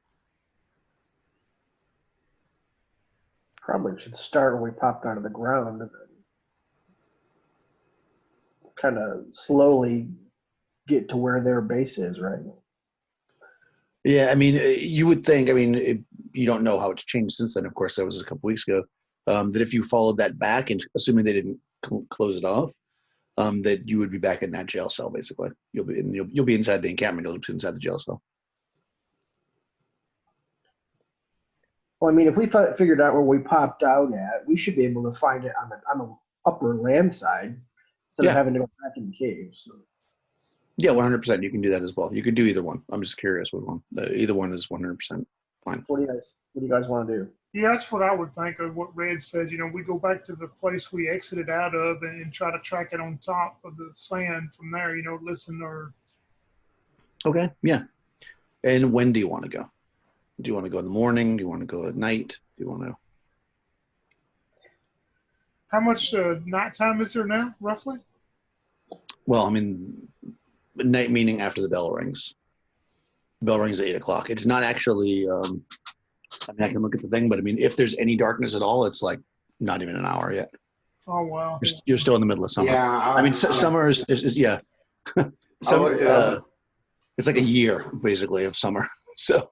Yeah, I looked it up not too long ago, and we hit like 23, like 37 daylight or something. So we get like 15 minutes of like dark. Right. Maybe. Right. The sun only is down for, just a few minutes, which means it's probably never actually 100% black. I guess I would say then we go out there. I would even suggest go out there while the slaves are in the city during the day working. We go out there reconnoiter without knowing there'd be any slaves there. If there are, just be some renegade ones. Makes sense. Makes a lot of sense. Cool. Yeah, for sure. All right. Yeah. So you guys talking on Saturday, you all feel pretty fired up. So you in the morning after the bell rings, so the slaves are pretty much back at town or in town working, I should say. You guys head out there. It's not very far. And since you know where it is more or less, at least to that first spot, you're out there within a couple of hours. You're able to take it out there. And essentially, the desert is not flat, as I mentioned before. So there's like these hills and these crags and stuff. So you're able to kind of find a good way to kind of get up on this spot where you think that this encampment would be, and you'd still be relatively covered. You can actually, I mean, it doesn't take long as you're traveling to smell this like this stench that's still in the air of kind of like burnt flesh and rot. So you kind of follow that along with, just the general direction that and you come up, maybe flat on your bellies, kind of on this hill, looking down into what is basically like 100-foot diameter, flattened out area where there's some rocks and stuff thrown around where they kind of tossed out of the way, so it opens up a big open area. In the center, there's what is clearly an area where there's a huge bonfire, although currently there's no bonfire there. And you can see like the remnants of where bodies have been burnt, and you can see like some like a leg that's like laying there like half burnt and half rotted, and there's like it's just out in the sun, just getting deteriorating. There's no people at this time of day here, and you can kind of just see this like kind of relatively large area. You do see a couple of caves, one of which you can probably identify as the one that you were in, because there's a big kind of metal grate over it. There's a couple of other ones that aren't like that, and then you can also see kind of two trails essentially, because you didn't take a trail, you kind of went around the other way. One trail seems to be leading back to Zambala, pretty specifically, and the other trail seems to be leading off. And I mean, based on your knowledge of the area, it seems to be heading off towards the that warlord's palace that you guys have explored a couple times. Both trails are pretty heavily traveled, but none of them have any people on them. It's basically deserted right now.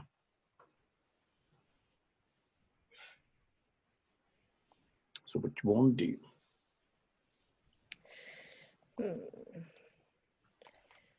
You said it's just like a big bonfire type area? Yeah, right dead center. Maybe we should check out the caves. Yeah. Yes, while we're here, most definitely. Okay, yeah. So you come down. Again, one of the caves was the one that you were in. You can pretty clearly see that. It's got this big metal grate and like a chain kind of forced into it, where, I mean, if you had tried to get out of it, you probably could have. It's not so perfectly done. And you look in that cave, that looks pretty empty. You can see what you saw before. The other two caves that you find both have just hastily thrown in, just kind of get them out of the way probably, supplies, including a couple of barrels that have water in them, and some would look like to be like sleeping rolls and blankets and things like that. A couple of kind of old but sturdy wooden tables have what looks to be some rough tools that they seem to be using to make the blowguns with. The tools, though, look fairly sophisticated but old. So it's not like they're making the blowguns with some rocks. I mean, they're making them with some kind of tools that are pretty. How many advanced. are there? I mean, is it, we could put them in a sack and take them with us? Oh yeah, there's like maybe 3 of them. I'm Yeah. going to take the tools, and I'm going to suggest to Red to bust the water cask. We'll bust their water cask. We don't have any water, and Okay. their other stuff to pile up and burn it. All right. Unless somebody would object to that. No. No, sounds good. More or less what I was thinking. Sounds good to me. Yeah, I'll take the tools with me for sure. Yeah, they look like that you could probably, like, there's like a very, very intricate like a drill that has like these bits that attach to it, so you can actually drill really, really, really long, thin holes by attaching the pieces together. Actually, I actually have some incendiary oil. You have what? I'm sorry, I didn't hear you. Some incendiary oil. Oh, okay. It comes with my wizard pouch. What does it So I have do? some. Exactly. It says incendiary oil. I'm guessing it's oil that you light on fire. Let me see if it has any special properties. Yeah, that's what I was going to say. If it has some special property that you want to keep it, I mean, we could probably get everything started without it, unless it's just something that's. Yeah, the table should burn fairly nicely. Yeah. Yeah, I mean, you can, with the wooden stuff that they have there, I mean, they have stuff to make bonfires, so you certainly can just use that if you want, or you can use your oil. I think that's probably a weaponized kind of oil, but I could be wrong about that. You can look it up. Yeah, I'll look it up. Yeah, I was supposed to say, look it up, because if it's something special you're going to need later, don't use it at all. Before we Yeah. rip anything, can we make sure there's not like any papers or anything of interest among the bedrolls and stuff? There are You any don't see hidden compartments in the caves. you look around and a couple things that you find. One is that clearly this place was occupied by something else a long, long time ago. And you guess that probably with some digging, although nothing super apparent, there might be more like burial mounds, because remember you found that area, that's why you dug your way out. So not everything here is definitely from them. It's not like they dug these caves out, although the caves are dug out. They're not natural. But aside from that, what you do find is a lot of carvings and iconography of Cthulhu. Okay. Obviously, these were basilisk caves. Okay, never mind. It's like a weapon. It says it's an oil like Greek fire, and when it hits an enemy, it lights up. Some of them light when exposed to air, and others have to be lit with like a wick. So that wouldn't help. Yeah, you probably don't want to waste that for this. You can just use whatever you got to light up. So you start. Obviously it's going to be smoky and draw attention. So I don't know how long we want to hang out after you get this thing going, but you can start to light stuff up. Smash their water. That's a good idea. Basically trash their camp. Yeah, really piss them off. Might be a good Right, they're not mad enough yet.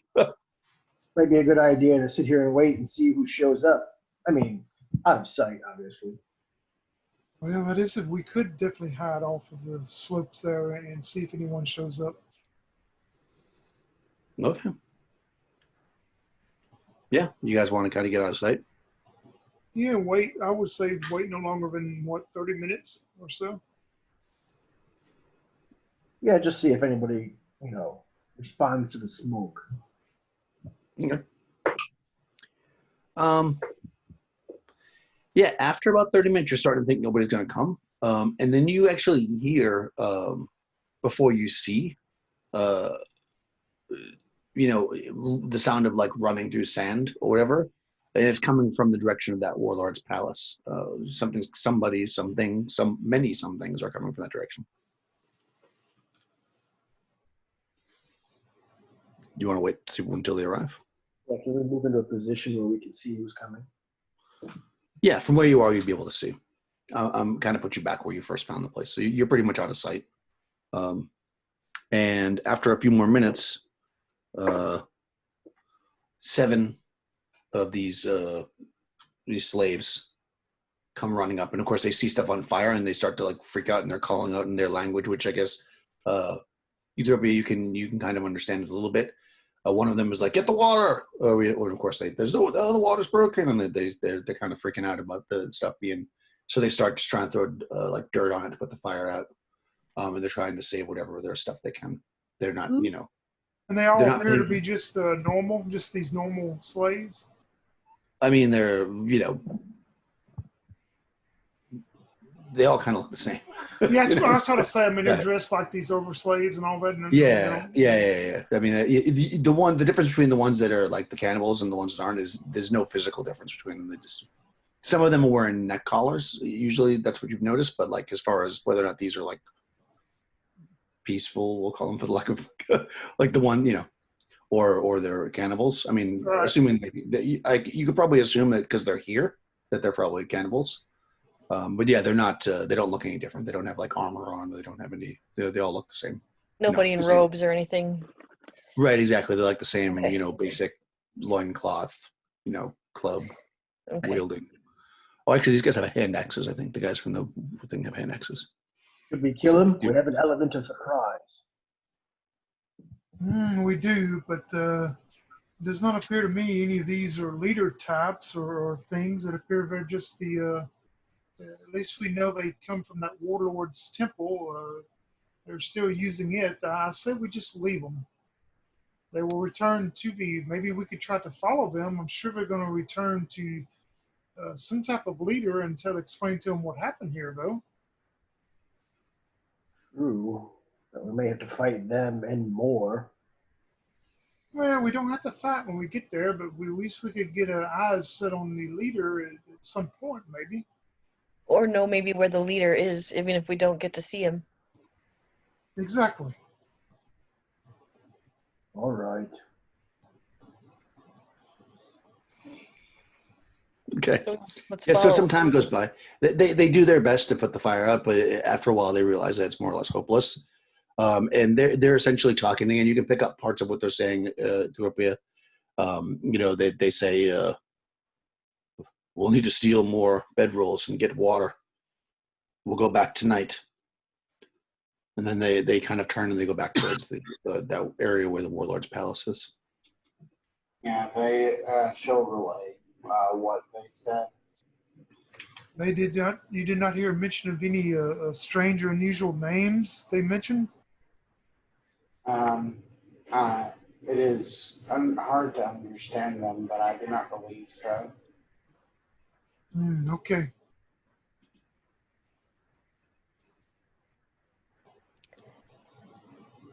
Should we follow them back to the palace, or should we know probably that's where they're going if that's the trail they're heading down? I say we do follow them back, at least to the exterior of the palace, and see where they go in it. Okay. Okay, yeah, you follow them. I mean, they're not like super aware that you're out there, and they're not super smart. So I'm not even going to roll. You guys just leave. You keep your distance. I mean, it's daytime, so you follow them, and they actually go right to the front door. They bang, with a secret knock, and then after a minute or so, the door opens up, and they're let in. Secret knock.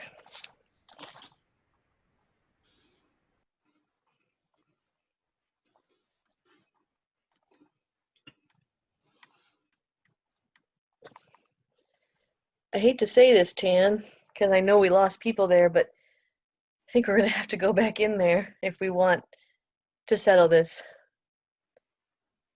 Well, very well could be. I don't know if there's going to be an actual whoever's behind this out here at this temple, but maybe there could be some type of leader or something. We could at least maybe try to keep that one alive, Red. If we see one that's a leader, let's not kill the leader. Kill the leader. Got it. Now I wish I'd have. Now I wish we hadn't given those heads to Aramis. That could have been proof. We should go steal them from Aramis. Sure, you gave Aramis the heads. Yep. It's too bad nobody knows where to find another Snake Man body. I'm sure they've taken care of that by now. Somebody's bound to have found it. I mean, Good. Rilla had heard the rumor. I guess. Well, I don't know what to do now. I don't want to go back in there, but if we want any kind of closure, we might have to.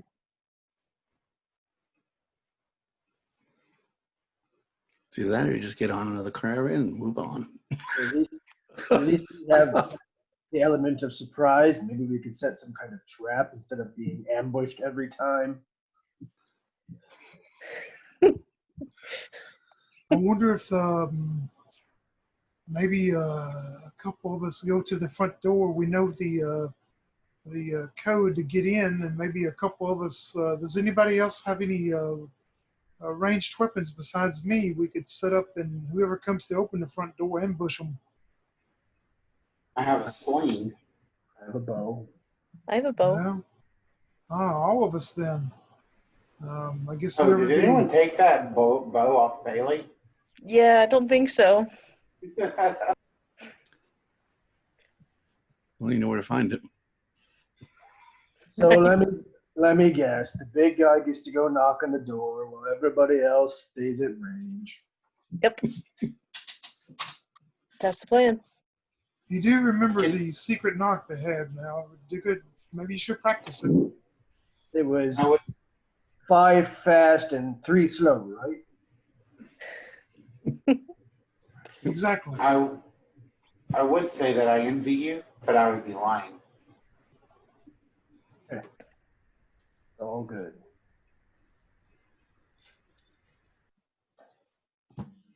Okay, so you're going to go to the door. I guess everybody else staying at range. I'm going to the door. That all sounds reasonable. I would like to say that maybe if it's possible, when they come to the door and battle ensues, if I could just try and keep it to where not that many come out the door at once. I could block them somehow. I mean, you can certainly try. I can certainly try. It's always worth a try, right? Yeah, and I guess our plan is as soon as, whoever comes to open the door, when they open the door, if there's a group of them, as soon as they open the door and it's open for red, then we'll start shooting at them. Mm-hmm. Yeah, I mean, if you open the door wide enough to be able to shoot at range with the bow and past him, then the door is going to be open wide enough that people. Well, can no, get I past thought we were going to try to sneak up on the sand wall where we could see it. Can't we sneak up on the side way? You're going to try to. Oh, I see. Oh. See, Yeah, we're going to be real sneaky. Okay. All right, clever you. All right, let me get the map out. Wisdom is my second best stat. Yeah, there you go. All right, that's good. I do have one more when option. You said I have 2 potions of shrinkage. I don't know how long it lasts, but if I'm very tiny, like so tiny, nobody would even notice me. I could possibly scout without ever having, without having to find the leader without encountering anyone and run my little ass back out. Well, you could do that. Let's see if we can take out the entourage that comes to the front door, and then if you want to do that and going into the rest of the area, at least we'll have the majority of these guards taken out, I think, at first. Okay. It's a brilliant idea, but you don't know how long that potion lasts. what would Rel do? What would Rel do? What would Rel do? That's so good. All right. We need like WWRD bracelets now. So, all right. Well, you can see that now, and I'm sharing. So, if I'm understanding this correctly, Uhtred's going to come over here by number 1 and knock, and you guys are going to be over here, up above, and you're going to try to. Yeah, somewhere like, we come in on this side over like we always did, climbed over, and somewhere we can sit and catch them from that way. Oh, yeah, no, that's quite clever. That is quite clever. Wow, all right. And I'm going to try and sell them vacuum cleaners. Nice. Okay. Let's see what happens here. There's a All lot of this sand. sand, Yep. Okay, so you go up to you guys position yourself, and I guess Uhtred can probably see you up on the roof when you're up there. You can wave to him so he knows you're in place. And let's see, before any of that happens. Okay, there's nobody that you can see immediately. But then, Uhtred goes up and knocks on the door. And when he does... I will pound on the door. Yep, you pound on the door with the secret knock. And, a couple seconds pass or whatever. And then through this area right here, 5 men, not slaves. They are wearing leather armor. They have scimitars. I'm going to die. Do they have shields as well? No, they're wearing chainmail armor, small shields, scimitars in their hands. They come around, and they seem to be talking. You guys can kind of hear them talking. They're like, geez, why don't they all come at once? We're trying to drink it. And go ahead. Actually, I'm just going to let you know. One of these guys looks incredibly familiar to Tan. Oh. And I'm going to give you a very good chance to surprise them since you're sitting on the roof. They're fighters. So they have a We chance. know to who not. my target is. Yeah, Yeah. no, they do not see you as they're coming around. They come into range, and you guys can all make an attack if you want. Any missile shooter. Can I cast a spell instead? Yeah, of course. I would like to cast Sleep. Okay. I believe I have Sleep. Pretty sure I do. Well, Yes, I do. And I have it memorized. okay. Very good. Let's see. How does that work? 207. Let me look. It's on 207. I had to look for where it was. Okay. Because that was my very last roll, and I was like, oh man, that was so awesome. I got really good rolls for my magic. All right, so it induces victims of 4 HD or fewer to slumber with no saving throw possible. This enchantment encompasses a 30-foot diameter area and affects 2d8 HD of creatures, starting with the lowest hit die of creature first. Note that any plus should be ignored when determining the hit die value of the targets. Alternatively, this spell can target a single creature of 5 HD or fewer. Sleeping victims will not awaken from normal noises, though they will if shaken or slapped. It adds 120 feet, so 2d8. So if they are 4 HD or fewer, they are falling asleep. They are indeed. So give us B2D. Yeah, I gotta do 2d8, right? Yep. Sorry. 6. 6. Okay. Yeah. All 5 of them drop. They're walking out and they go blue. Yeah. So like you guys are about to use your missile weapons, and Eutropia like pops up and is like, Kuya, Kaya, Ushe, ooh, and this blue mist like surrounds them, and it almost looks like a night on a starry ocean or something. And they hear these crickets around them, and they're all like, "Oh man, this seems like a good place to rest." And they did. Nice. And do you think you can go and see if you can unsecure the front door and let our friend in? Oh, yeah. Okay. Yeah, you guys can climb down. I mean, they're asleep for a while, right? So you don't really have to. Sleep Yeah, for 2d8 2d8 turns. Yeah, that's a long time. I'll roll that because it should be secret, but that's a long time. Okay. Yep, I can go let Uhtred in. Yeah, so you climb down. I mean, that takes a little while. You got to put a rope up and blah, blah. But yeah, you're able to get down there. And of course, you can see, as I said, from this direction, you can easily see that pit trap, so you just avoid it. Yeah, you pull the bar and Uhtred's standing there. Probably ready to stick his sword in you.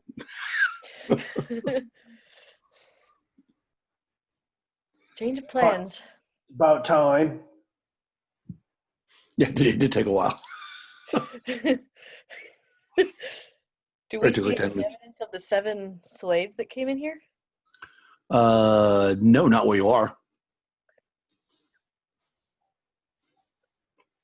Han is going to walk back to the guard he recognizes.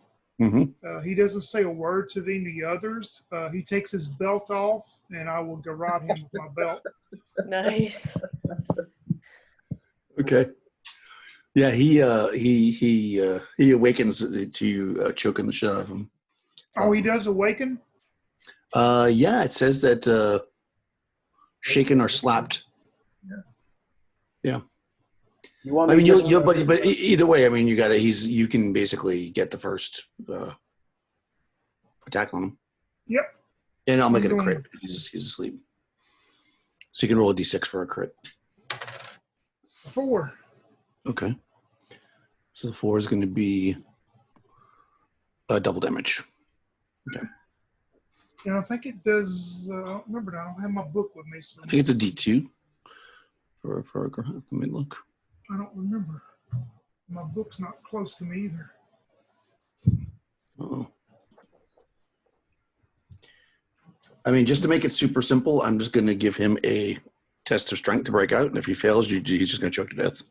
It does 1d3 damage. 1d3, so 2d3 Yep. for me. Ooh, a 2 and a 1, so 3 total. Okay, plus strength if you have it. Nope. Okay, so he's not dead, but then I think he has to make a transformation save. Is that correct? Do you have the thing in front of you, Crystal, or you just look up the damage of the thing? Oh, I looked up the damage, but I can scroll down real quick to it. That's under advanced combat, right? Yeah, no. I don't think so. On the successful attack roll, it inflicts 1d3 base damage. If the damage total overcomes any damage reduction, then the victim must also make an avoidance save. However, if a skilled marauder rolls a natural 20, there is no avoidance save. I don't think he's skilled, or I don't. If you are, yeah. So he gets an avoidance save, I guess. But then if the save is successful, or if the garrote's damage is negated by a damage reduction, the target may react freely. If the save is failed, yeah. I'm sorry. No, go ahead. What page are you reading this on? Because I would rather just read it. It's easier than you. I'm sorry. 117, 118. Okay, no, it's just easier than. Yeah, that's fine. You'd find the part that I'm trying to figure out. Yeah, I think that it's going to be a crit, so I'm not going to give him a saving throw, that's for sure. I just want to see. Because I think he gets some kind of a save to break out of it. That's what I'm looking for.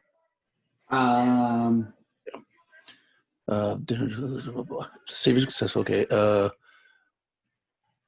He's considered grappled. That's what it is. He may attempt to escape the usual manner by okay, so that's it. He's grappled, basically. So I need to go to grappled. And in order to break free from grappled, that's what I need to find out. I knew it was something like that. Combat.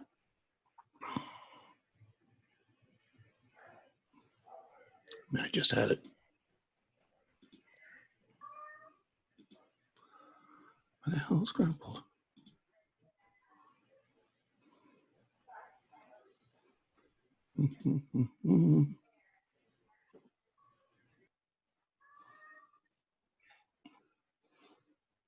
All right, I'm not going to worry about it. I'm just going to give him an avoidance save to break out.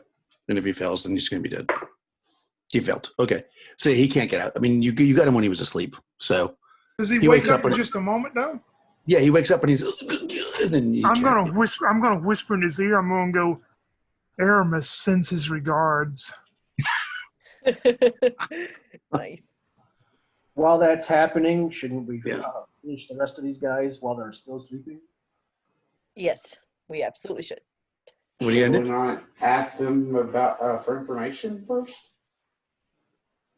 We do not need information from these men. Kill them all. Yeah. So Anyways, I found it. So the way that should work is if he fails to save by 5 or more, which he does, then he would take additional damage each round. If he fails 3 times, then he chokes to. But I'm just going to say he's dead. So you guys basically run through these guys. That's fun. That doesn't take very long, unless you're stopping them from doing it with some kind of plea. Eutropia, is that what's happening? No. I mean, yeah, Eutropia may not kill herself, but because she's chaotic good, but she's not. She's going to turn a blind eye to the other guys doing it. Obviously, they have some kind of history. Okay, yeah. I mean, you kill these guys. You recognize them as being guards, or mercenaries that work with Aramis, for sure. And anything on their bodies? Anything? I mean, they're wearing chainmail armor. They have small shields and scimitars. They also have bolas, 2 bolas each. And there's a total between all of them of 25 silver. Well, it looks like Uhtred now has some chainmail armor. I look at Tan and I say, I wonder if they were here trying to loot those 2 rooms in the basement for Aramis. It makes me wonder exactly what they were doing here. You heard them make the comment about the slaves had been at the door before or whatever, so they evidently knew the secret knock.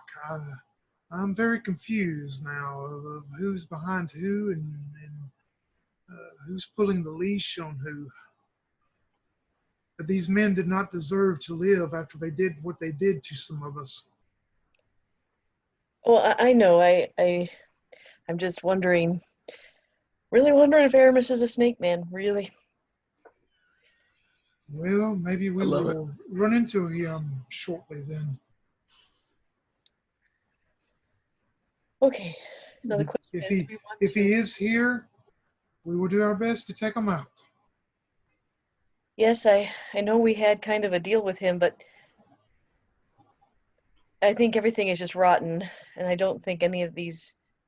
And I know Eutropia, you had compunctions about killing these men, but trust me, with what we've seen, even I have no more compunctions. Yeah, So. she does not know the stories of what we went through, so I spare her of what's standing back at this point. She does not know anything of the past. Now the question is, do we all want to go down, or do you want me to try to shrink down and scout myself?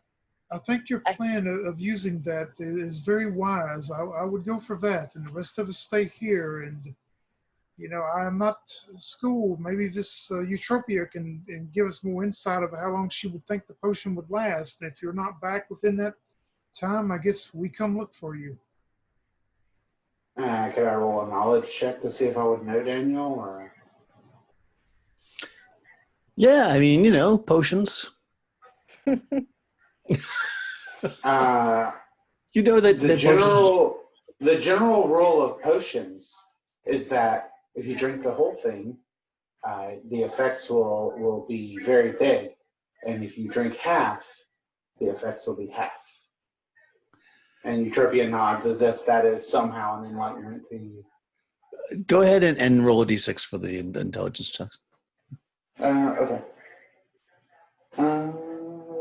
I mean, your first level, so this is going to be challenging.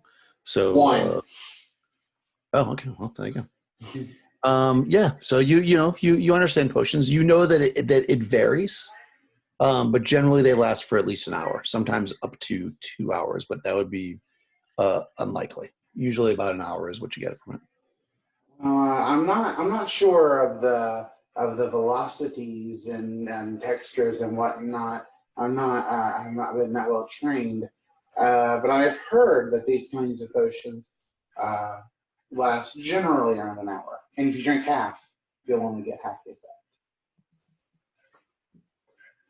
And that is the extent of my knowledge at this point in my studies. And then Eutropia sees the man on the stairs and goes, "What is up with the man on the stairs?" I think he had the misfortune of dying here a long time ago. All right. My only concern is we don't know where those 7 men, where they are. I was thinking we might have taken care of them by this time. I'm just They haven't come out yet. Or, all the doors that you would normally that have been closed in the past are closed still. So basically, this door here. They came out the door and they closed it behind them. I mean, you can certainly look down there if you like. This door is closed as well, and so is this one. On quick examination, so you don't know where they went.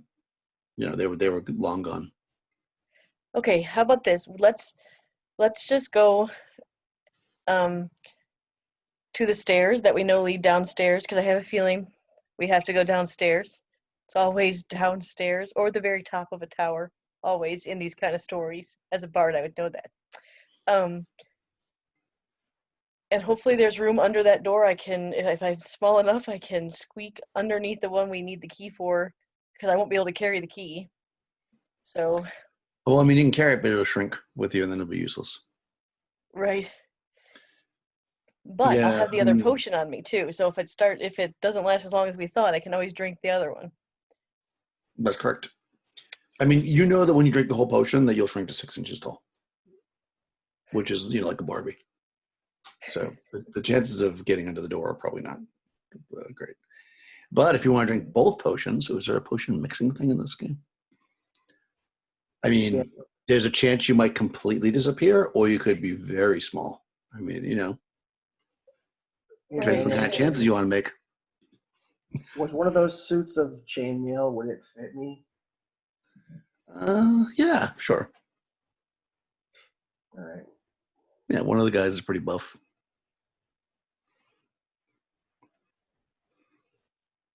You can Maybe certainly we'll struggle. offer to help him into the chainmail if he needs it.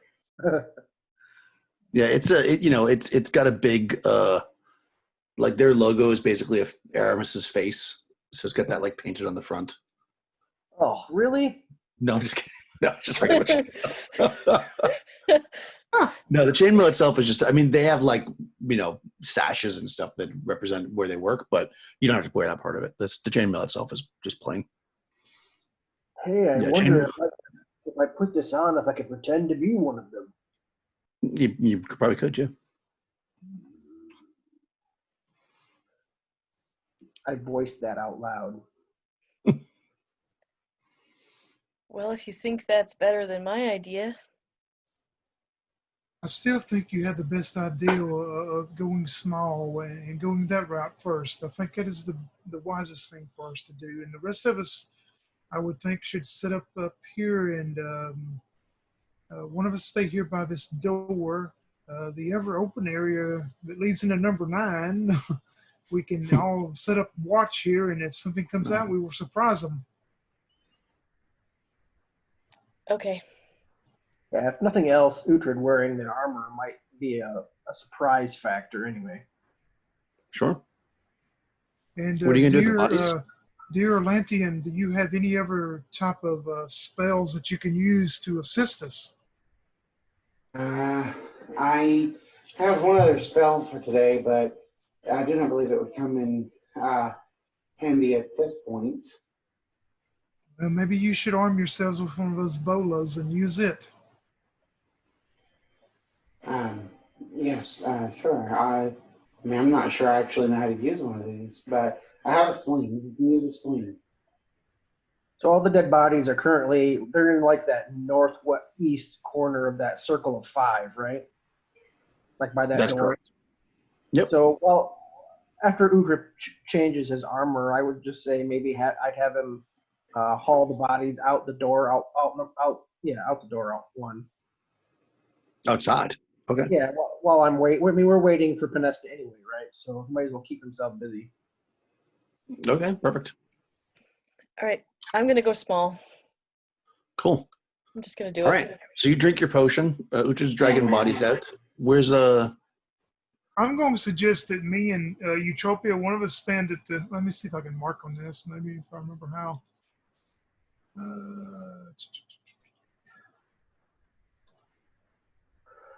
One of us stand by this door, and the other one, kind of stand at the corner over here to, see up in here if somebody comes from this way. Okay, fair enough. And the other one stand by the door there in case somebody comes. Okay. Sure. I mean, who is somebody going to let Pinesta through this door over here? Yeah. Because she's not really. Yeah, okay. All right, perfect. So you let Pinesta. She drinks her potion, or maybe you walk through and drink the potion. Wow. Okay. I'm a little nervous about. You know what? High or low, Pinesta? Hi. Okay. You're about to quaff the potion as Tan's kind of going back and closing that door, and you hear footsteps coming up the stairs. Oh. What do you want to do? Before I drink it. Yep, you're just about to drink it, and you hear footsteps. I look back and hey, there's people coming. Or I give. Yeah, the door's closed. I mean, he closed the door. You're basically by yourself right now. Okay. All right, they're coming up. In 14? You're basically right at 14. You're here? Okay, well then I'll just drink it and I'll hide under the table. I'm little. Oh, okay. If I'm little, The whole potion? The whole potion. I mean, at 6 inches tall, you're basically an appetizer now to the cannibals. All right, so you drink the potion, and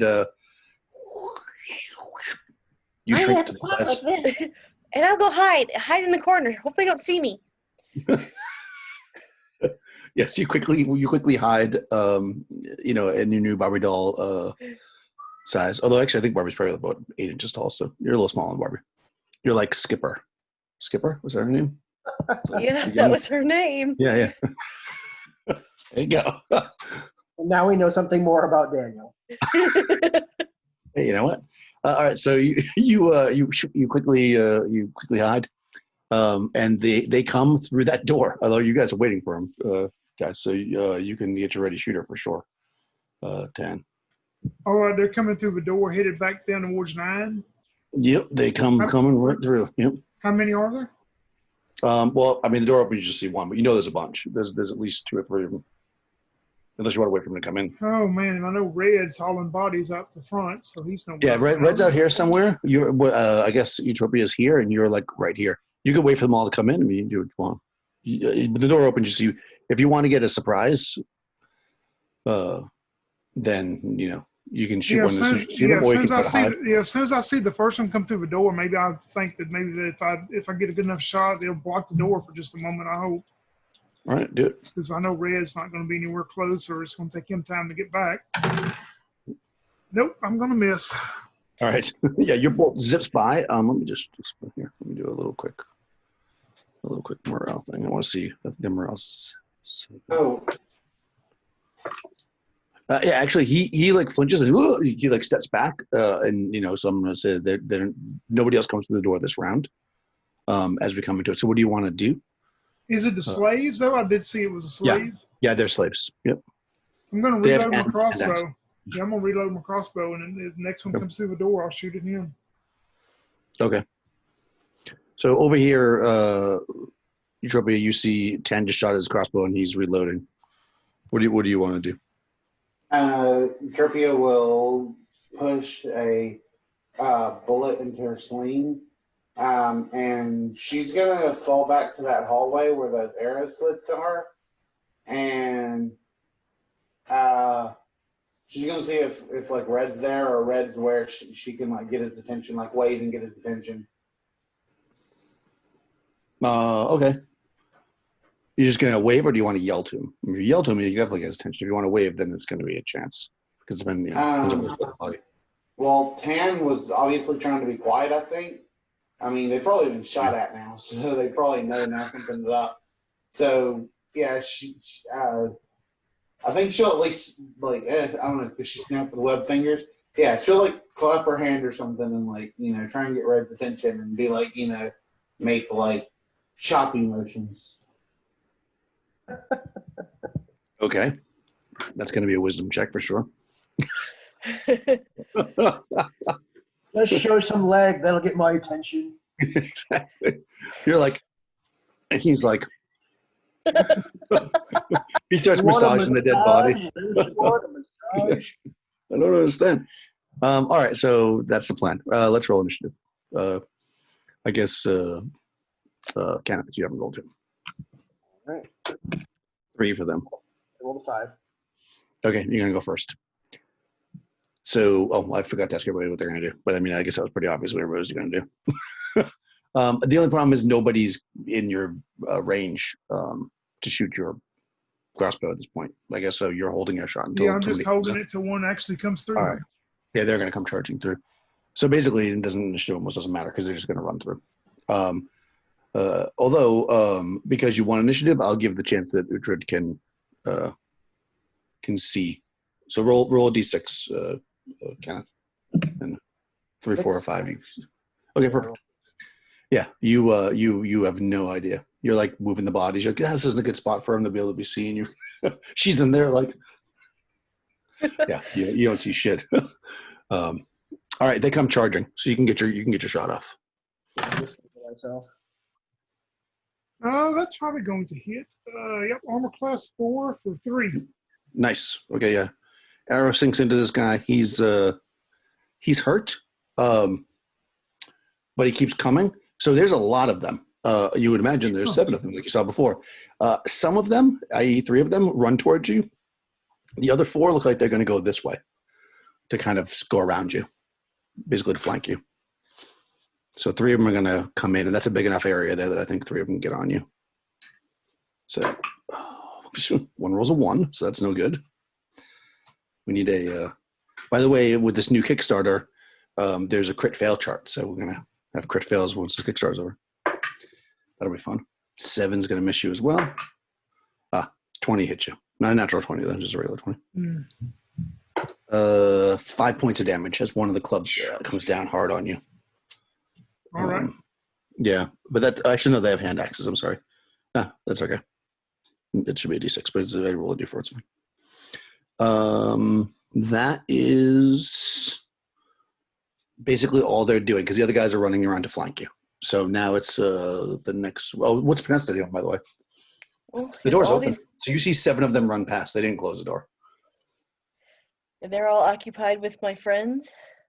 Yeah. So basically, well, I mean, you probably don't see them all because you're hiding, but they run this way and they're all out of your view now. Unless you want to go back, follow them.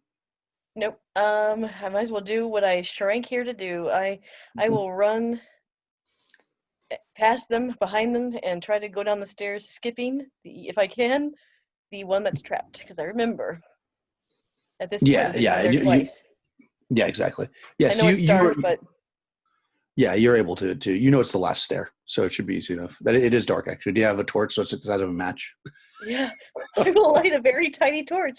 It'd be like a very tiny little firebug running down. Yep, exactly. So yeah, you're able to do that. I mean, you're pretty small, so I'm just going to say that's pretty much all you can do this run is get down there. See this little 6-inch Panesta climbing down the stairs. I mean, yeah. I'm doing it. I said I was doing it. she's 6 inches. She's bounding down the stairs. Okay, so what's coming into the next round? What's everybody's plan? There's 3 guys on Tan. The other 4 seem to be going around to flank you. Of course, Utropia doesn't see any of that. She's swinging her hands wildly to try to get the attention of Uhtred. So what's the plan for? What's I mean, Uhtred, you probably turn around and come back at this point. So I mean, this round you'll definitely know what's going on. I'm dropping crossbow and going to sword and dagger. Okay. Are you gonna? Yeah. Oh. Yep. No, I was on you. Yep. What are you gonna do? Utropia is going to sling at the guys that are on Tan. Okay. All right. So did you see Utopia swing, turning around, and throwing her sling? So I'm assuming that you would understand what that means. That there's something going on. Where is she standing? Yeah. So she's like right here. Okay. Right. Yeah. You don't see any of them because they're actually all up here. Okay. So you basically saw that she was here waving her hands and you didn't know what the hell she was talking about. Then she turns around and slings this way. So I'm like, I'm going to say that. At the one or somewhere near the one. Yeah, you're over near 1. So I don't know that each square is 5 feet. You probably can't get to the bat. Yeah, you probably could if you charge, but it'd be the second phase for sure. If you want to charge in to fight, or you can just move in normally and then attack next round. I'll charge in to fight. Okay. All right, but it'll be second phase. So no matter what happens, they'll go first. You could be dead. Okay, so Kenneth, go ahead and roll initiative. Ooh, they got a 5. I rolled a 1. Yeah, all right. I'm going to go first. So there's 3 of them on 10. Probably armor class 3 right now since I got mine. AC 3? Okay. So they need a 16 to hit you, which is exactly what he rolled. All right. That hits you. Uh-oh. So it's a hand axe, actually. Oof. 8 points of damage with the hand axe. I'm at -2. All right, you drop. Miss. Ooh, because they're all swinging at once. So that guy misses you too. Okay, so luckily the other 2 guys swing at you, and they swing and you avoid, and then one guy just clocks to the back of the head and you go down. As that's happening, these doors over here burst open. Oh boy. And then they don't immediately see Utropia. They just they're running this way. So Utropia, you can attack if you'd like.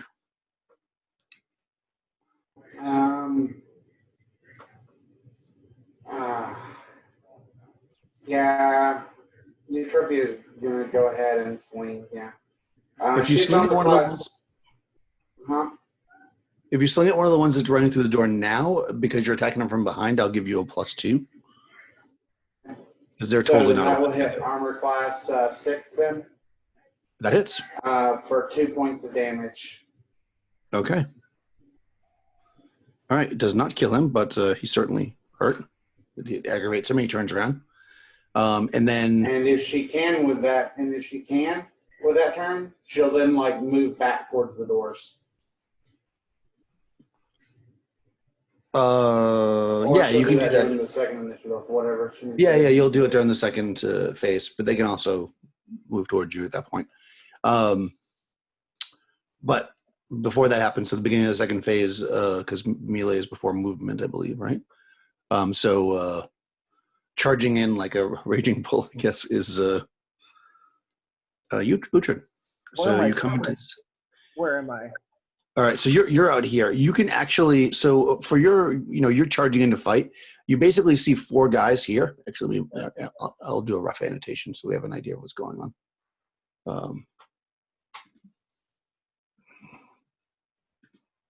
There's 7 All right, guys. so we got 4 bad guys That's hard. here, and then 3 that are around Tan, and then you guys, you got Boop, and then Tan there on the ground, and then you're out here.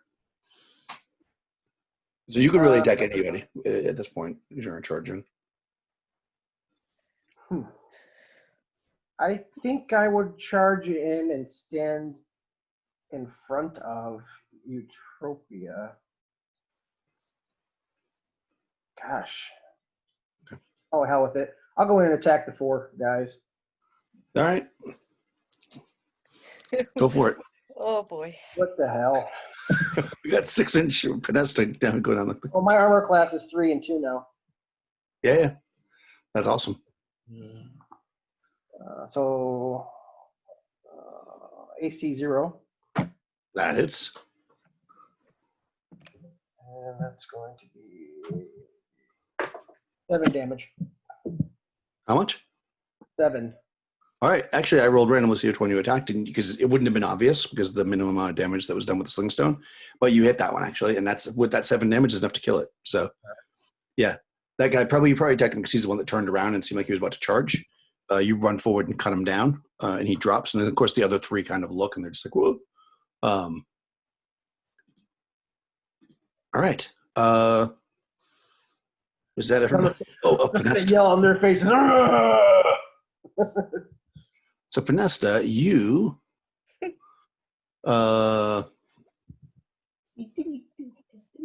me open up your map here. You had split the party. Yeah, so you remember you get down these stairs, you're in that room with the 2 doors. You actually hear actually the door to the west is open, a crack, and you can hear some sounds in there, some talking. I don't remember. Is that the one we went in last time or no? That's the one with the magician table. Okay. I don't want to Yes. go in there. I'm Okay. going to go to the other door. Okay.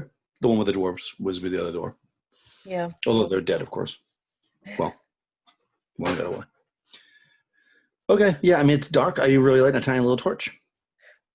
Yeah, I really am. No, I mean, just because I think it's awesome. I mean, you probably wouldn't be able to fit under a door, but I'm going to say, being, skipper size, you can get under the door. So you get on your belly or in your back, or whatever, and put your little torch through the thing, and you get into that other room. And there's stairs to head down into the room with all the columns, where you confronted the dwarfs in the darkness. And we'll leave you there for a second. And actually, let me just see if anything. I mean, you are throwing light in there, but nothing seems to see you or bother you. All right, so coming to this next round, what do you guys want to do? Eutropia. Eutropia will try to sling, and if she can choose to, she'll sling at the guys that were on Tan. Okay. No, I think you can do that. It just seems like it's close enough. How about Uhtred? You're muted, honey. Oh, sorry. I would melee. All right. Let's do initiative, Kenneth. Oof, 6. I rolled God. a 6 as well. Oh, what's your dex? 15. All right, you go first. Melee goes first. 2 attacks this round, right? Because it'll be the next round after you only had 1 attack. Yep. That's going to be a 17. So that's AC 1. Yep. For 11 damage. Dead. And my second attack is a natural 20. Oh, well, that's epic. So you do Roll, roll the dice twice, or how do you do it? we roll a d6 to see what effect it has. Oh, I gotcha. So, So I rolled a 4? 4. So double damage, yes. So 2 dice, you can either roll it twice or double. It's up to you, one or the other. Just choose first. I rolled an 8, so I'll just take double. How's that? Well, you should choose first, but it's okay, that's fine. You don't do it after you roll the die. You say first. Either way, it's fine because you would have been dead. Because even if you roll a second die, you only have 9 hit points. All right, boom, you kill the second one. Sling by Eutropia. Armor class 8 for 2 That points hits. of damage. How much? 2 points.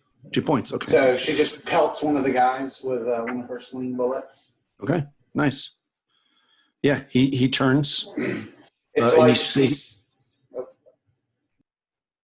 Go ahead. I just want to say, like, you see Otra like rush in and just kill like 3 of them, just like axe, super axe, and then all of a sudden in the background you hear, "Whop! Oh my!" Yeah, pretty much. All right, so yeah, that guy turns and yells at you in their kind of language that's a mix between Eskimo and Ixian, which you kind of understand. He calls you a name that I wouldn't repeat, and then says something to the other 2 men who pick up 10 and start dragging him away. Oh no! Yeah. Okay. Meanwhile, downstairs. You're in that huge cavern where you fought the dwarves. What's your plan? Are you just going the way you went before, or are you exploring new areas? Like, what's your plan? Was there I think there was another door that was locked that we didn't go in. Am I correct in that or no? Yeah, there was. So basically, if you go south down this room, basically, I don't think I can. Hold on, can I just show you this? No, I can't really. Yeah, there's like a hallway, and you guys went basically what would be to your left, which is east, which was that torture chamber room. But there was another door to the west, and there was also a set of stairs going to the south. So you had two ways that you didn't go. I'm going to I'm trying to explore. That was the whole point of doing this. So Yep. west, Okay. with my little matchstick cradled in my hand, trying to act like a firefly. A very large firefly, but a very small person. Yes. I have to appreciate potions of divination. Okay.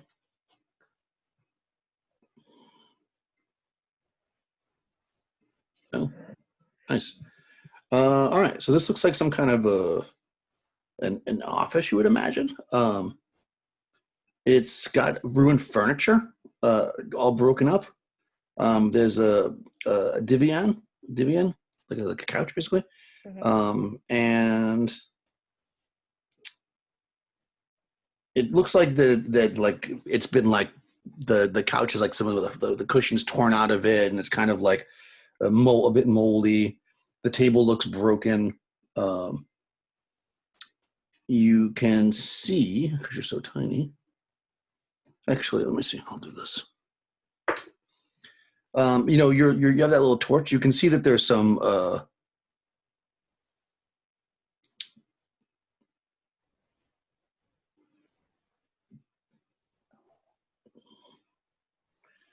you see a leather bag that's under the divan because you're so small. It's a little extra height. It looks like it's kind of like really old. When leather gets super old, it gets like crumbly. It kind of looks like that, like a very old bag.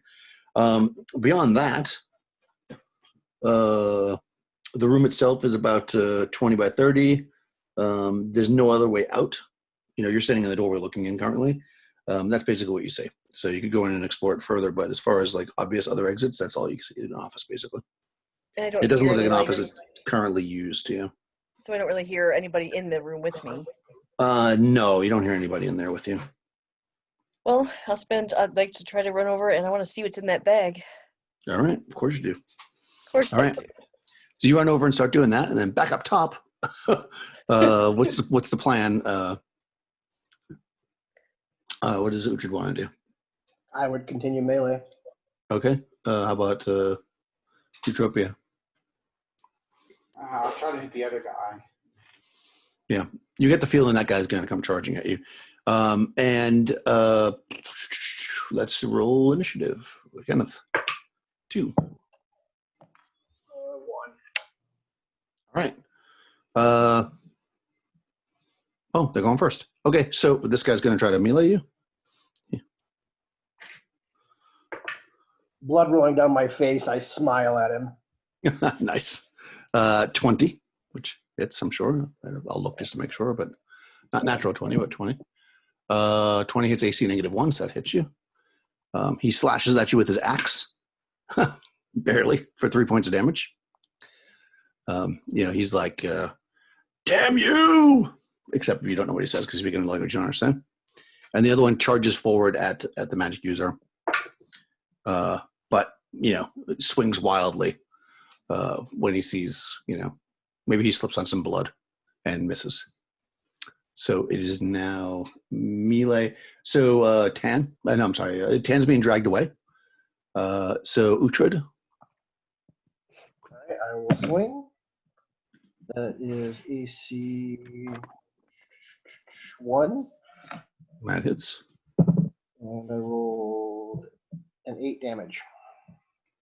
Oh, wow. Okay. You hit him very hard, and he looks at you with blood dripping down his face. His eyes start to glaze a little bit, but he's still standing, just barely. He's like rocking back and forth. That guy's dead. That guy's dead. Oh, no, they're not dead. I'm like, what? Okay, there we go. They have 10. I'm like, I don't remember those guys died. Okay, so they're up on you, or he's up on you, Utropia. So if you want to try to use the sling, you're going to have a penalty of -2. I think because he's too close to you really to use it properly. I mean, I think I would have had my quarterstaff out. I just, was using my sling, right? Like I wouldn't have to actually have as long as I wasn't using my quarterstaff. You know what I mean? So I just had it in my other hand, right? Yeah, I don't think you ever really put a quarterstaff away. Yeah. Yeah. I mean, when it gets that close, I'll just grab the quarterstaff and swing at him, and I'll roll a nat 1. So, well, that's probably what would happen in that case, as you try to lift up a quarterstaff and defend yourself quickly. Isn't a quarterstaff's two-handed, right? So that means you dropped your sling. Yeah. Yeah. Okay. Well, which is fine. So you're not going anywhere. At least I don't think you are. All right. And that round ends with them still up. And if you could hear it, there's a cut scene, and you see Tan being dragged into the kitchen area. Oh no! So some drool coming down the mouth of one of the guys. He's, I haven't eaten in a while. Little cutscene action. And back to Finesta. Okay, so you're searching. So you go to this leather bag, and you can easily just you try to open it, it just kind of crumbles apart. And you can see inside of it with your little tiny torch that there's some treasure in here, actually. And of course, I closed the thing. Why did I close it? There is a chalice. I remember that. Yep. There's a silver chalice, which is kind of big for you right this second. Yep. A peculiar golden-hued pine cone, and a small, smooth rock. A small, smooth rock. Yeah, it's a beautiful rock. It's so pretty. Hey man, rocks could be. Small, smooth rock. Peculiar. How small is it? Boulder I mean, you're size. 6 inches tall. Yeah, it's pretty big for you. It's probably like an inch and a half, maybe. So I just have to remember that this stuff is here because I probably can't take anything with me. You could take it, but it would be really big for you to carry. Yeah, any of it. Just picture you rolling the chalice along. Yeah. You can probably sit in the chalice, but yeah. Okay. Yeah. Unfortunately, you'll have to come back for it. You said this was an office. Is there a desk or something that I can see? There is a desk, but the legs weren't. Well, yeah, 3 of the legs are broken. And it's kind of like leaning on its side, mostly deteriorated. No papers or anything, nothing that looks recent. You want to go over and search? I do. Okay. No papers, no nothing. But what you do here is a scratching sound, and you turn. They did not surprise you. Holy shit. There are 6 giant rats in this room that have just come in through the hole. And, normally giant rats Right. are giant, as far as rats are concerned. Right. But being that you're 6 inches tall, these are giant rats. Holy crap. Oh boy. No. So it looks like 2 of you guys are going to get eaten. All right. 6 giant rats. Others say, oh, we get stats for these bad boys? Yes, we do. All right. Blah, blah, blah. Okay, so we'll come to that in a second. Well, actually, we'll do all the melee. I mean, I'll do it all as melee at once. So what do you want to do before you can roll your own initiative down here, because I don't want to, Me? Yep. Okay, now Bear, just let me. It says here that I can do mesmerize on animal intelligence or greater. Okay. So I am going to try to dazzle and mesmerize these rats by shaking, as What my are you little gonna do? 6-inch self. And how are you doing this? You gonna Pied Piper him? I'm absolutely going to Pied Piper him. All right, that sounds good. What about up top? How about Uhtred and? I will. I'll turn and try. Well, I'll just attack the one I attacked last time again, melee. Okay. And Utopia? There's still one on me, right? That is correct. I guess I'll try and swing at it with my staff. Sounds good. All right, Kenneth, initiative. Ooh, they got 6 again. I rolled a 1. All right, they're going first. Down at the bottom, I'll roll initiative separate from Panista. Okay. Or for the rats. Oh my god, I rolled a 5.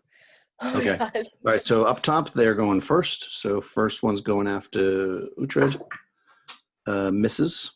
Second one's going after Eutropia. Ooh, 15. 15 hits an AC of 4. So that hits you even with the staff, right? Yep, so you get whacked. Mhm.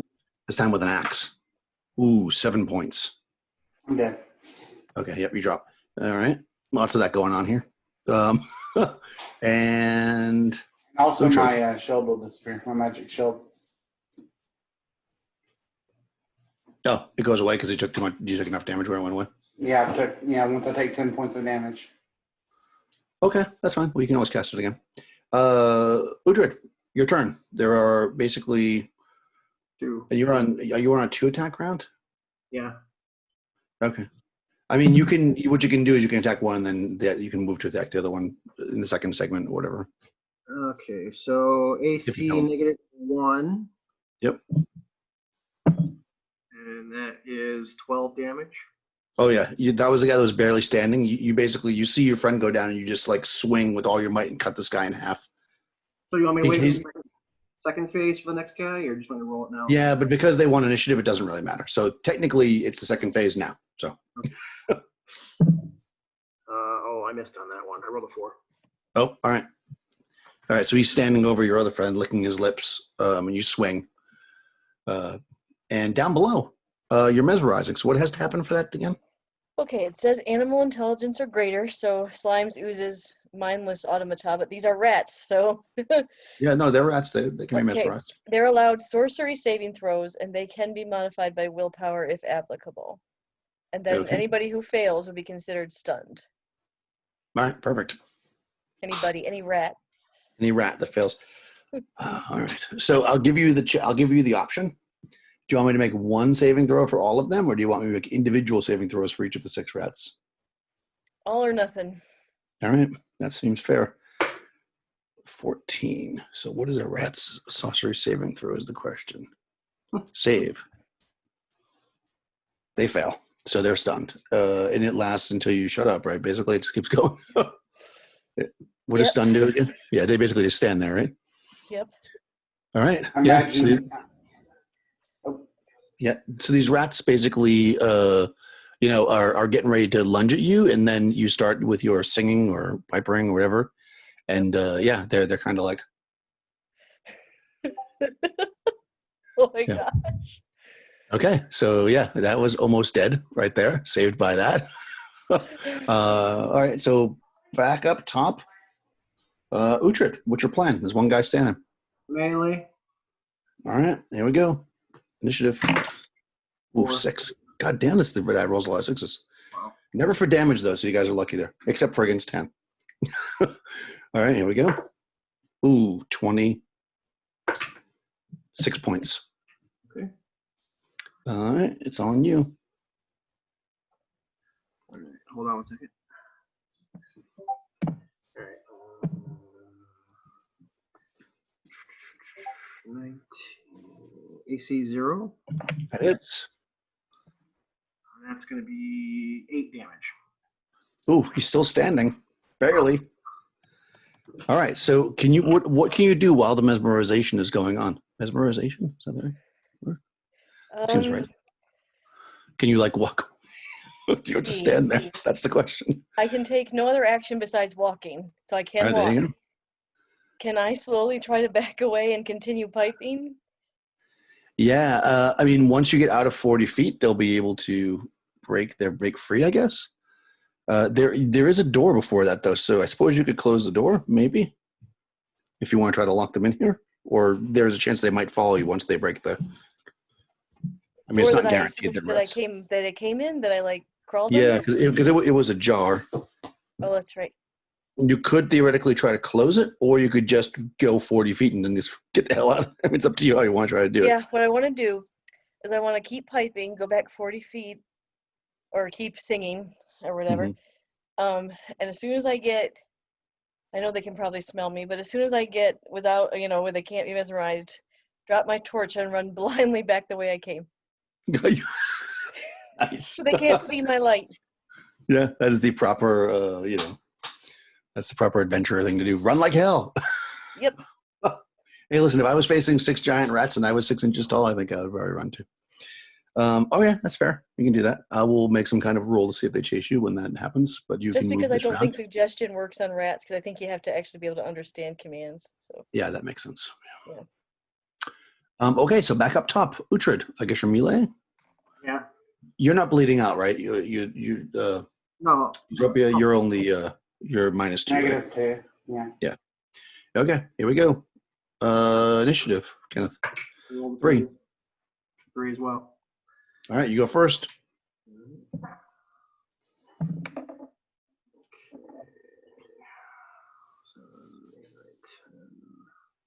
AC 9. Oh, it misses. Holy crap. Uhtred's getting tired.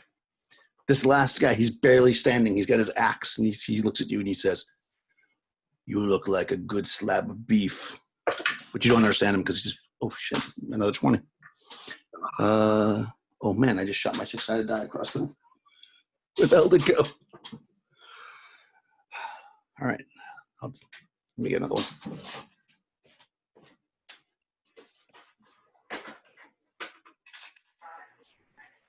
Go, white die. 5 points. Okay. Okay. Okay, so you're moving. You're going to do that. So let's do this. Finesse.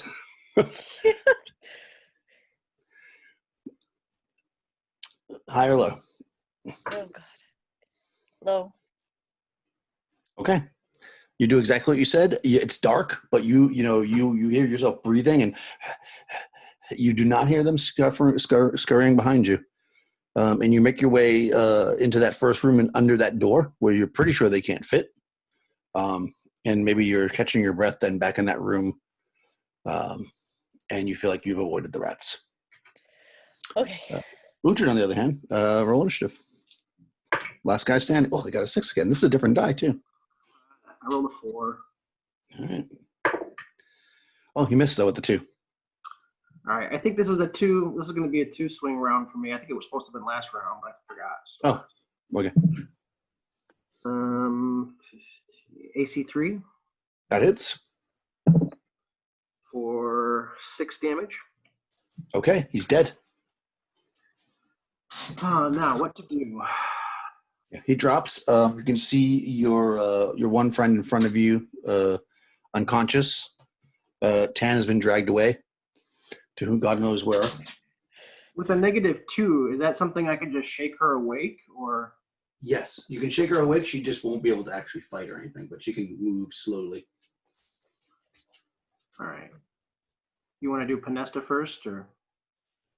Panesta is sure. Why not? I'm looking for my die, but that's okay. I can't. I'm using a set of dice now with a one that doesn't match, which is gonna freak me out. But let's just do this. All right, yeah. So Panesta, you're in that room at the bottom, at the basically the first room at the bottom of the stairs. You don't think the rats will be able to follow you because you squeezed under that door. Okay. What do you So I want to see do? the stairs in front of me, right? Well, you don't really see them, but you know they're there because it's dark. You can still hear some talking from that other room. The room with the magic table. Can I Well- tell what they're saying, or is it just like mumbly? I mean, you'll have to walk up to the door and like put your ear to it or whatever. But yeah, you have to make a listen check essentially. Oh God, I don't want to get stumped, but I want to listen. So I will try to listen. Okay. And I have a 4 or 12. Oh yeah, it's 12 sided die. Yeah, so you're listening and you can make out. It's not 100% clear, but it sounds like that you can hear two people there speaking in the common tongue, with a few other words mixed in that you don't really understand. But you can probably, because you've been around them a couple times now, you make out a very significant lisp occasionally, and they're saying something about that's some more recruits for us to replace the ones that were killed. We need more. Okay. For our mission, for our duty, for our plan. And since there is no one around, let me have an evil monologue about what that plan is in intricate detail. What's on a monologue? There's two people there. Tell me that Erebus is a snake man. Go. No, okay. No, they don't mention Erebus at all. Right, mission, duty, Unfortunately. plan. Okay. I feel like you're good at Vanessa walks around with like a hat or a T-shirt that says Aramis is. Totally. Which mean, is you might be. symbolic, and all I got was his T-shirt that says Erebus is a snake man. I mean, All right, I will. I'm not going to try to go in the room or anything. I don't want them to notice me. So I'm Okay. in the dark. I don't have my little matchstick torch lit yet. So we'll. Nope. Just gonna stand there and wait. I know that I saw those guys run up there, but I am tiny. Yes, I you want to are. go in this trap on the stairs, but I think I want to try to go back up. It always seems like a good idea to be tiny until you're tiny. Then you're like, Right. oh shit. Are you kidding? This was fun. Yeah, no, it's great to be tiny. All right, yeah, and the mesmerize worked really well. Yeah, it's gonna take you a bit to get up the stairs because I mean, you know how small you are. So I'm gonna say that's gonna take them. I'm gonna give Uhtred a couple turns, or a couple of things Yep, to yep. do before. Yeah. Do what you need. All right, Uhtred. So I would try and wake Eutropia. And then once she was awake, I would just tell her to get out of here, head back to safety or whatever, find safety. And then I would head towards where I saw Tan last. Okay. All right, yeah, so you're going to go up. I have all kinds of stuff going on here, and I can't how to get rid of the annotation. I'm going to stop this. There we go. All right, so you go up up through that area where they dragged Tan, and you into where is that kitchen area. The door is closed, but as you approach it, you can actually hear talking, and you hear. Oh no! I would bust through that door. All right. Let's see if you surprise them. Prepared to attack. All right, they're not surprised, but you bust through the door and you see two of them standing there with a large cleaver, and they just cut off. I don't know, Tony, what did they cut off? You can figure out what they cut off. Not your head, clearly. You can decide. There should be a random chart for that.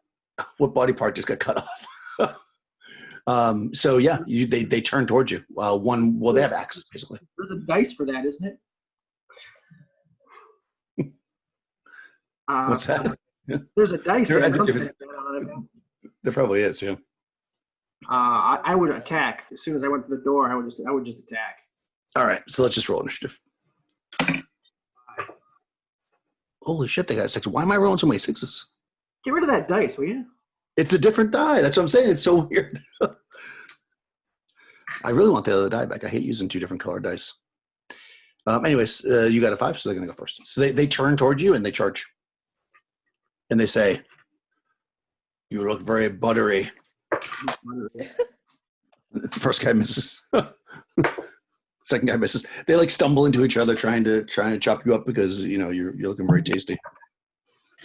All right, that's a 19, 22, so -4. Which is That's 8 damage. Okay, he's just barely standing. Next round. I mean, I guess we're just going to keep going in combat. You're climbing up. You can hear the sound of combat up on the stairs above you, Panesta. 5. 3. Great, cool. 2 hits this time. Yep. All right, that's 16. So next RB AC 2, Oh yeah, it definitely hits. and that's going to be 11 damage. Dead. And the second hit is an 18, so 0 AC Hit. wow. and 7 damage. Oh, not dead though. All right, so he's going to get a swing at you.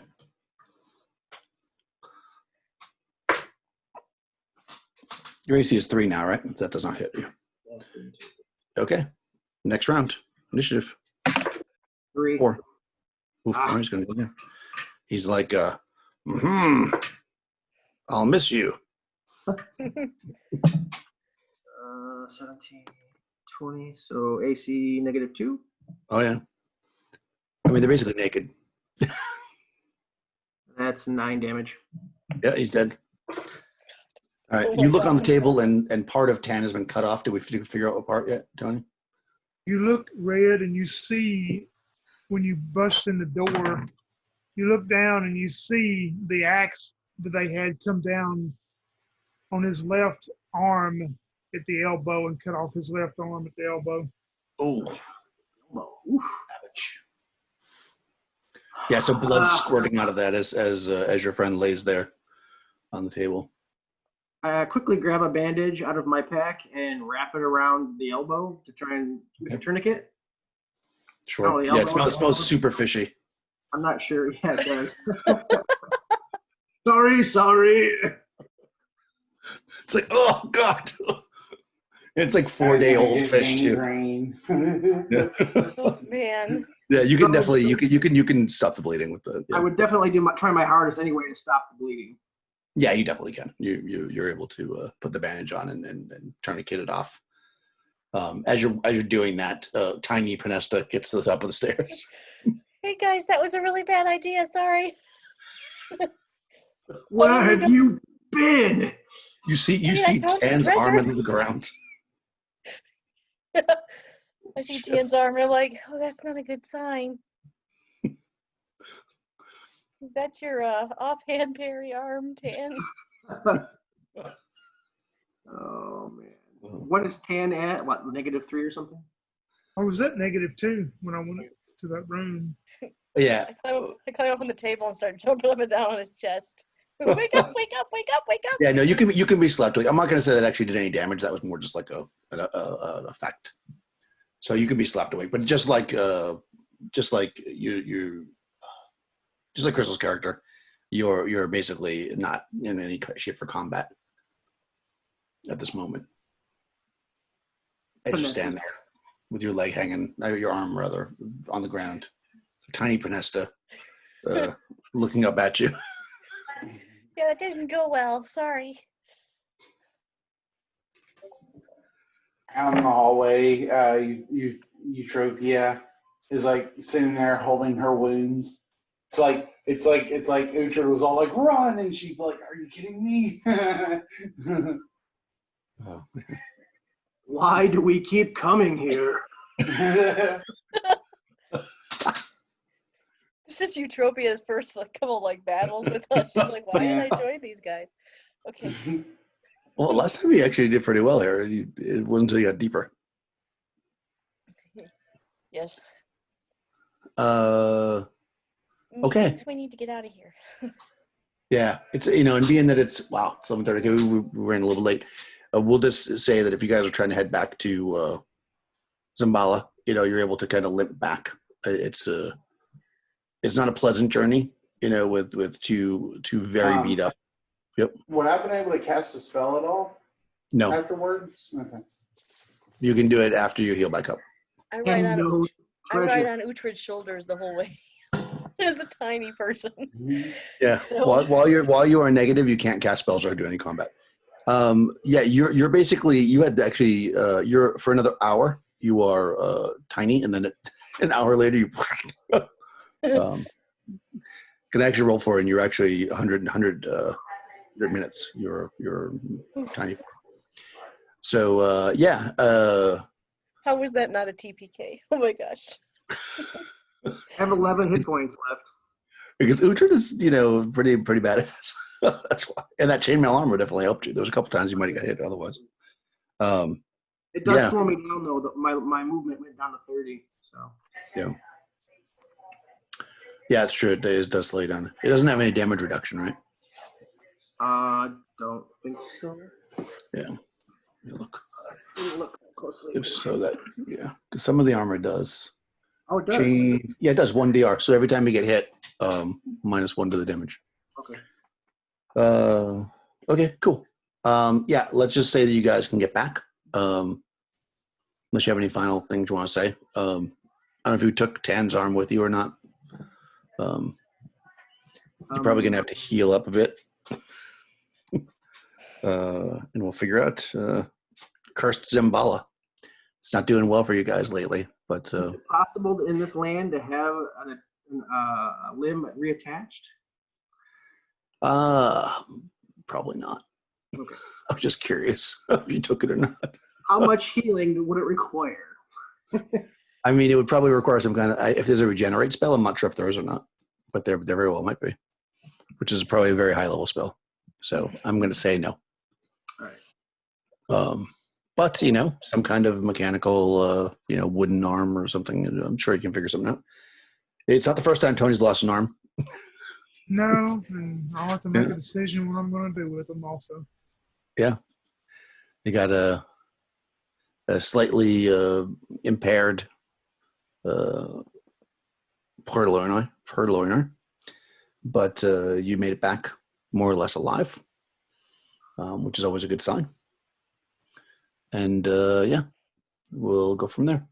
Geez, Pinesta, maybe we should leave when we have a chance. We could do it.